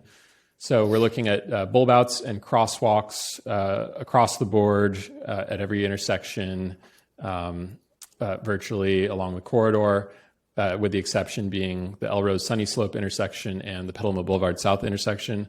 The reason being those blocks actually don't have parking lanes. You can't do a bulb out without a parking lane, but neither of those have any on-street parking on those blocks. I'm really excited to share that we are looking at adding 2 new crosswalks to break up that lengthy stretch between Elrose, Sunny Slope, and 8th Street. So we've got a new crosswalk proposed at Laurel Street, which will provide connectivity between people coming from 12th Street. 12th Street's actually a cut through that provides pedestrian and bicycle connectivity over to the McNear Park, McNear School area. And so now that'll all be tied together with that crosswalk, providing connectivity over towards Petaluma High School. And then we've also got a new crosswalk proposed at the T intersection at 10th Street, as well as some other traffic calming features there. And all of the other intersections, 8th, 7th, 6th, 5th, and 4th have crosswalks currently, so we're looking to further enhance those. The other treatment we are looking at installing on what we call the uncontrolled crosswalks. So those are crosswalks that do not have a traffic signal or stop sign. So those would be Laurel Avenue, 10th Street, 7th Street, and 5th Street in this case. And these crossing islands will slow traffic as people approach them. They will have to adjust their path of travel, which, again, like I said earlier, D Street is kind of a straightaway right now. So we think that this will be an effective way at calming traffic and making drivers more aware. It shortens the pedestrian crossing distance. It gives you a place in the middle of the street where you can pause and confirm that the next direction of traffic is clear before proceeding. And I'll just note that for the 5th Street one that we're calling out there, obviously that's a more robust median island because we were proposing the full traffic diverter that was described in the 5th Street presentation. And then next up, going into the bike lane, parking lane discussion. So unfortunately, because we just don't have the width on D Street, it's not possible to provide bike lanes and parking in both directions. So we actually initially presented the community with 4 options, 4 versions of these cross sections you see here, ranging from at kind of one extreme was full parking removal with protected bike lanes in both directions. At the other end of the spectrum, no bike lanes with parking in both directions. And again, the reason we're looking at this closely is because D Street is an existing a bike route in our city's bicycle and pedestrian master plan proposed for on-street bike lanes. So back in April of 2023, we presented option 1 as our recommended design. We really viewed it at that time as what we saw as a compromise. We're hearing from people who lived on D Street who wanted to retain parking. We were hearing from people who didn't live on D Street who wanted protected bike lanes in both directions. And so we saw option 1 as kind of a win-win, something where you're able to retain some on-street parking on D Street and also provide bike lanes that meet and actually exceed engineering guidance on D Street, and implement our bicycle and pedestrian master plan, adhere to our complete streets policy.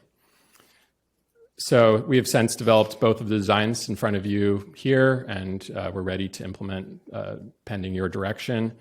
And I'll just lastly note that much has been made of the widths of the existing bike lanes on B Street. So, or the fact that we have existing bike lanes on B Street, excuse me. So those bike lanes, for comparison, are about 5 feet. And the bike lanes that we're proposing on D Street, that's the minimum width. The bike lanes on D Street exceed that, obviously, by 1.5 feet.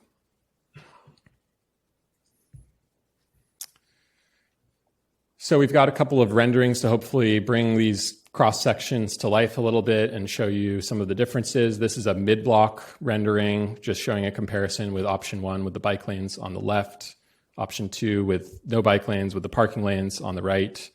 And again, as I noted earlier, with the current condition, D Street is signed and marked as having bike lanes, but really when we went out and looked at the widths, they do not meet design guidance for a combined parking and bike lane.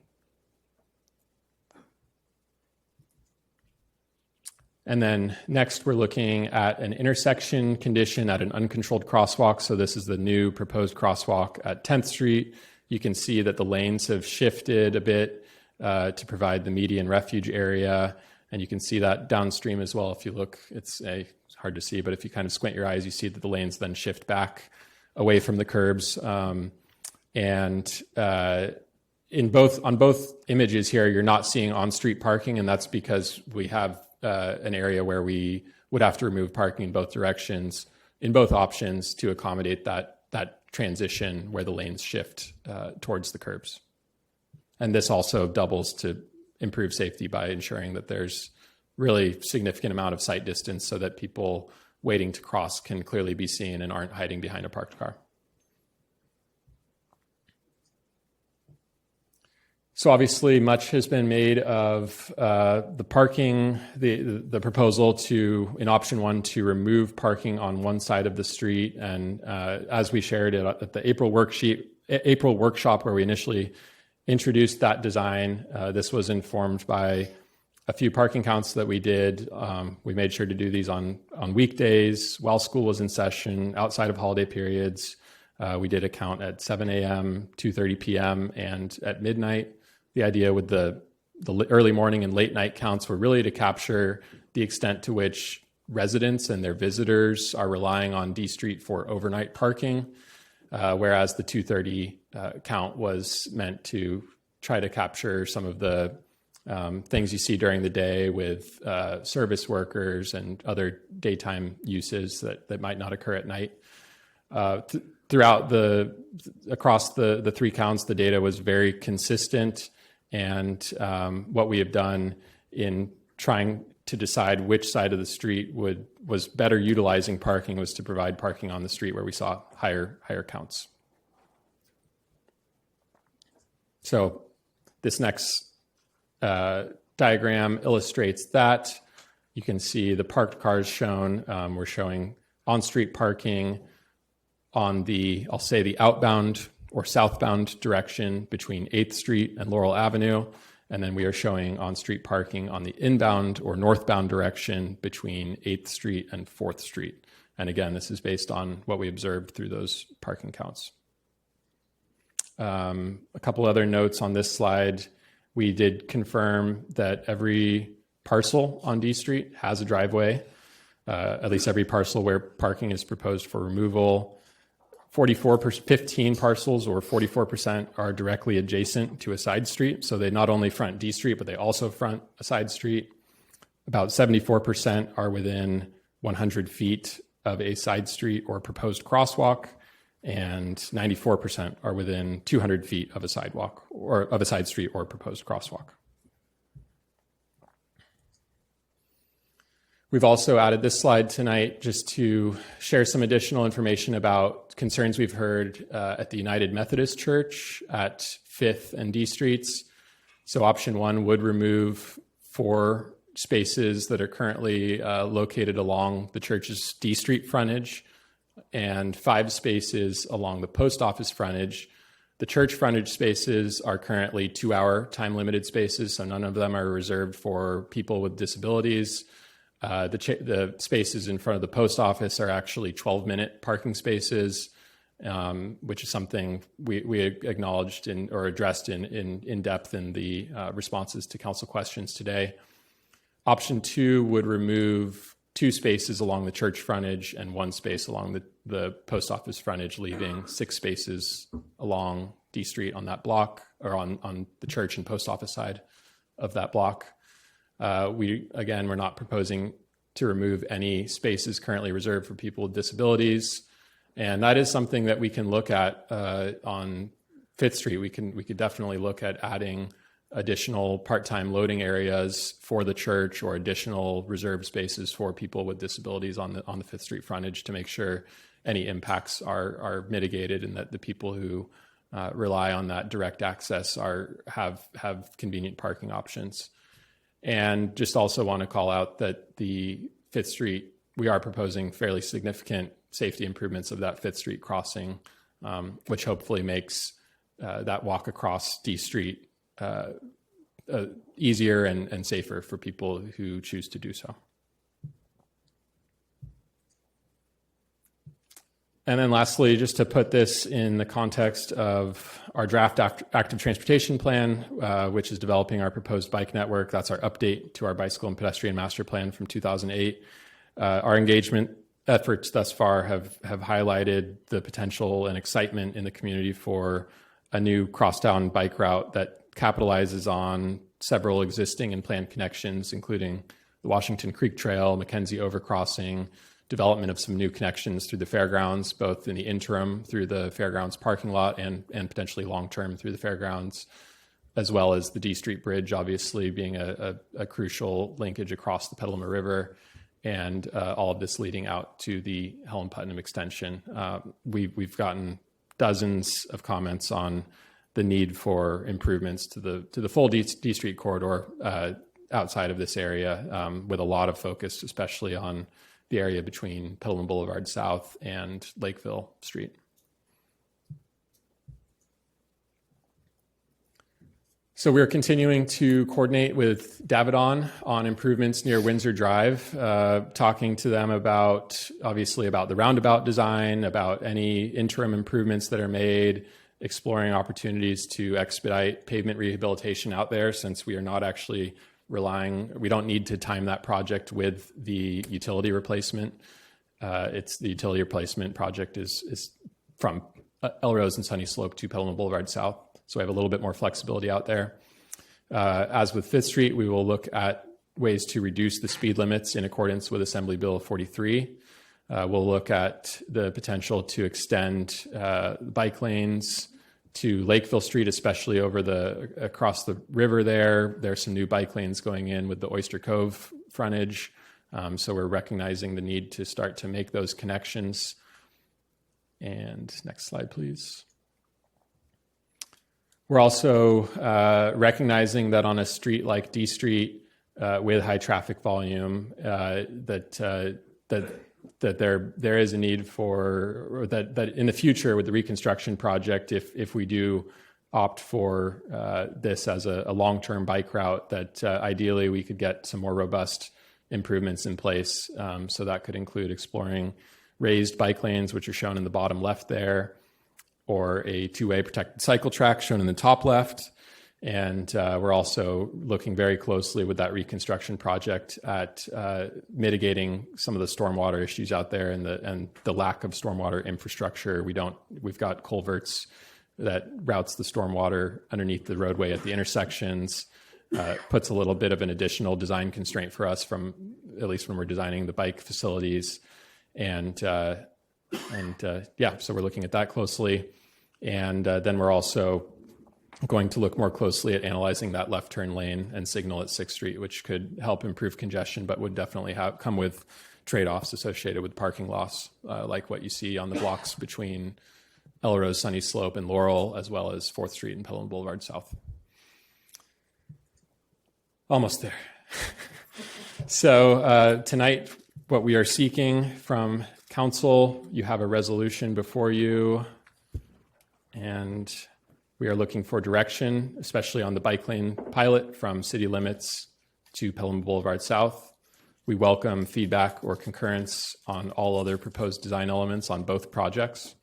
And a note on the implementation piece, we are eager to use the on-call striping contract, which was approved tonight, and scaling these improvements to match appropriate and available levels of funding, ensuring that we will have some funds to also deliver improvements that we're hearing about or identifying through our Safe Streets nomination program and Safe Routes to School Task Force, as those all draw from the same buckets of money. And with that, links to our project web pages, and we welcome your questions. Thank you. Thank you very much. That's very large, a lot to see here all at once. I think it's a great presentation.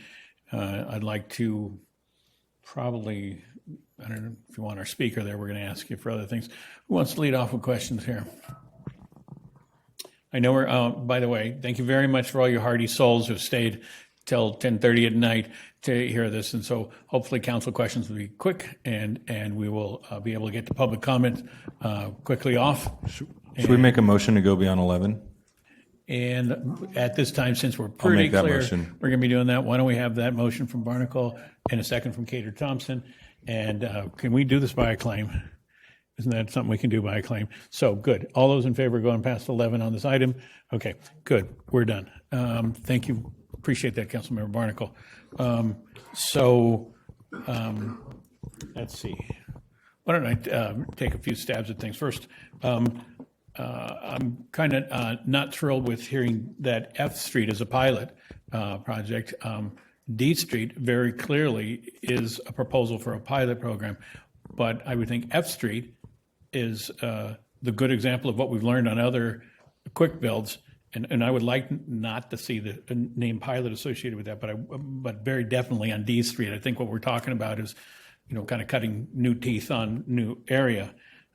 And on Fifth Street, I think more of my questions are on Fifth Street till we hear more from the public on D. On Fifth, if we do this on Fifth, will it allow us to take the Sharrows off of Petaluma Boulevard?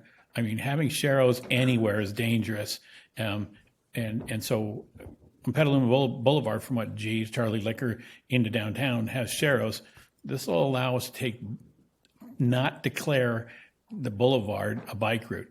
A biker has every right to be there, but if you got a good alternate bike route, I don't know why you'd ride your bike on the boulevard through downtown in the middle of a lane. So is that a yes? We would be able to take the Sharrows off as a part of a future-ish completion of our active transportation? I think that's something where we'd look for direction from City Council through the adoption of the active transportation plan for the removal of any existing bike routes or addition of new ones, which is what we'll bring to you with a pretty detailed map outlining our future. So that's something, and we can certainly provide a recommendation, but we would seek council approval on that. I think we're here for our concern. Everyone's concerns are safety, and I think that's a great safety thing to rope into this.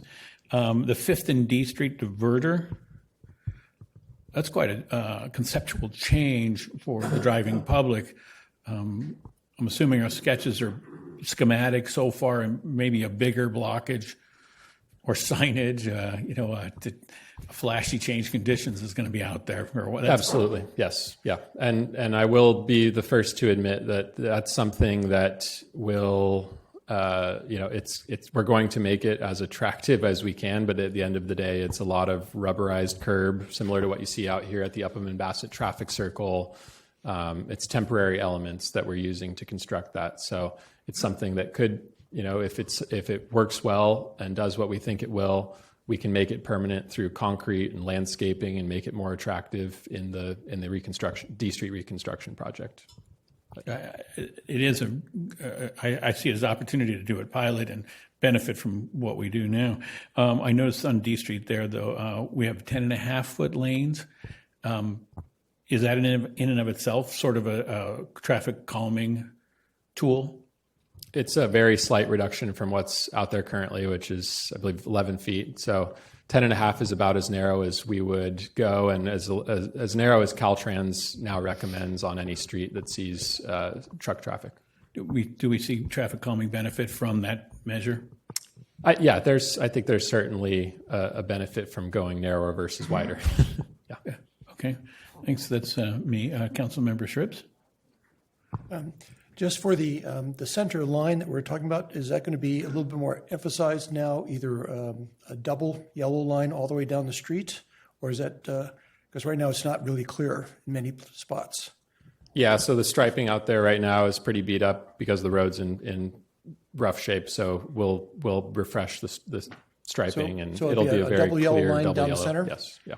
And can we make that even 1 or 2 inches wider? Like I've seen a couple places where they actually widen it out just a tiny bit to actually give more space between the vehicles themselves up and down. Yeah, the new standard for Caltrans, they call it the 6-inch. So that's what you're seeing on Caulfield Lane. It's a much wider striping. So it's 6 inches versus the 4-inch. Right. So it's much more prominent.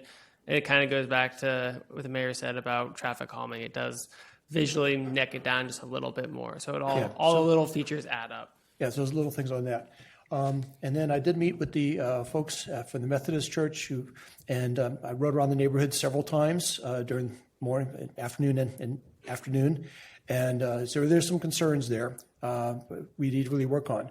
So essentially, would lose 4 spots in the very front. Is it possible? I think there's 3 or even 4 possible solutions I can think of. One is it could be if taking away 2 but leaving 2 spaces as a drop-off zone. Would that have a major impact on the bikeways? Could we keep a drop-off zone in the front as a possibility with the bike lane? Unfortunately, we just don't have the width on D Street, and that goes back to the kind of the real design challenge here, where we can't accommodate parking and bike lanes in both directions. So I'm not talking about parking, but just a temporary drop-off zone. Well, that would be encroaching on the bike lane area. So it's something that I feel like I never like saying no outright, but it's something we've looked so closely at that cross section and the limited width that I don't know how we could design something that meets. Okay, but as long as you've looked at it as close as possible as considering just the dropping off, not the parking. Okay, then right around the corner there is 2 blanks, regular parking spaces, and then a blue zone for handicap, looks like 2 spaces there. So there's 4 full spaces there. Could we convert those 2 regular spaces either to blue zones or drop-off zones right there, instead of having a regular parking zone on 5th Street? Yeah, that was something I mentioned on the slide related to the church, was that's something we can certainly entertain and look at and try to best meet the needs of the church there. Okay. And then just beyond that, there is another section where there's parallel parking, I'd say 3 or 4 cars parked, even more, going down 5th Street. Also on the other side of D Street, on 5th Street, looks like the street may be wide enough to do angled-in parking rather than parallel. How many spaces could we actually add in if we actually redesigned the block before and after D Street into angled rather than parallel? How many spaces could we actually add for parking? We actually looked at that very closely as well. Bree, who's on the call, ran every different permutation of parallel and angled spaces, including looking at all the different possible angles of the parking. And there's just no way, it's not quite wide enough to increase parking availability on 5th Street. You would have to remove the parallel spaces on the other side of the street, and then it's a wash. So parallel parking on both sides of the street is actually the most efficient use of that roadway space. Yeah, I thought when I traveled, I thought it might be enough, but so just by inches. We were hoping so as well. Okay. And that's why we asked Bree to look at it. Okay, and of course, I'm assuming you did the number of parking on side streets on 5th, 4th, especially around the post office. Let me bring that up first. On the post office, right now there's a large green zone, which I've rarely ever seen used going up on Day Street. It's almost always empty anyway. And what I heard was that there was at one time they were allowed to kind of park in a post office parking lot, but that was now restricted, and the postmaster basically has said no. But still, it's through Monday through Saturday and possible Sunday.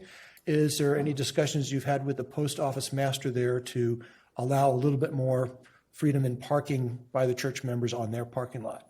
Yeah, I'm really glad that Councilmember Now raised that in her questions today. I think it was Councilmember Now with the lack of signage. So that's something we would like to improve in the short term is at least providing signage clarifying that those 12-minute zones should only apply on our parking enforcement days, which are Monday through Saturday, 8 a.m. to 6 p.m. Make it consistent with the time-limited parking areas throughout downtown, and at least use that as a starting point and then continue discussions, and also look at this more closely through our downtown area parking management plan, where we're going to be looking very closely at curb management options. And when I say curb management, that means time limited, what durations, loading zones, ADA areas, et cetera. So we're going to look at that very closely in our parking plan. Because right now, I looked at the church that does have a large lawn area in front and a nice sidewalk. Have you looked at the possibility, if we had to, if as a last resort, if we will go this direction when we do the road, is it possible to look at the front area of that church and modify it to allow, maybe shift it over and have some drop-off zones added in and by pushing everything back with the lawns? Have we looked at that as a possibility? That's really not for us to say because we're not the property owners there. So that would really be up to the property owner to make any modifications. Still be a possibility we could work with them frontage. if we needed to make some of those changes in the very front. It would be subject to any other modifications that a private property owner wants to make to their property. Okay, So, yeah. but that could possibly work if it came down to it. Yes, I would say it probably could be feasible, but again, it would be subject to. It's up to the property owner. Okay, good. Yeah. I think I just wanted to get through those questions. Thank you. Councilmember Cater Thompson. Thanks. I'm curious, as far as the church, I was down by the post office and there's a door at the church that goes into the parking lot. And so is that door used? I mean, because you have to go into the post office. So it seems like there has to be some type of a reciprocity if you have a door from a building and you open it and you're right in the post office parking lot. So I'm curious if they use that door to go in and out in that area and drop off. And it would be good if the post office on Sunday could just allow parking there, because there's quite a bit of parking there. And it would be great for the city to know that also. So, people could actually park there when they go downtown on weekends on a Sunday. I'm curious on D Street, when I'm looking at the intersections, are there going to be any lit crossings? Sorry, any other crossings? Any lit crossings? Oh, yes. So they'll all be lit? That's something definitely in the reconstruction project. For the quick build project, we're going to see how far we can get the money to go on this, and so that's something that we're looking at. Okay, because 7th Street is one of the areas that I look at, and because it's at an angle, that it seems like that's an area that we need to really look at to make sure safety for crossing is number one. It seems like I know D Street can be really loud, and just slowing the traffic down will make a difference with trucks. You never know. I think this is a great idea. I know I have a grandson that rides his bike over to D Street all the time from Howard Street, and seeing these connectivity makes it much safer for my grandson, but all other people riding on D Street. I think it looks like a really great temporary project just to see how it works. I'm really pleased about 5th Street because it's extremely dangerous taking that left-hand turn, from if you're going south. And so by blocking that off, I think it's going to make a big difference. So I don't really have any other questions except more so about the parking, the church, and the door there, and how that's utilized, and making some. I guess the city manager will probably connect with the post office and see what happens. That's it for right now. Thanks. Councilmember Barnacle? I really don't have many questions. My real question is on the church. I think you said that we can mark some of the parking spaces on Fifth Street to be handicap. That's accurate? Yeah, something that's certainly doable. Yeah. Okay, thanks. Councilmember Healy?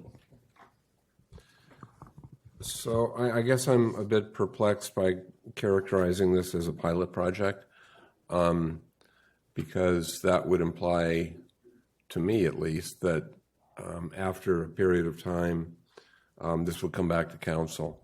And presumably that would be when the permanent physical improvements have been made, when the underground work and the repaving has been done.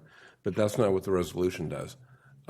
It's permanent, and it just defers to staff in terms of what happens down the future. So the way it's actually physically set up in the resolution, this is the council's one and only bite at this. And so I don't really think it's appropriate to be calling this a pilot or temporary. Thank you. Councilmember Pozike? I was just looking back at that because I don't remember that. The way I see 13 now, it says for Greenway pilot projects. Does it say in the text, Mr. Healy? If I could, Councilmember, if you could be closer to the mic, I'm we'd all sorry. hear better. I was just questioning what Mr. Healy said and going back onto the staff report. I didn't get to the staff report yet, but I'm wondering So if... it's actually not in the staff report. It's in the resolution, and it's paragraph 3 under now therefore be it resolved. Okay. I'll let that go for now. I just wanted to ask about, I've asked this before, I wasn't sure about how to interpret the answer, which was the accidents, the 63 accidents over the last 5 years that have occurred on this stretch of road. I think that's correct.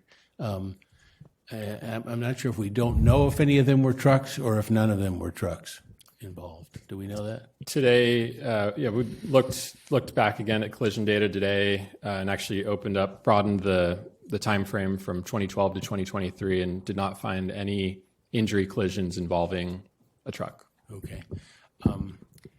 And then, I'm also a little bit confused. I'm also a little confused by the statement that the post office has retracted their offer. I was just on the church website, and maybe we'll get an answer from someone in the audience on this as well. Within the week, which we just made the statement that parishioners can use the post office parking lot on Sunday. I wonder if anyone has any more information on that right now. That's not something I'm privy to, but okay. No, that's all I have for now. Thank you, Councilmember Now. Thank you. Thank you, Mr. Mayor. Is this the time when I can make safety concerns for? Yes, in the form of a question. In a form of a question. Yes. So, if a resident has a single car driveway and they park 3 cars and they have to get out of their driveway, they're going to be backing up, blindsiding a bicyclist if they're on the street side that doesn't have parking. So what's going to protect the bicyclist if a D Street resident is pulling out of their driveway? There is a single car driveway because they're older homes and older driveways, and they're pulling out. They're pretty much blinded by what they see behind them. And if it's a bicycle lane, they don't have that parked car to buffer. Do you see what I'm saying? So they could ease out a little bit more. When I pull out of my driveway, there's usually a parked car. I ease out. I can have a visual. Yeah, so I think I understand what you're saying was that the So reduction. what is okay. protecting that bicyclist from a resident backing out of their driveway because they're not going to have that buffer? So there are potential hazards associated with both configurations. When you've got parking there's some reduction in sight distance where someone biking, it's harder to see around the parked car to see what's happening in the driveway, whether it's a vehicle entering or exiting. And likewise for the car that's pulling out, their view would be partially obstructed by a parked car. When it comes to the absence of parking, now you have a little bit of less width available as you're backing out of the driveway, but the trade-off is you have actually better sight distance because there won't be any parked cars in your way. The end of the day, this is something where we've looked at all of the engineering guidance that we have, and we're not seeing any major design flaws. This either way, it's a very common condition throughout North America where you have bike lanes directly adjacent to driveways, and you have bike lanes adjacent to parking lanes and driveways. So it's not something that in our design that really raised any concerns for us. Okay, the other concern in option 1, if we're taking away parking on one side of the street, a resident that doesn't have the parking on their side, their landscaper is going to cross D Street with tools, lawnmowers, weed eaters, whatever the tools they need, bags of shrubbery, weeds. They're going to be crossing, and that's a truck route. It just seems like it's very dangerous. And the same with the Amazon driver, the FedEx driver, the Meals on Wheels driver, I think I saw hospital equipment getting delivered. I mean, I'm thinking about all the things that are going to have to cross over the street to get to the other side that doesn't have parking. Yeah, so the options available to people under the scenario where a service worker is visiting a house without on-street parking directly in front of it, which is a condition that currently exists throughout Petaluma. There are many residential streets without on-street parking directly in front of homes. Even just a block away on Sunny Slope Avenue, there's several homes that don't have on-street parking directly in front of their houses. And the expectation is that in those locations that hopefully any service workers, delivery drivers, et cetera, are able to take advantage of the residents' driveways. And like I said, we did confirm that every home on D Street does have a driveway. Or alternatively, they're able to utilize a nearby side street. Nearly half of the homes on D Street are directly adjacent to a side street, or they're able to utilize a nearby crosswalk. Again, if we're successful with this project, we are slowing traffic along the corridor and adding crosswalks and making those crossing conditions safer if people do need to park across the street. The side street parking, I attended a funeral at the church, and there was, of course, during the week, you're not supposed to park in the post office parking lot because it's the weekday and the customers need it. But the side streets were getting very congested with these are people going to a funeral, so there's probably 100. It was a school teacher, a beloved teacher at Petaluma High, that passed away. And so there was lots of community members parking cars on those side streets because the church doesn't have adequate parking.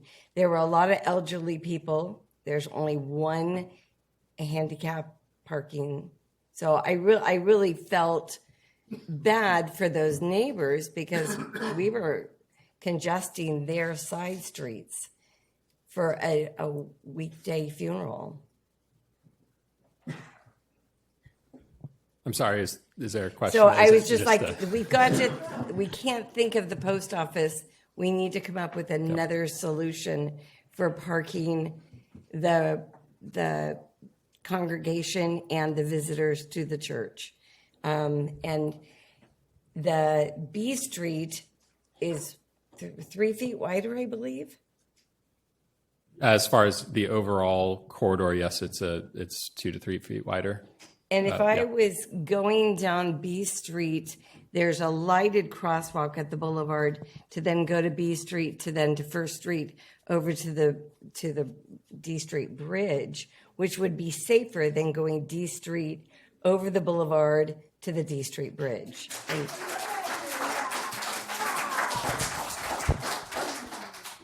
Only because I'm very familiar with this, trying to walk children on walking field trips in that part of and there is a lighted crosswalk, which is safer, I believe. So what are we going to do? So, as was shared in council, the responses to council questions today, with the questions regarding B Street, you're right. B Street is slightly wider. We do have room there to provide minimum width bike lanes between the parked cars and vehicle traffic. There are, that's room that we do not have available to us on D Street. So that's why we're having this discussion about the various options on D Street. The bicycle and pedestrian master plan from 2008, which is really our playbook for where we're implementing bikeways, included both B and D Street. And so obviously at that time, with the folks who developed and adopted that plan, they believed that there was independent utility for both of those bikeways. I'd say that based on the feedback that we've received through the development of the active transportation plan and for this project, many people in our community continue to believe that B and D Street offer independent utility, and that there is connectivity provided by having a bike connection on D Street. And so, again, kind of going back to the mayor's earlier question about changes to our proposed bike network, I'm more comfortable with that coming through some sort of a council action with the adoption of the active transportation plan if we're going to walk back that proposal to have a bikeway on D Street. And I don't know, if the city attorney or others have anything to weigh in on the bike plan as part of our general plan. So, okay. Other questions? No, you're just uncomfortable with this, I can tell. But I have more to say, but it's not going to be in the form of a question. Well, let's get the public involved. But before we do that, Councilmember Cater Thompson, another question? No questions. This is a good time to get the public involved. Let's open public comment for the evening. And I'd like to ask the clerk if we've received any at all emails, perhaps. Yeah. Thought I knew the answer to that one. We received 94, and they're all posted to the website. Okay, that's some sort of record. Thank you. And I'd like our moderator to please read the messaging for tonight's participation. Thank you, Mayor. Members of the public attending in person should bring their speaker cards to the clerk's desk if they have not already done so. Speakers are reminded to be respectful in their comments and that this meeting is being translated. Please pause between sentences for translation. A timer behind the dais will be reset for each speaker. Thank you.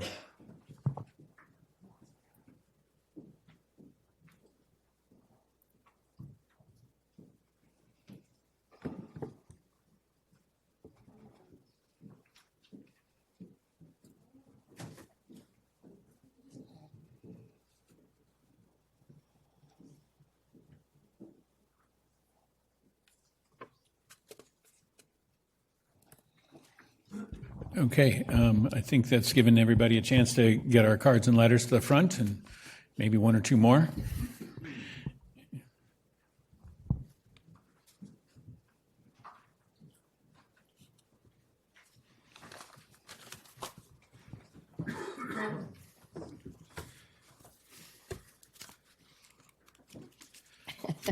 I think it's more than 20. And so I'd like to set the time for tonight's comments at 1 minute apiece. And again, with the same noticing that if comments before you have been made consistent with your thoughts, please just say, consistent with my thoughts, I think this is a great thing.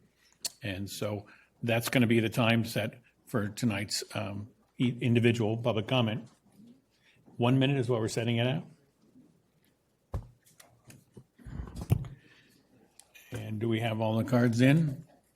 And so John Perlis, to be followed by Linda Gallagher.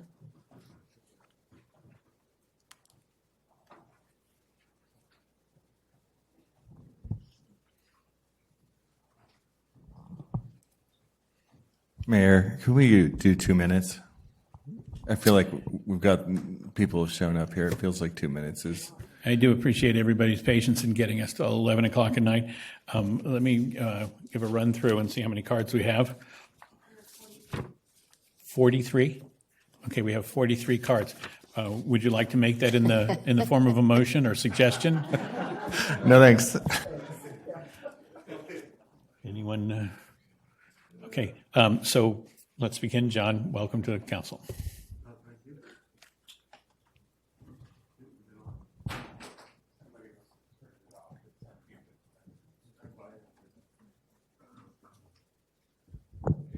Thank you.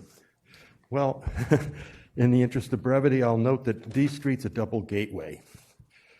To the south, it's a gateway to West Marin. So we get the heavy truck traffic. We also get a lot of joy riders. People are out for rides. A certain number of them like to hear their cars. In the other direction, we're a gateway to the D Street Bridge. So we get congestion going in that direction.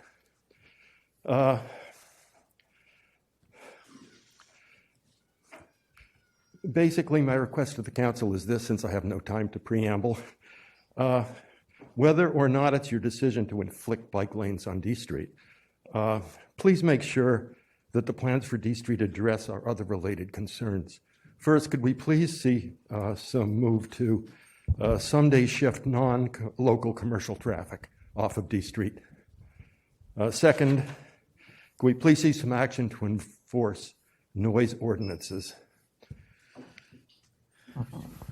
Thank you. Minute goes very fast. I apologize.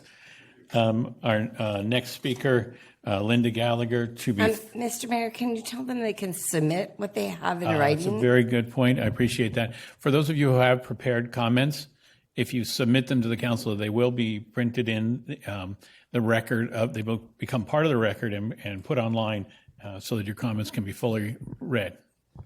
To be followed by Chris Court. All right, thank you for the time.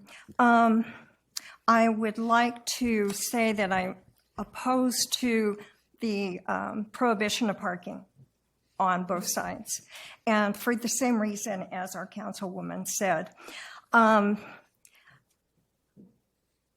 People are not going to walk to the corner if they have to park across the street from a house that they're going to visit. They're not going to go to the corners. That's human nature. They're going to, and the paratraveler would not be able to pick up a person who is handicapped from in front of their home because they couldn't park there.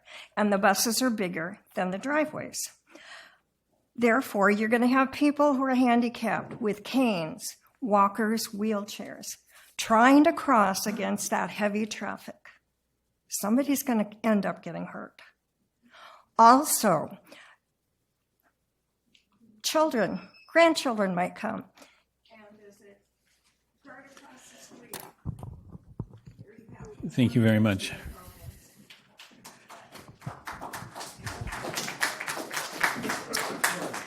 Chris Court, to be followed by John Mills. Hello, good evening. I'm going to read this from the Reverend Robert Herman from the United Methodist Church. He couldn't be here this evening. Dear Petaluma City Council members, I am the Reverend Robert Herman, and I serve as the pastor of the Petaluma United Methodist Church. Our church has served the community of Petaluma from the corner of 5th and D Street for 82 years. We are proud to share that this congregation helped to start COTS and PEP, ministries that continue to serve our homeless and low-income siblings. We offer our location to various nonprofit groups such as the Village Network and 12-step programs that offer various important means of assistance to the Petaluma community. I write to you now to ask you that you vote against the installation of a bike lane on D Street. Placing a bike lane on D Street would eliminate vital parking spaces from the front of the church and would impede accessibility to our building by those who come here to receive. Thank you very much. It is fast. I apologize. And next is John Mills, to be followed by Paul Heffenridge. Hello, my name is John Mills. I'm a 40-year resident of D Street, and I've ridden over 100,000 miles on my bicycle in the last 15 years. With that said, you might think I'm all in favor of a bike route on D Street. It would be, and personally, it would be great for me to have a bike lane on D Street. But the problem is, I'm an experienced cyclist. I know how to ride. I know how to go in and out of traffic. I know how to go around cars. I know where to turn left and turn right. What we're doing with putting a bicycle lane on D Street is we're screaming to the general public, to the casual rider, to the little kid, come over here and ride on D Street. Well, guess what? They're going to come over there and ride on D Street, and they're going to get run over by a truck. It's going to happen. It's going to happen sooner or later. I've got 4 pages here, and people were going to defer to me, so I'm going to go right to my conclusion. You call this a pilot project, which really means it's an experiment. And do we really want to experiment with killing kids? I don't think so.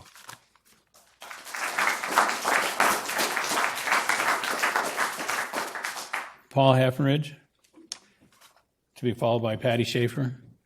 And perhaps, John, those are the ones who had to leave before midnight. And okay, so we'll pass on those. The next speaker is Michael Dayton, to be followed by Eric Grossner. I'd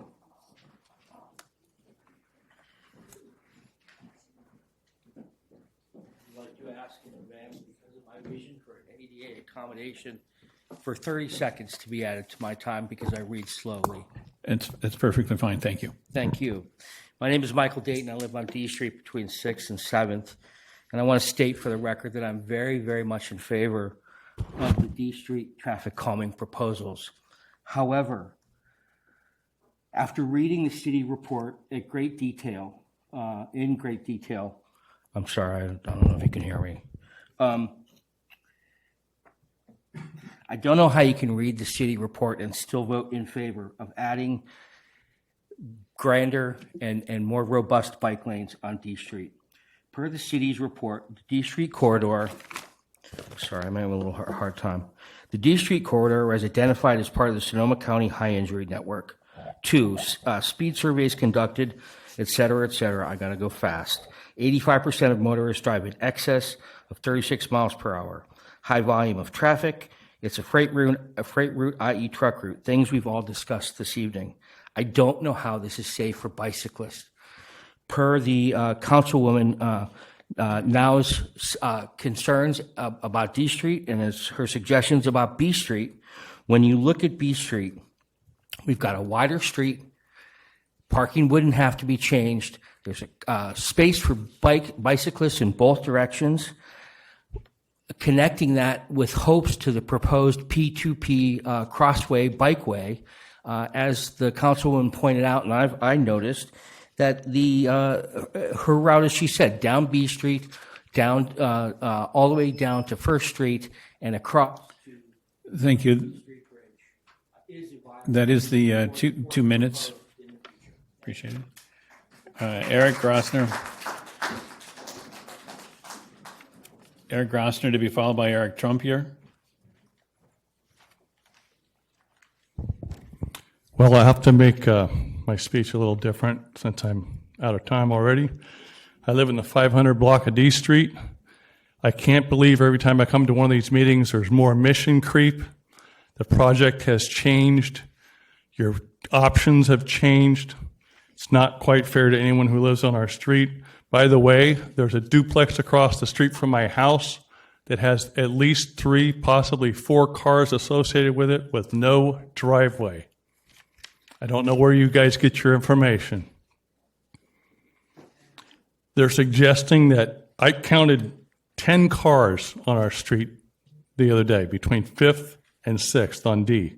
25 garbage bins on garbage day. They're suggesting we can't put our bins in the bike lane and instead we should put them at the base of our driveway. Are you expecting me to be isolated in my own house with a barricade of my own making? Thank you very much. 1 minute.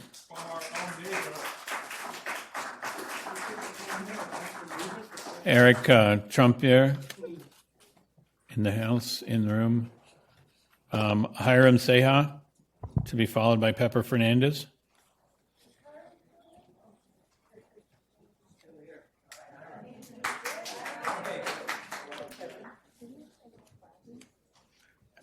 It's quick, brief, it's more trouble.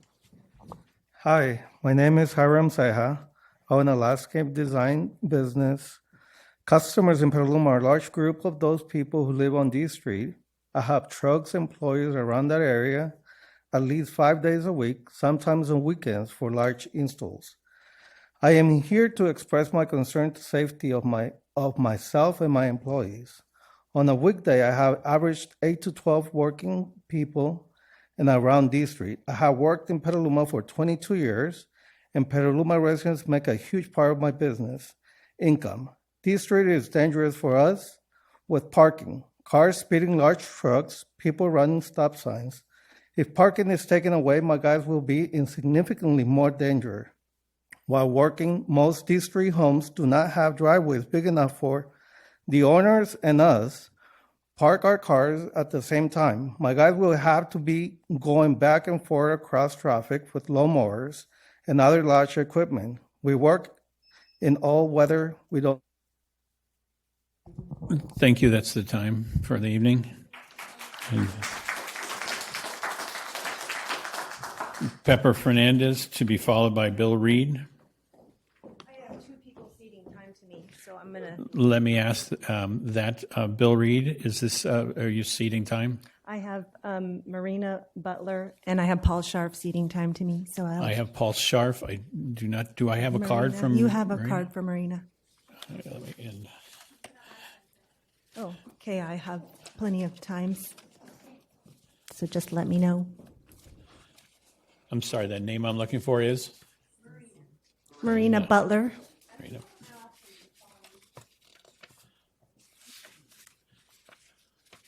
All right. Well, I'm gonna assume it's going to be found, and so please proceed. Thank you. And that's a 3-minute set. Okay. First of all, I want to say thank you to the Vice Mayor. I love the questions that you ask. They're the kind of questions I would ask if I was sitting in your chair. Everything I see is about what you guys do, but nothing about outcome. It's programmatic, and nobody is talking ever about outcome. Thank you for those questions. I also want to say that last week, it was 3 years since I came to city staff to ask for 2 crosswalks. 3 years ago. That's it. So the other thing I want to say is, I think that this whole how governance and constituency works is, you can teach me some things, and I can teach you some things. And the one thing I know I can teach you is what it's like to live on D Street every single day. Because what I see from Bjorn's presentation, he doesn't have a clue. I can tell you that it's 3 different streets. What happens on each of these 3 different streets is not captured by that presentation. It's captured by us standing in front of you telling you. But what I think we all know is what really amazing leadership looks like. And everyone who has any experience with good leadership would look at the situation we're in and they'd scratch their heads. You have in front of you 2 choices. One where 100% of the people would be happy, and one where a tiny percent of the people will be happy. I don't understand. I just don't get it. One where we implement the traffic calming measures the D Street Coalition requested, slow the traffic, and allow moderate to advanced cyclists to take a lane on D while funneling beginner cyclists to B and F streets.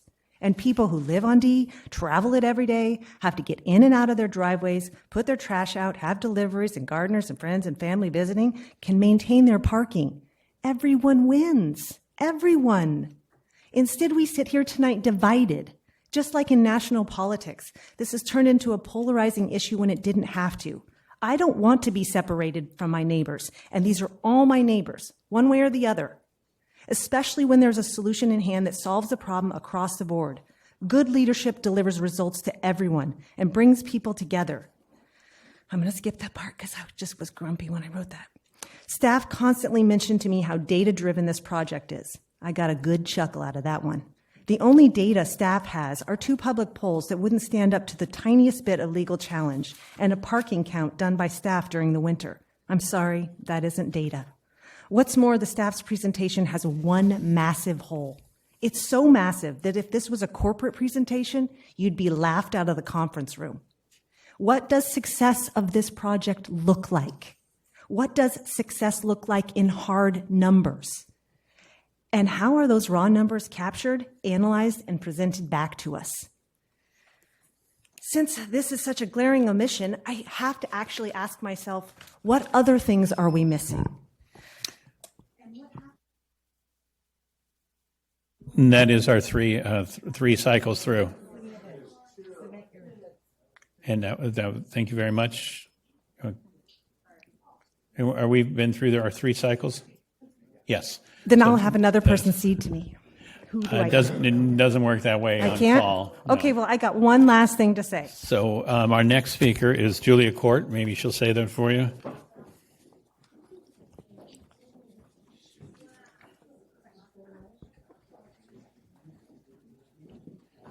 And you have a card noting Ginger. Is Ginger still in the house?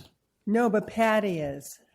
Patty Schaffler is here to seed I'm seating her. Didn't She's Patty seeding just my time. see the last? Is that She's seeding me her minutes. Paul Scharf? I got you. You I have don't that? think we've seen Patty yet, so please Right. do so. So we're good? We are at 2. Okay. Okay, I'm going to finish Peppers. Should I go? Yes. Since all of this is known very well in fact, do you each understand that you are signing your name on a death or an injury that occurs to cyclists, pedestrians, or motorists on D Street when these changes go into effect? You have to know it's not a council, mayor, or staff voting on this. It's each one of you personally. You own the responsibility. You have told everyone it's safe. You better be right. We asked California Survey Research Services, a professional research firm, to review both the city bike surveys and the parking count. The only data that can be relied upon are possibly the open-ended questions which asked respondents for comments and suggestions. Of these, the overwhelming conclusion is respondents have D Street concerns that are about issues other than bike lanes. A total of 79% of the respondents wrote about other concerns such as heavy traffic, dangerous crossings for pedestrians, parking, lack of police presence, and speed. Only 21% wrote about bike lanes, and of those, 15.5% wrote against bike lanes, with only 5.5% writing for bike lanes on D Street. In regard to the parking count, this too offers no data of any value. It was conducted by non-professionals on one day in winter, once at 7 a.m., at 2:30 p.m. on a single day, and once at midnight. Again, if seeking to be informed by data prior to any possible policy change in design and use a municipal road, the normal procedures must be followed. Bids would need to be obtained and a professional, unbiased group chosen to conduct a valid and reliable parking study. This would involve months of research over all seasons, days of the week, and times, as well as the inclusion of transient use, which gathers data about temporary parking for services and deliveries, often parked for a short period of time. Once all the data has been gathered and a full analysis must be conducted before. Thank you. That time has expired. Yoke Delahaye, to be followed by Maureen Gottschall. Yoke, are you in the house? No. Maureen Gottschall, to be followed by Gabriela Valles.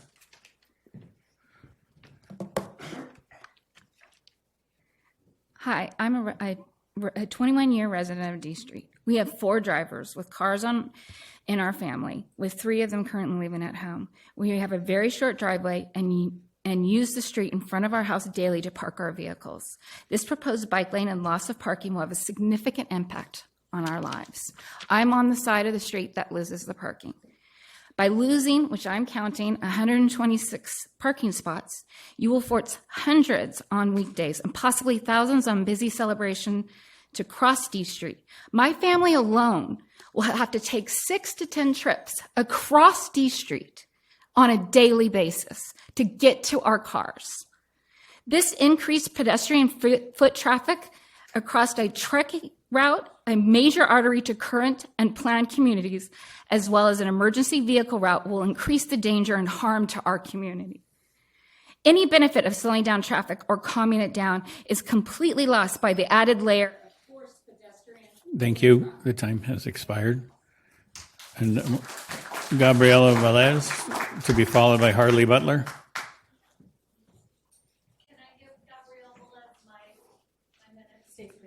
I'm sorry, who is speaking? Stacy Bedalia. Stacy. And are you in the card stack? Okay. That's a yes. Thank you. Anybody from over there want to give me their time? Please, let's observe some decorum here.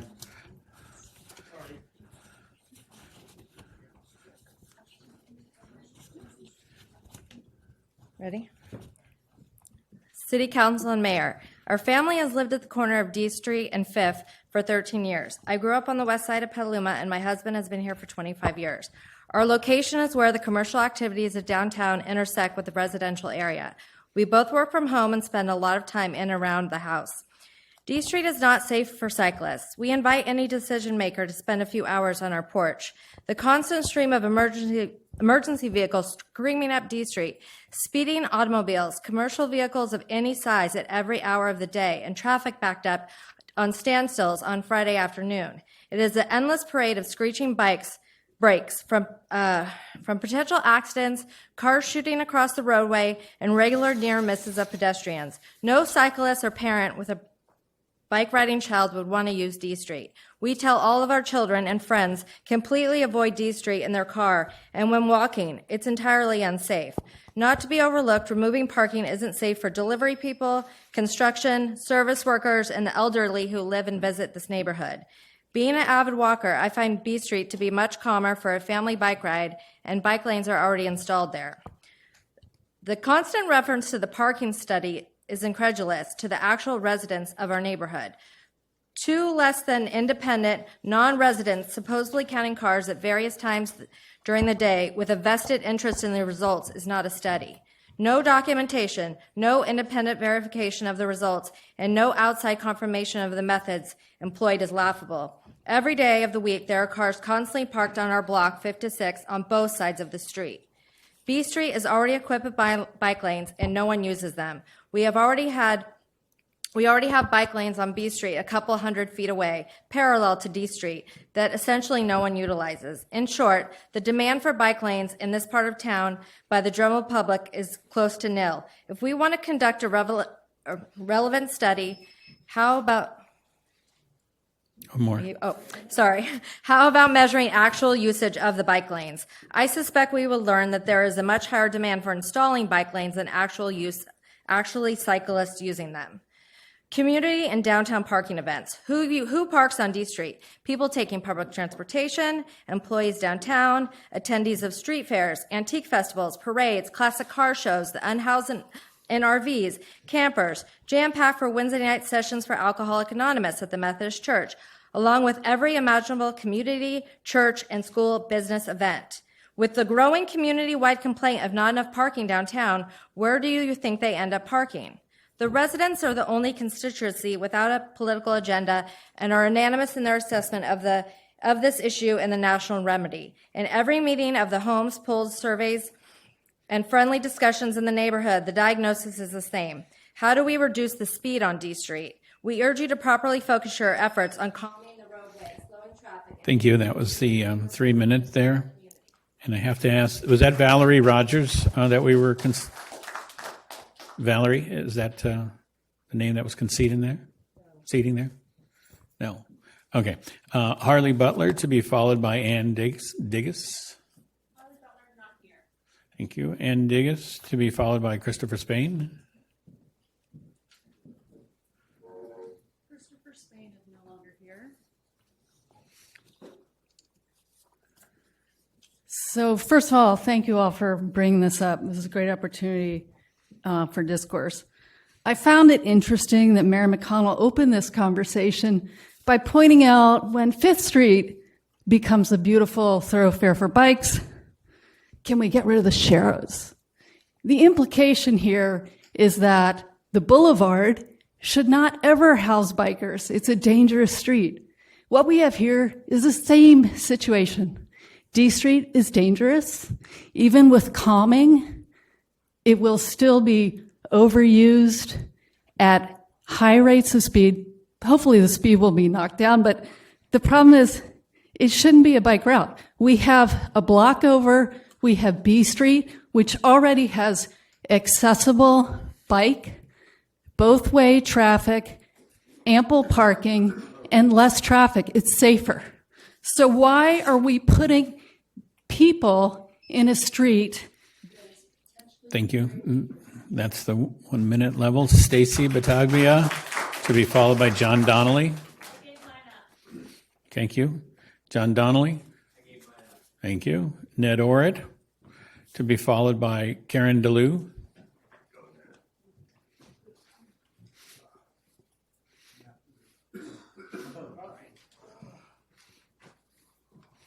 Well, good evening, Council. I admire your endurance here. I support the project here in mind, mainly from the interest of human ecology. We have a planet that's falling apart, and we're just starting to understand that now. And that's from the work we first done. Now, well, we don't have time to go through all of this. I've been studying it for most of my life. And major guidance now from Thomas Berry, who says the 65 million years the Cenozoic era has been along we're killing it off right now. So he's saying we should go to the Ecozoic when humans become mutually beneficial to all of life. So that's part of what's going on here. And Petaluma has already showed tremendous leap. Thank you. The time does go fast. Karen DeLue, to be followed by Jerry Barnett.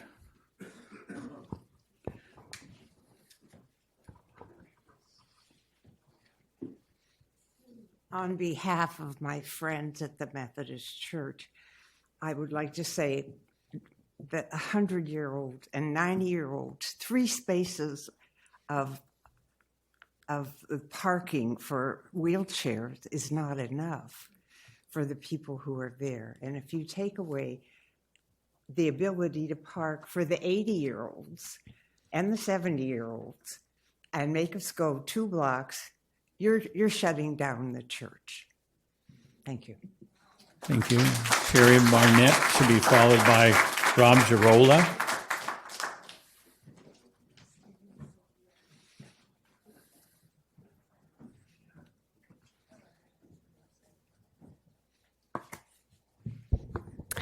Good evening, council members. My name is Cherie Barnett. I'm the Outreach and Event Coordinator with the Sonoma County Bicycle Coalition.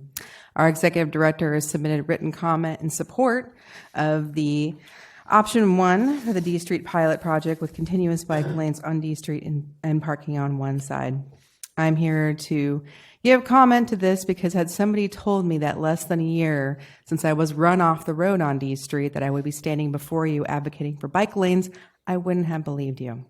The other irony in all of this is that the driver who didn't see me is while I was driving in an SUV. The reality is modern vehicles have some of the least visibility possible. Road calming measures and protected bike lanes are what we can do while we try to get ahead of the future that we're in right now. I can talk about the stats and what the power of bike lanes are for those of us who ride. I know I'm up here and I'm probably a white elephant in the room because Thank you. The time has ended. Please submit comments so that they can be in the record. Rob Girolo, who I believe was seeding or didn't seed? Didn't seed. And I'm sorry, Rob, did you seed? I I was going to, but I didn't. All right, good. Okay. I was expecting To be but I followed didn't by know who I was going Laura to sing Whalen. to. Okay. Robert Gerolo, fourth generation D Street resident. I've been on D Street for 42 years, born and raised. My mother was born and raised on D Street, my uncle. My grandparents had built their home on D Street, and my great-grandmother built her home on D Street.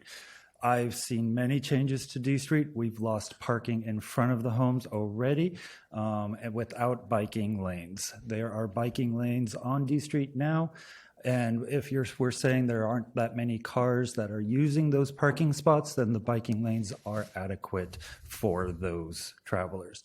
I rarely see bikers going down those except for the weekends, and it's usually the biking coalitions that are going for recreational, which they should use it. It is a beautiful path out to get out to the countryside, but it's not a reason to change D Street when there is B Street and F Street for local residents to use their bike lanes. Thank you.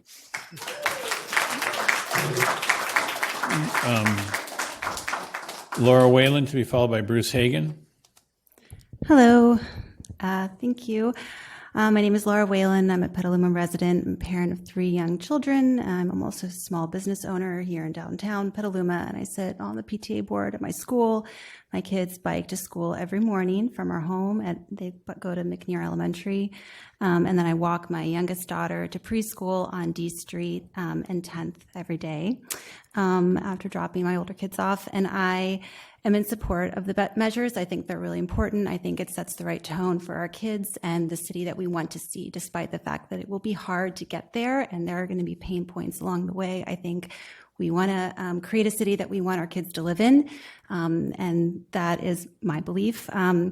And also as a cyclist, I've been doored by parked cars when trying to get around a swerving vehicle. I've been shouted at and threatened, but I believe that safe drivers make safe cyclists, make safe pedestrians, and we're all in it together. This is our city. My 6-year-old wanted me to say, because his fastest... Thank you. That's the time. Bruce Hagan, to be followed by Kevin Marks. Good evening. This is a picture of what we could have on D Street after we test the bike lanes. It is a test. They will disappear when the street is reconstructed. This is called Slow D Street for Everyone. It has parking protected bike lanes. It has traffic that meanders between parking on both sides of the street, and we just need to have some professional design. Bjorn and staff have done a wonderful job with the parameters they've been given, but if we can take a look at a real solution that makes D Street more beautiful, that respects its history and the problems that the neighbors are experiencing there, if we can sit down together, forget this warring camps BS, we can sit down together and figure out something that's better than what we're seeing right now and that we will all end up liking. So I invite you to talk to me afterwards. We are the last generation with a chance to do something about climate change. Let's not blow it. Kevin Marks, to be followed by Teddy Herzog.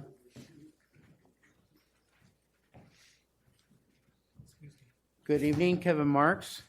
Thank you for your time. Real quickly on D Street, I really have to applaud Karen now for looking at the bike path going up B Street. If we can move the traffic off of D Street, of the bicycle traffic, and move it to B Street, allow D Street to be a thoroughfare that has been designed to be, and then take care of the traffic calming around it so people can cross safely. And that's the most important element. Getting from point A to point B and incorporating it in the larger span of the bicycle traffic and incorporating it into the city, that is the best way to go. I'm an East Sider, but having driven many times up B Street, both as a civilian and as a firefighter, it is a tough situation to get from point A to point B when we're always looking out for Thank you very much. Teddy Herzog, to be followed by Beverly Shore.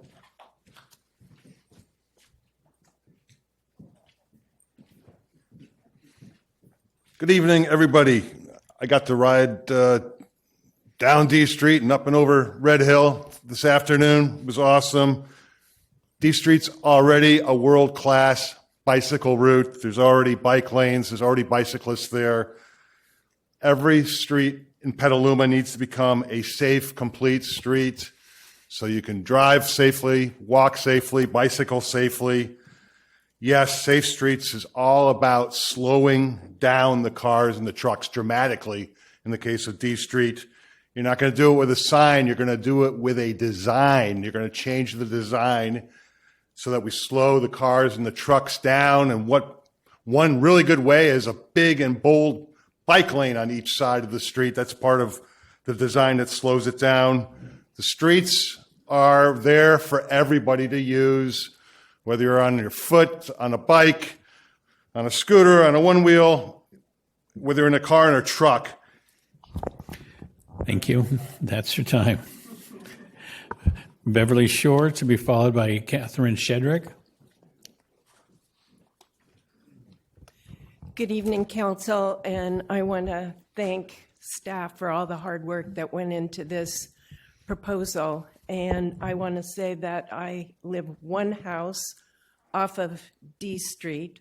I am a walker, a bike rider, and I own a car. And I have far more miles on my bike and my feet than I ever have had on my car.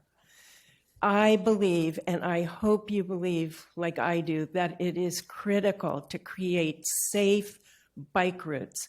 More people are going to be riding bikes, electric bikes, kids growing up using bikes and thinking of bikes as transportation, not just recreation.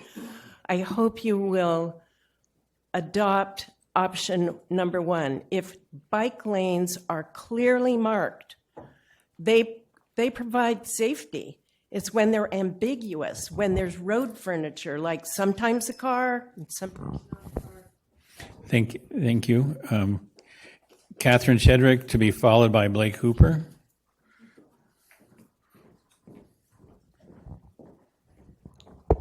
I'm also going to take the time for Deb Fox, who I think submitted a comment card. Deb Please. Fox. Thank you, Council, for having this discussion tonight. I want to give a huge thanks to Bjorn and the members of the staff for what I consider to be a very thoughtful compromise situation that they're offering our city. I'm a resident of Fifth Street. I'm super excited about the neighborhood greenway that's coming to Fifth Street. But I'm actually here tonight as a human and as a parent. I just received a text from my daughter, who's 12, that says, "What time are you going to be home, Mommy? Should I wait for you?" But I'm here with you at 11:47 p.m. Because what we talk about in my family is living our values. And so I'm here tonight to talk about what my values are, and I hope that I'm being a good role model for my children. That's 1 minute. My heart is broken this week because of what happened last week at the Petaluma City School District, which my kids don't attend anymore for many reasons.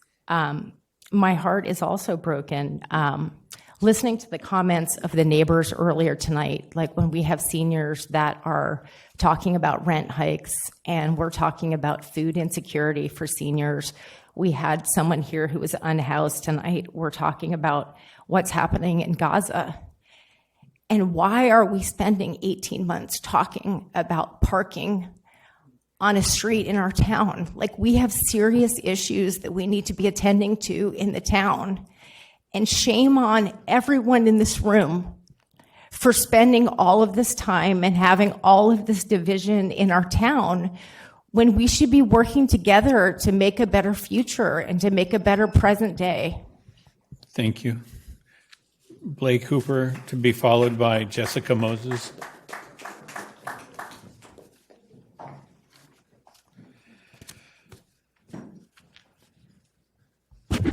Hello, I will speak fast.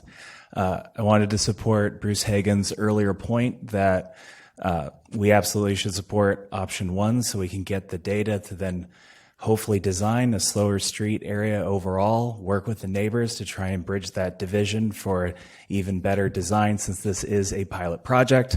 I also very much want to push us remembering that people are using this now, students are using this now as a major thoroughfare to get to school.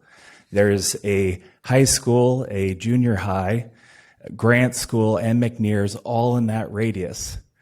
People use D Street. I wish they use B, but they use D Street. And a lot of my friends' kids do right now, and they're at risk right now. So if you don't do anything tonight, kids are still at risk because these bike lanes aren't safe. Just as the neighbors have said, they are currently not safe, which is why action needs to be taken. And tonight, you can actually test something out. Thank you. Jessica Moses, to be followed by Wayne Ekstrom.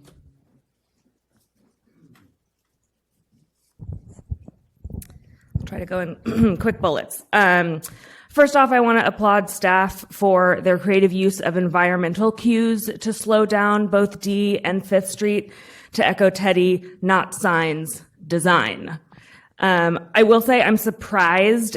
I've not been keeping up as much with this, but I didn't realize there'd be so much upset over losing one side of parking. It's only one side, and it feels like a very reasonable compromise to make biking safer by going with option 1. And per city documents, both B and D are on the docket to be made safer for cyclists, so let's give it a try with low-cost paint. As I've said at these conversations before for ATP, it's very much an if you build it, they will come scenario. I understand that some residents don't see quite as much cyclists on the road to warrant something like this. It's because it's not safe. So we have to build the facilities to make it safe, and then folks will start riding. So if you want to alleviate parking, you got to get people out of cars. Thank you. Wayne Ekstrom, to be followed by Ben Peters. Good evening. My name's Wayne Ekstrom. I believe we have the mechanisms already in place to calm the traffic. It's code enforcement and traffic control. A lot of things that is reoccurring is speeding, has been the recurring theme. If you hold people accountable, make them responsible for their actions, you will get the calming effect that you desire. Thank you. Thank you. Ben Peters, to be followed by Barry Busowitz.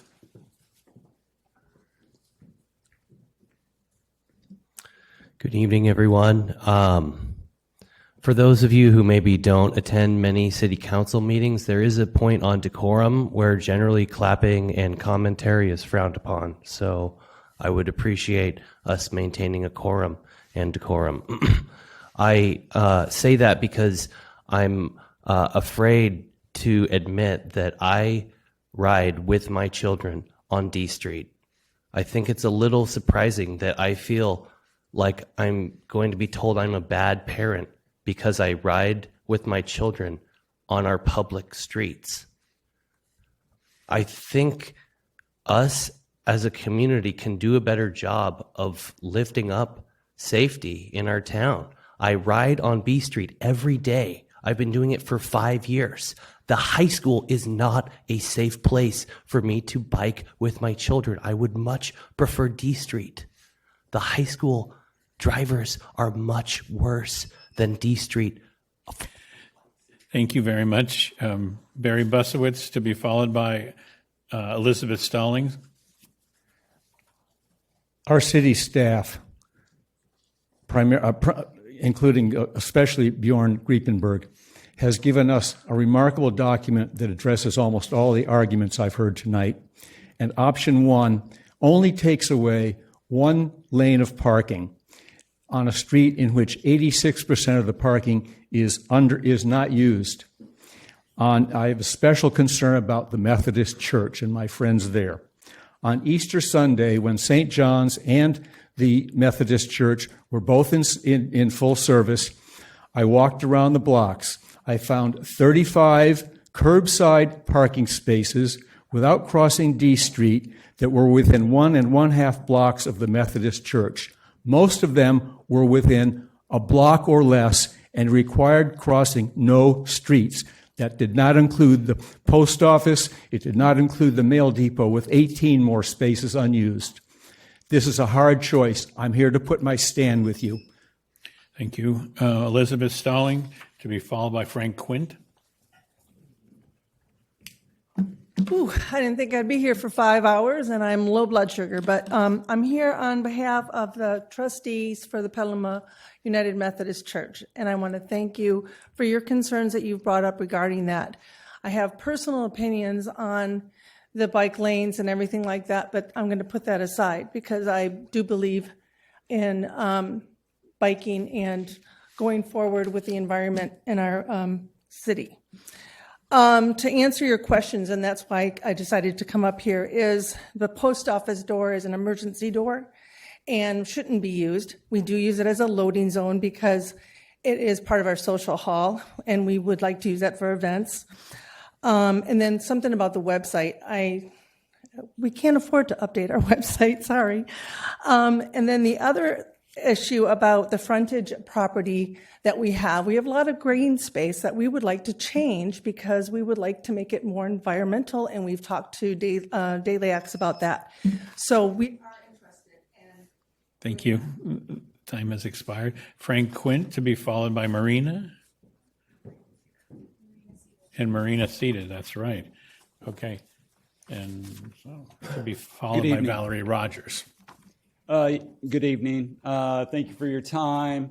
As someone who rides his bike throughout Petaluma constantly, I'm encouraging you to make D Street a safer place for cars and bikes to coexist. It's a beautiful place. It's a beautiful place to bike. It's a beautiful place to live, and we'd just like to make it safer for bikers. Thank you. Thank you. That was our, Valerie Rogers? No, that was our last speaker for the night. That closes public comment period, bringing it back to the council.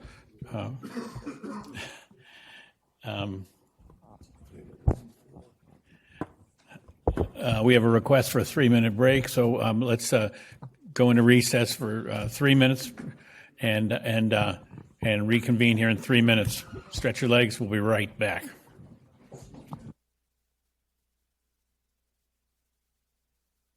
Thank you very much for that indulgence. It's been a long time on the podium for many of us, apparently, here, or for all of us. So appreciate everyone's patience, and having concluded public comment period, we'll bring it back to council for council deliberation and comments. Who would care to lead us off on their thoughts? Councilmember Cater Thompson, we do appreciate you. Thank you. Whenever I look at a project, I always look through the lens of, ADA to make sure that it's safe and to make sure that you can cross streets safely. And right now on D Street, you can't.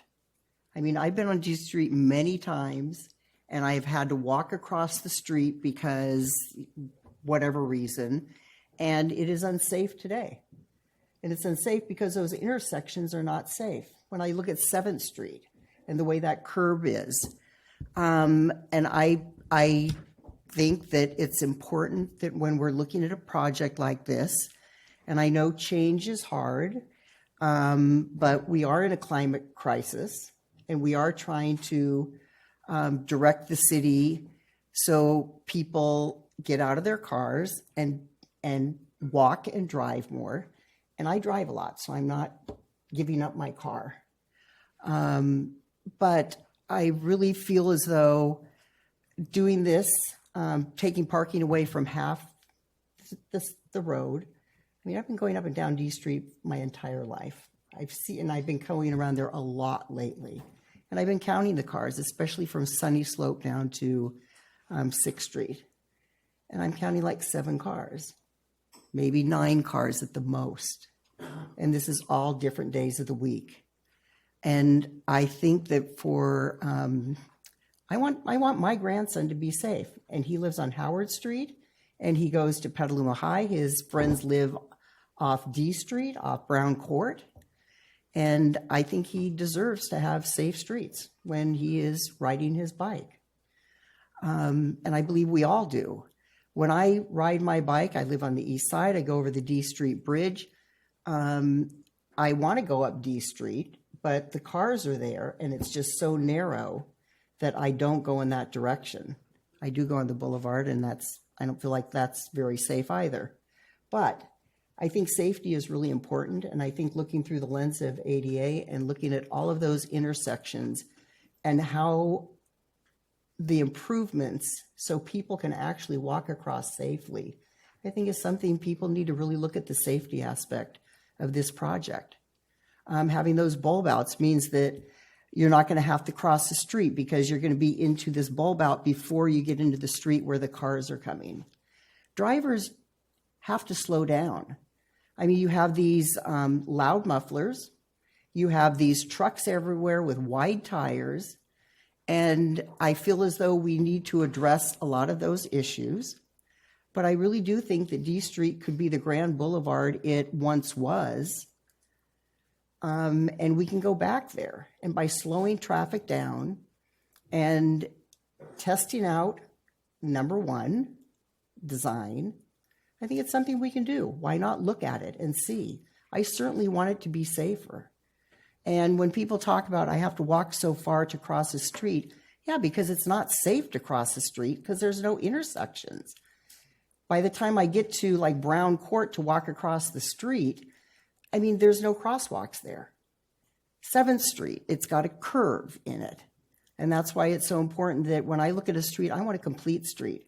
I don't want to put lines in a road and say, oh, we're done. I think it's really the safety of the public that is most important for me. And I do support going forward with number one, just let's see how it goes. But I think the safety of not just pedestrians and bicyclists, but it's safety for everybody. We need to be a lot safer. And I think, as far as the church, there is parking on the sides. I mean, we're going to just have to adapt a little bit. I realize our pattern is a certain way, and changing a pattern isn't always easy, but we do adapt. I appreciate what Beverly Shore talked about, just about, how much she walks and bikes and drives less, but she also lives in an area where she can do that. Not everybody can do that. Putnam Park, the expansion of Putnam Park, it is a direct route to Putnam Park, and there's probably going to be more biking on D Street because extending the park onto the D Street side. And I think we need to look into the future and really plan for the future. And that is safe streets, and they have to be complete streets.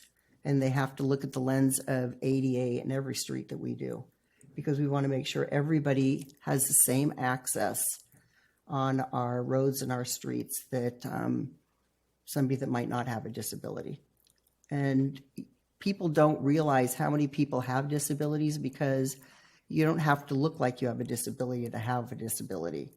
And so I just assume everybody does, and that we need to make our town safe. I live off Rainier, and that unfortunately is a 64-foot wide road that we're reducing and making changes to. And the neighbors were not really happy about it. And there was a lot of, dissent, but now everything's kind of quieted down. And then all of a sudden a car got hit, but the bicyclists wouldn't have because of that particular design. And I think that, for me, it's not about me anymore. It's about the future. And I think this Grand Boulevard can be brought back into the Grand Boulevard it once was. And that's all I have to say. Thank you very much. Vice Mayor. Okay, I've been an avid bicyclist all my life. I have a Cargo electric bike now, 100 pounds get around town. But I also have a pickup truck, and I do a lot of volunteer work using that. Been here for 32 years. I've been up and down D Street many times, and especially recently, I've met with the church folks. Recently, I've walked and biked up around the areas, around the streets, downtown, to get a much better feel for the situation. So I kind of understand all sides, and one of our jobs here is to look for the future. And the general plan, which I was part of, was 20 years in advance, but our job up here is to actually look 50 years in advance, maybe even further, maybe even 100 years in advance for certain things. And especially for development and we were changing in what direction. And the direction we've decided to do, and this has been in our whole community, is to modify for coming climate changes, both in modification and adaptation. So some things we can do to reduce our traffic, and some things we need to do because climate change is happening to us as well. So in trying to accommodate all of that in the future, what it looks like.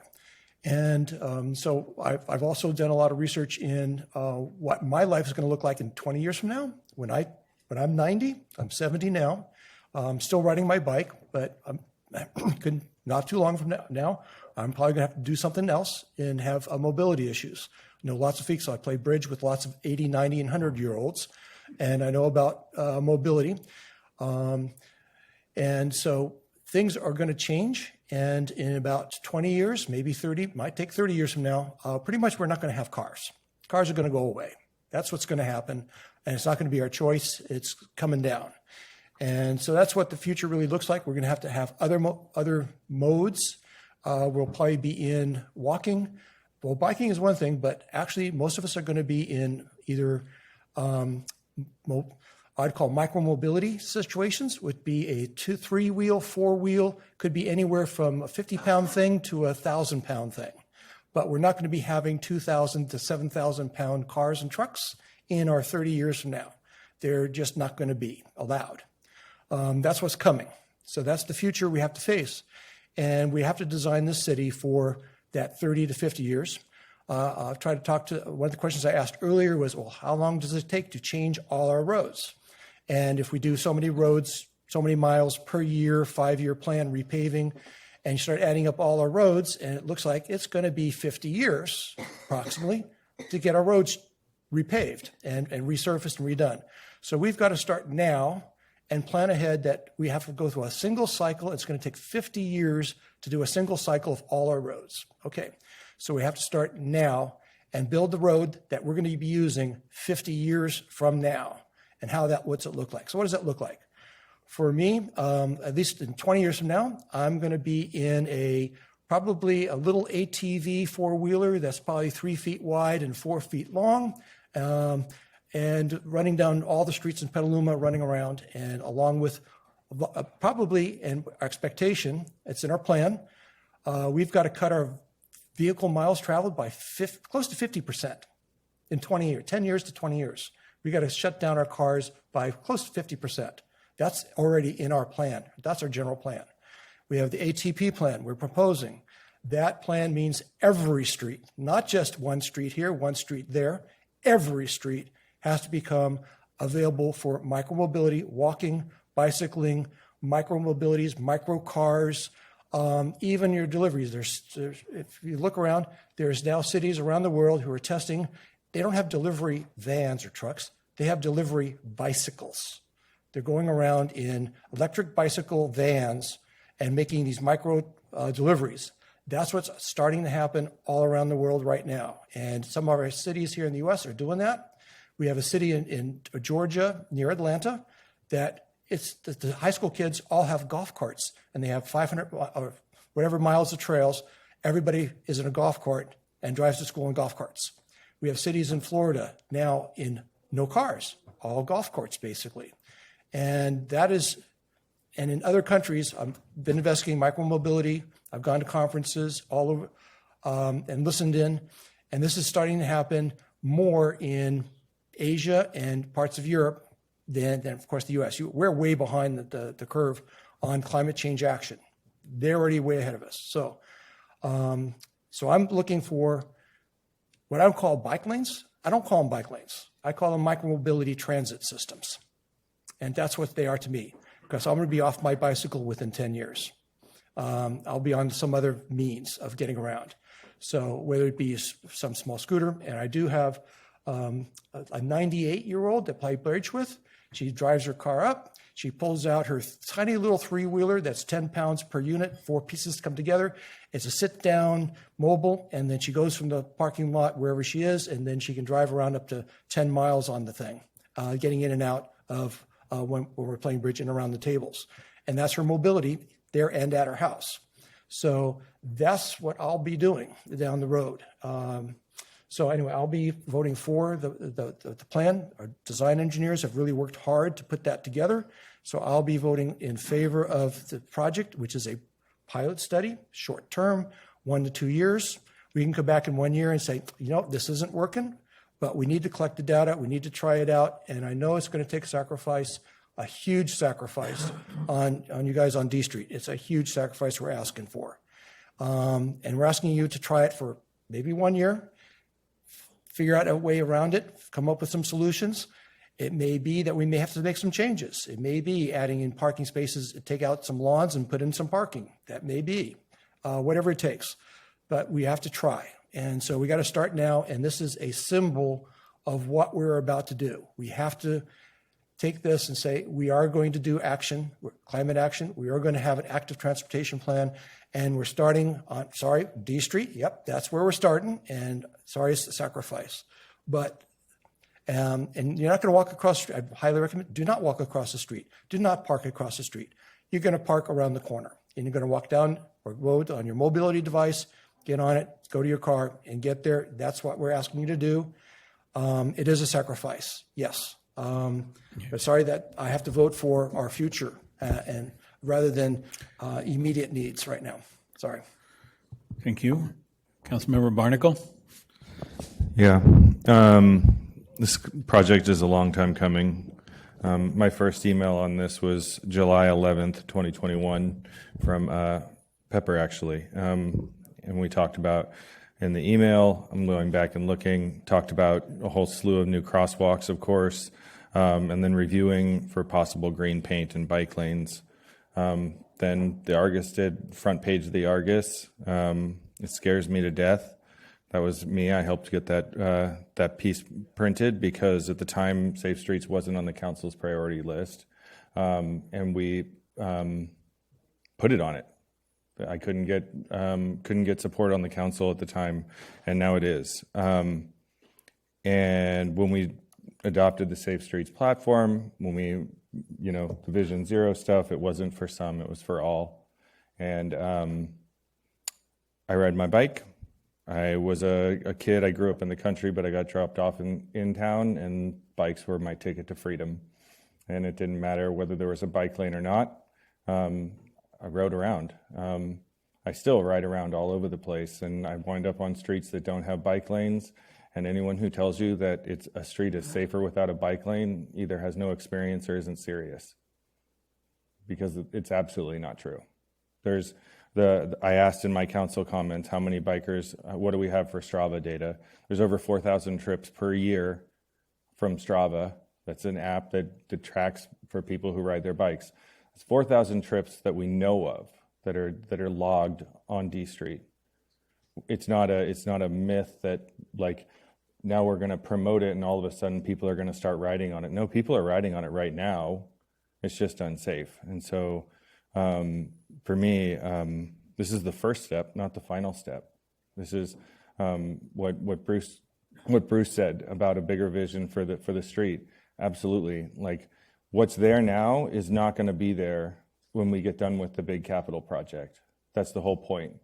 The whole point is to slow down the traffic and make it less noisy, is to make it so you don't have trucks rattling your front windows and things like that. That's what we're committed to doing. That's the vision that we have for D Street, that up here on the council. It isn't just to come and take away your parking. Like when I look at some of my emails, I was going back through them, every single thing that the D Street Coalition wants, it got, except for this one thing. And the people who don't live on D Street, 65% of them said they wanted protected lanes. and we're not getting protected lanes. This is absolutely a compromise. And it's unfortunate that it's become so divisive. That's what parking does to people. But we can't say that we support Vision Zero, that we support climate, and all these other things. All ages, mobility, blue zones, all this stuff. It's all just rhetoric if we can't take away one lane of parking on a street that has an average of 14% parking utilization. In front of the church, it's hard for me to believe that four spaces in front of the church is going to force the church to close its doors. That doesn't make sense to me.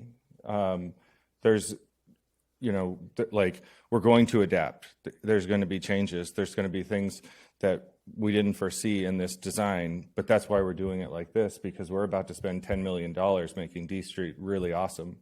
And we want to make sure that when we do that it's informed by something that is taking us toward where we want to be. And I don't see, when I think about D Street in the future, I don't see 14% parking utilization for, 30 years from now on D Street. So, this feels like a pretty modest compromise first step taking us to where we want to be, so that we have a great entrance to our city. Thank you. Thank you. Councilmember Now. Thank you. Thank you all for staying this late. It is signed a truck route. We have a truck route on D Street. These trucks are agricultural businesses. They're hay trucks. They're milk trucks. They're dairy trucks. They're taking deliveries from McAvoy to our marketplaces. This is our ag business, and it's a truck route. Trucks and bikes don't really go well together unless you're an experienced bicyclist. I am a recreational bicyclist. As a kid and growing up on the west side of Petaluma, I rode a bike to get to and from school or to get to an event because my parents only let us have one car to share. So we had a bicycle, but it was 20,000 population. We have a Grand Avenue, but it's also a truck route.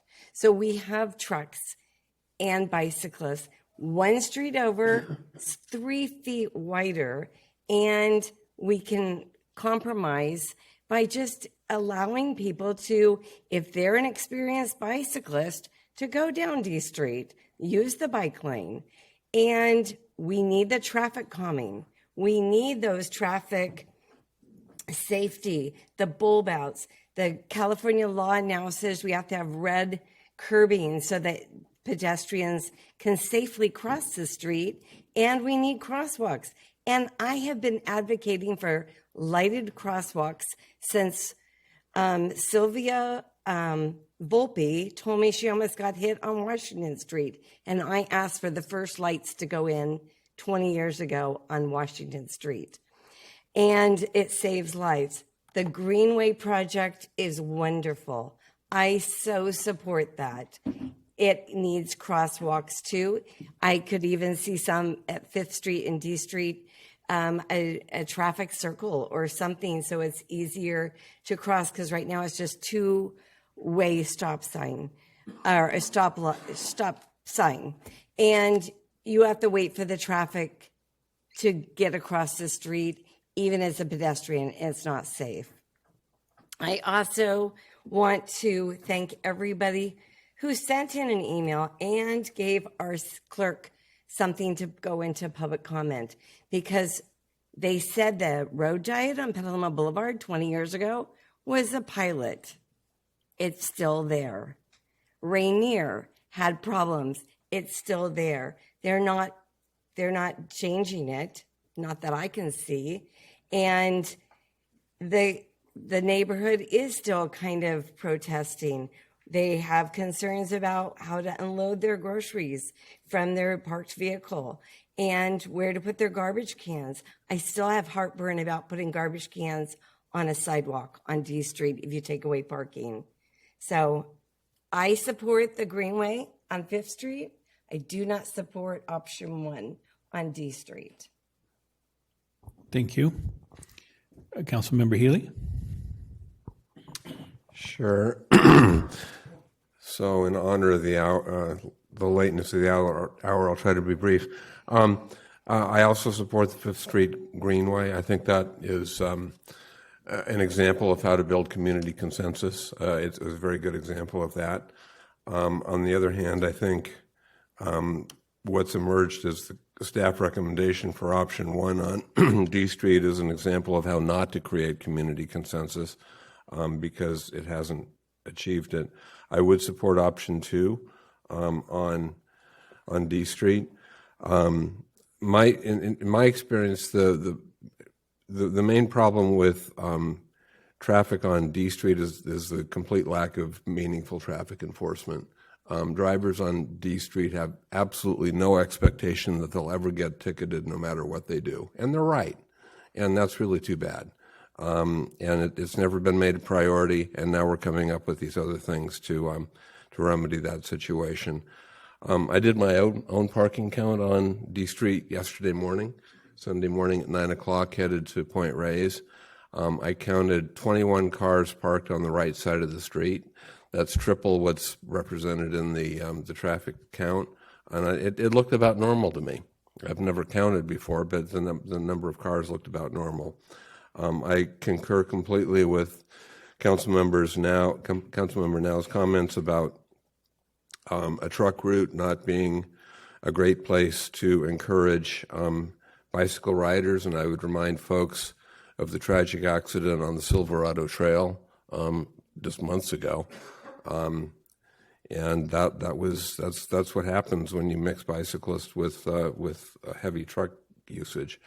And as I said before, this is a pilot project in name only because of the way the resolution is worded. This is the council's one and only bite at this, and we are under the resolution. We're basically deferring further actions to staff.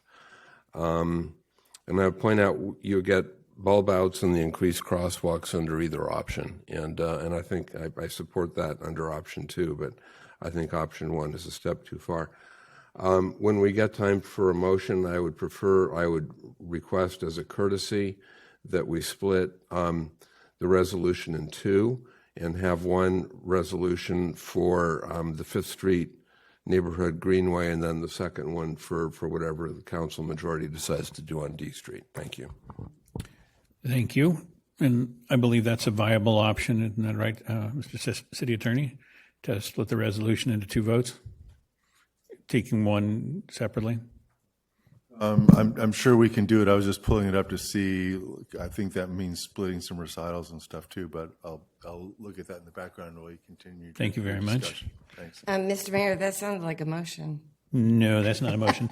That's just getting our attorney a heads up so that when we throw the curveball at him, he's ready. And Councilmember Posake. Thank you, sir. This is a difficult decision, and I have spent a lot of time on it. I'd like to start with, and I'll try to be brief based on the time, but the truck route issue, one thing that you notice immediately if you look at some of these things is that if you look at the map of truck routes in Petaluma, and you also look at the the Vision Zero map of accident sites in Petaluma, they sit on top of each other, okay? I mean, Western is a truck route that has a few more accidents than most. Bodega and East Washington and McDowell and Lakeville. And, Vision Zero, what we're trying to do, I think, and through Safe Streets, we're trying to attack these accidents and lower the number of accidents that's occurring. And I think everyone's going to be safer on D Street with these changes. Let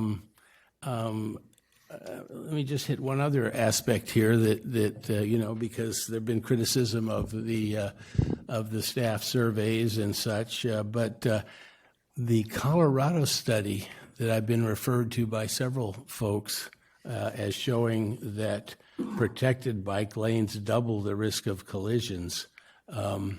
I ask you to really go back and read that and read the last 2 pages, because that it is a very poorly done study. It would take me 10 minutes to explain it here. I'm happy to have anyone call me at my home phone number to go over this if they wish. And it's interesting that no one did refer me to another Colorado study, also published in 2019, which gives much more data that one would expect, I believe, that shows just the opposite of that there are twice as many crashes in streets without bike lanes as there are on ones with bike lanes. So, I prefer to look at this as asking for change and acceptance of some changes rather than a sacrifice. But I certainly can't say that it is not also a bit of a sacrifice. But again, I think we have to think about where we're going and get there sooner rather than later. Thank you. Thank you. And probably going to echo a couple things that have already been said here, but there is lots and lots of good elements being brought into D Street, safety improvements from the proposed projects.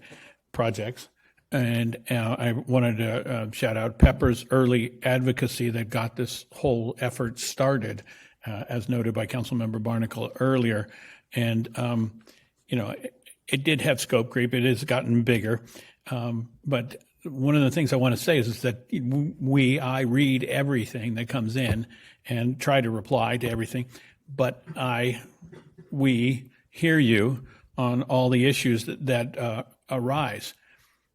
If you listen to the public speakers tonight, they're advocates for one position or another, and it seems like the bike type say things that don't resonate at all with the residents, and the residents say things that don't entirely so it leaves us council as trying to figure out what the common experience is and what the two kinds of experiences mean for each other. And that's why we look at what can be a compromise position. Certainly, we've all investigated B Street. It's an easy, obvious analysis. You need to go look before you make any other decisions. And we all have, and we've all looked at the parking issues and counts. And we also can't deny that there's an inconvenience to losing parking in front of your house. And I think we all empathize with that negative. But I find this project to be consistent with the goals and the plans of the city. The climate imperative we have, the mode shift goals we have. And I'm not suggesting that you ride your bike. I'm suggesting you're nice to those who are willing to make that mode shift change. If you don't see a bike in a certain area, it's not because nobody bikes, it's because it's not yet safe, and it's not yet the mode shift place we need to be in our future years. It is all about the future. So I support the option one, and I think as we get into a motion, I think the motion needs to reflect the concerns that Councilmember Healy brought up, where this is a pilot only in name, and I think we ought to insert in a couple words that say in our whereases, selects design option one as pilot until reconstructed. And with that wording, I think we cover the fact that it's a limited time. And, if it is adopted as a future at the time of major reconstruction, well, it may be the future at that time, may be council's decision at that time. And so South Boulevard was started as a pilot, but was validated by the council as the permanent solution. So pilot can turn into solution, but it'll need council adoption of that. That would be an amendment I would suggest someone make to the resolutions. And that kind of concludes my comment, and I'm looking for next steps. Councilmember Healy. So I'm going to try to take a stab at modifying the resolution for the 5th Street Neighborhood Greenway only, and I'm going to ask the city attorney's assistance. I think the only thing that really needs to be modified is paragraph 3 and the now therefore be it resolved section, and it would basically say that just delete the first 4.5 lines and just have it specify the 5th Street Neighborhood Greenway project. And then there can be a second motion on D Street. Does that make sense? Yes, and I went back and looked at the recitals, and they can still apply. So if what the council wants to do is split the reso into two. So that would be my motion to make a first motion only to approve the 5th Street Neighborhood Greenway. And so we have a motion by Healy and a second by Now. Is staff clear what the amended document would be? Yes, that resolution leaves everything pretty much as it is, except in action item 3, it removes references to D Street and just refers to the 5th Street Neighborhood Greenway project. And is council clear what you're going to be asked to vote on? We all good? So I guess the one question I have is, does the council still want to treat both those projects as pilot projects explicitly? Because we don't so much say that, but it's easy to add, as the mayor indicated. I don't think there's a need for 5th Street to be a pilot project because there's not the kind of reconstruction contemplated in the near future, is there? And I concur. Okay. So that could be, you can save that for the D Street one. Okay. Thanks for that. Good clarity.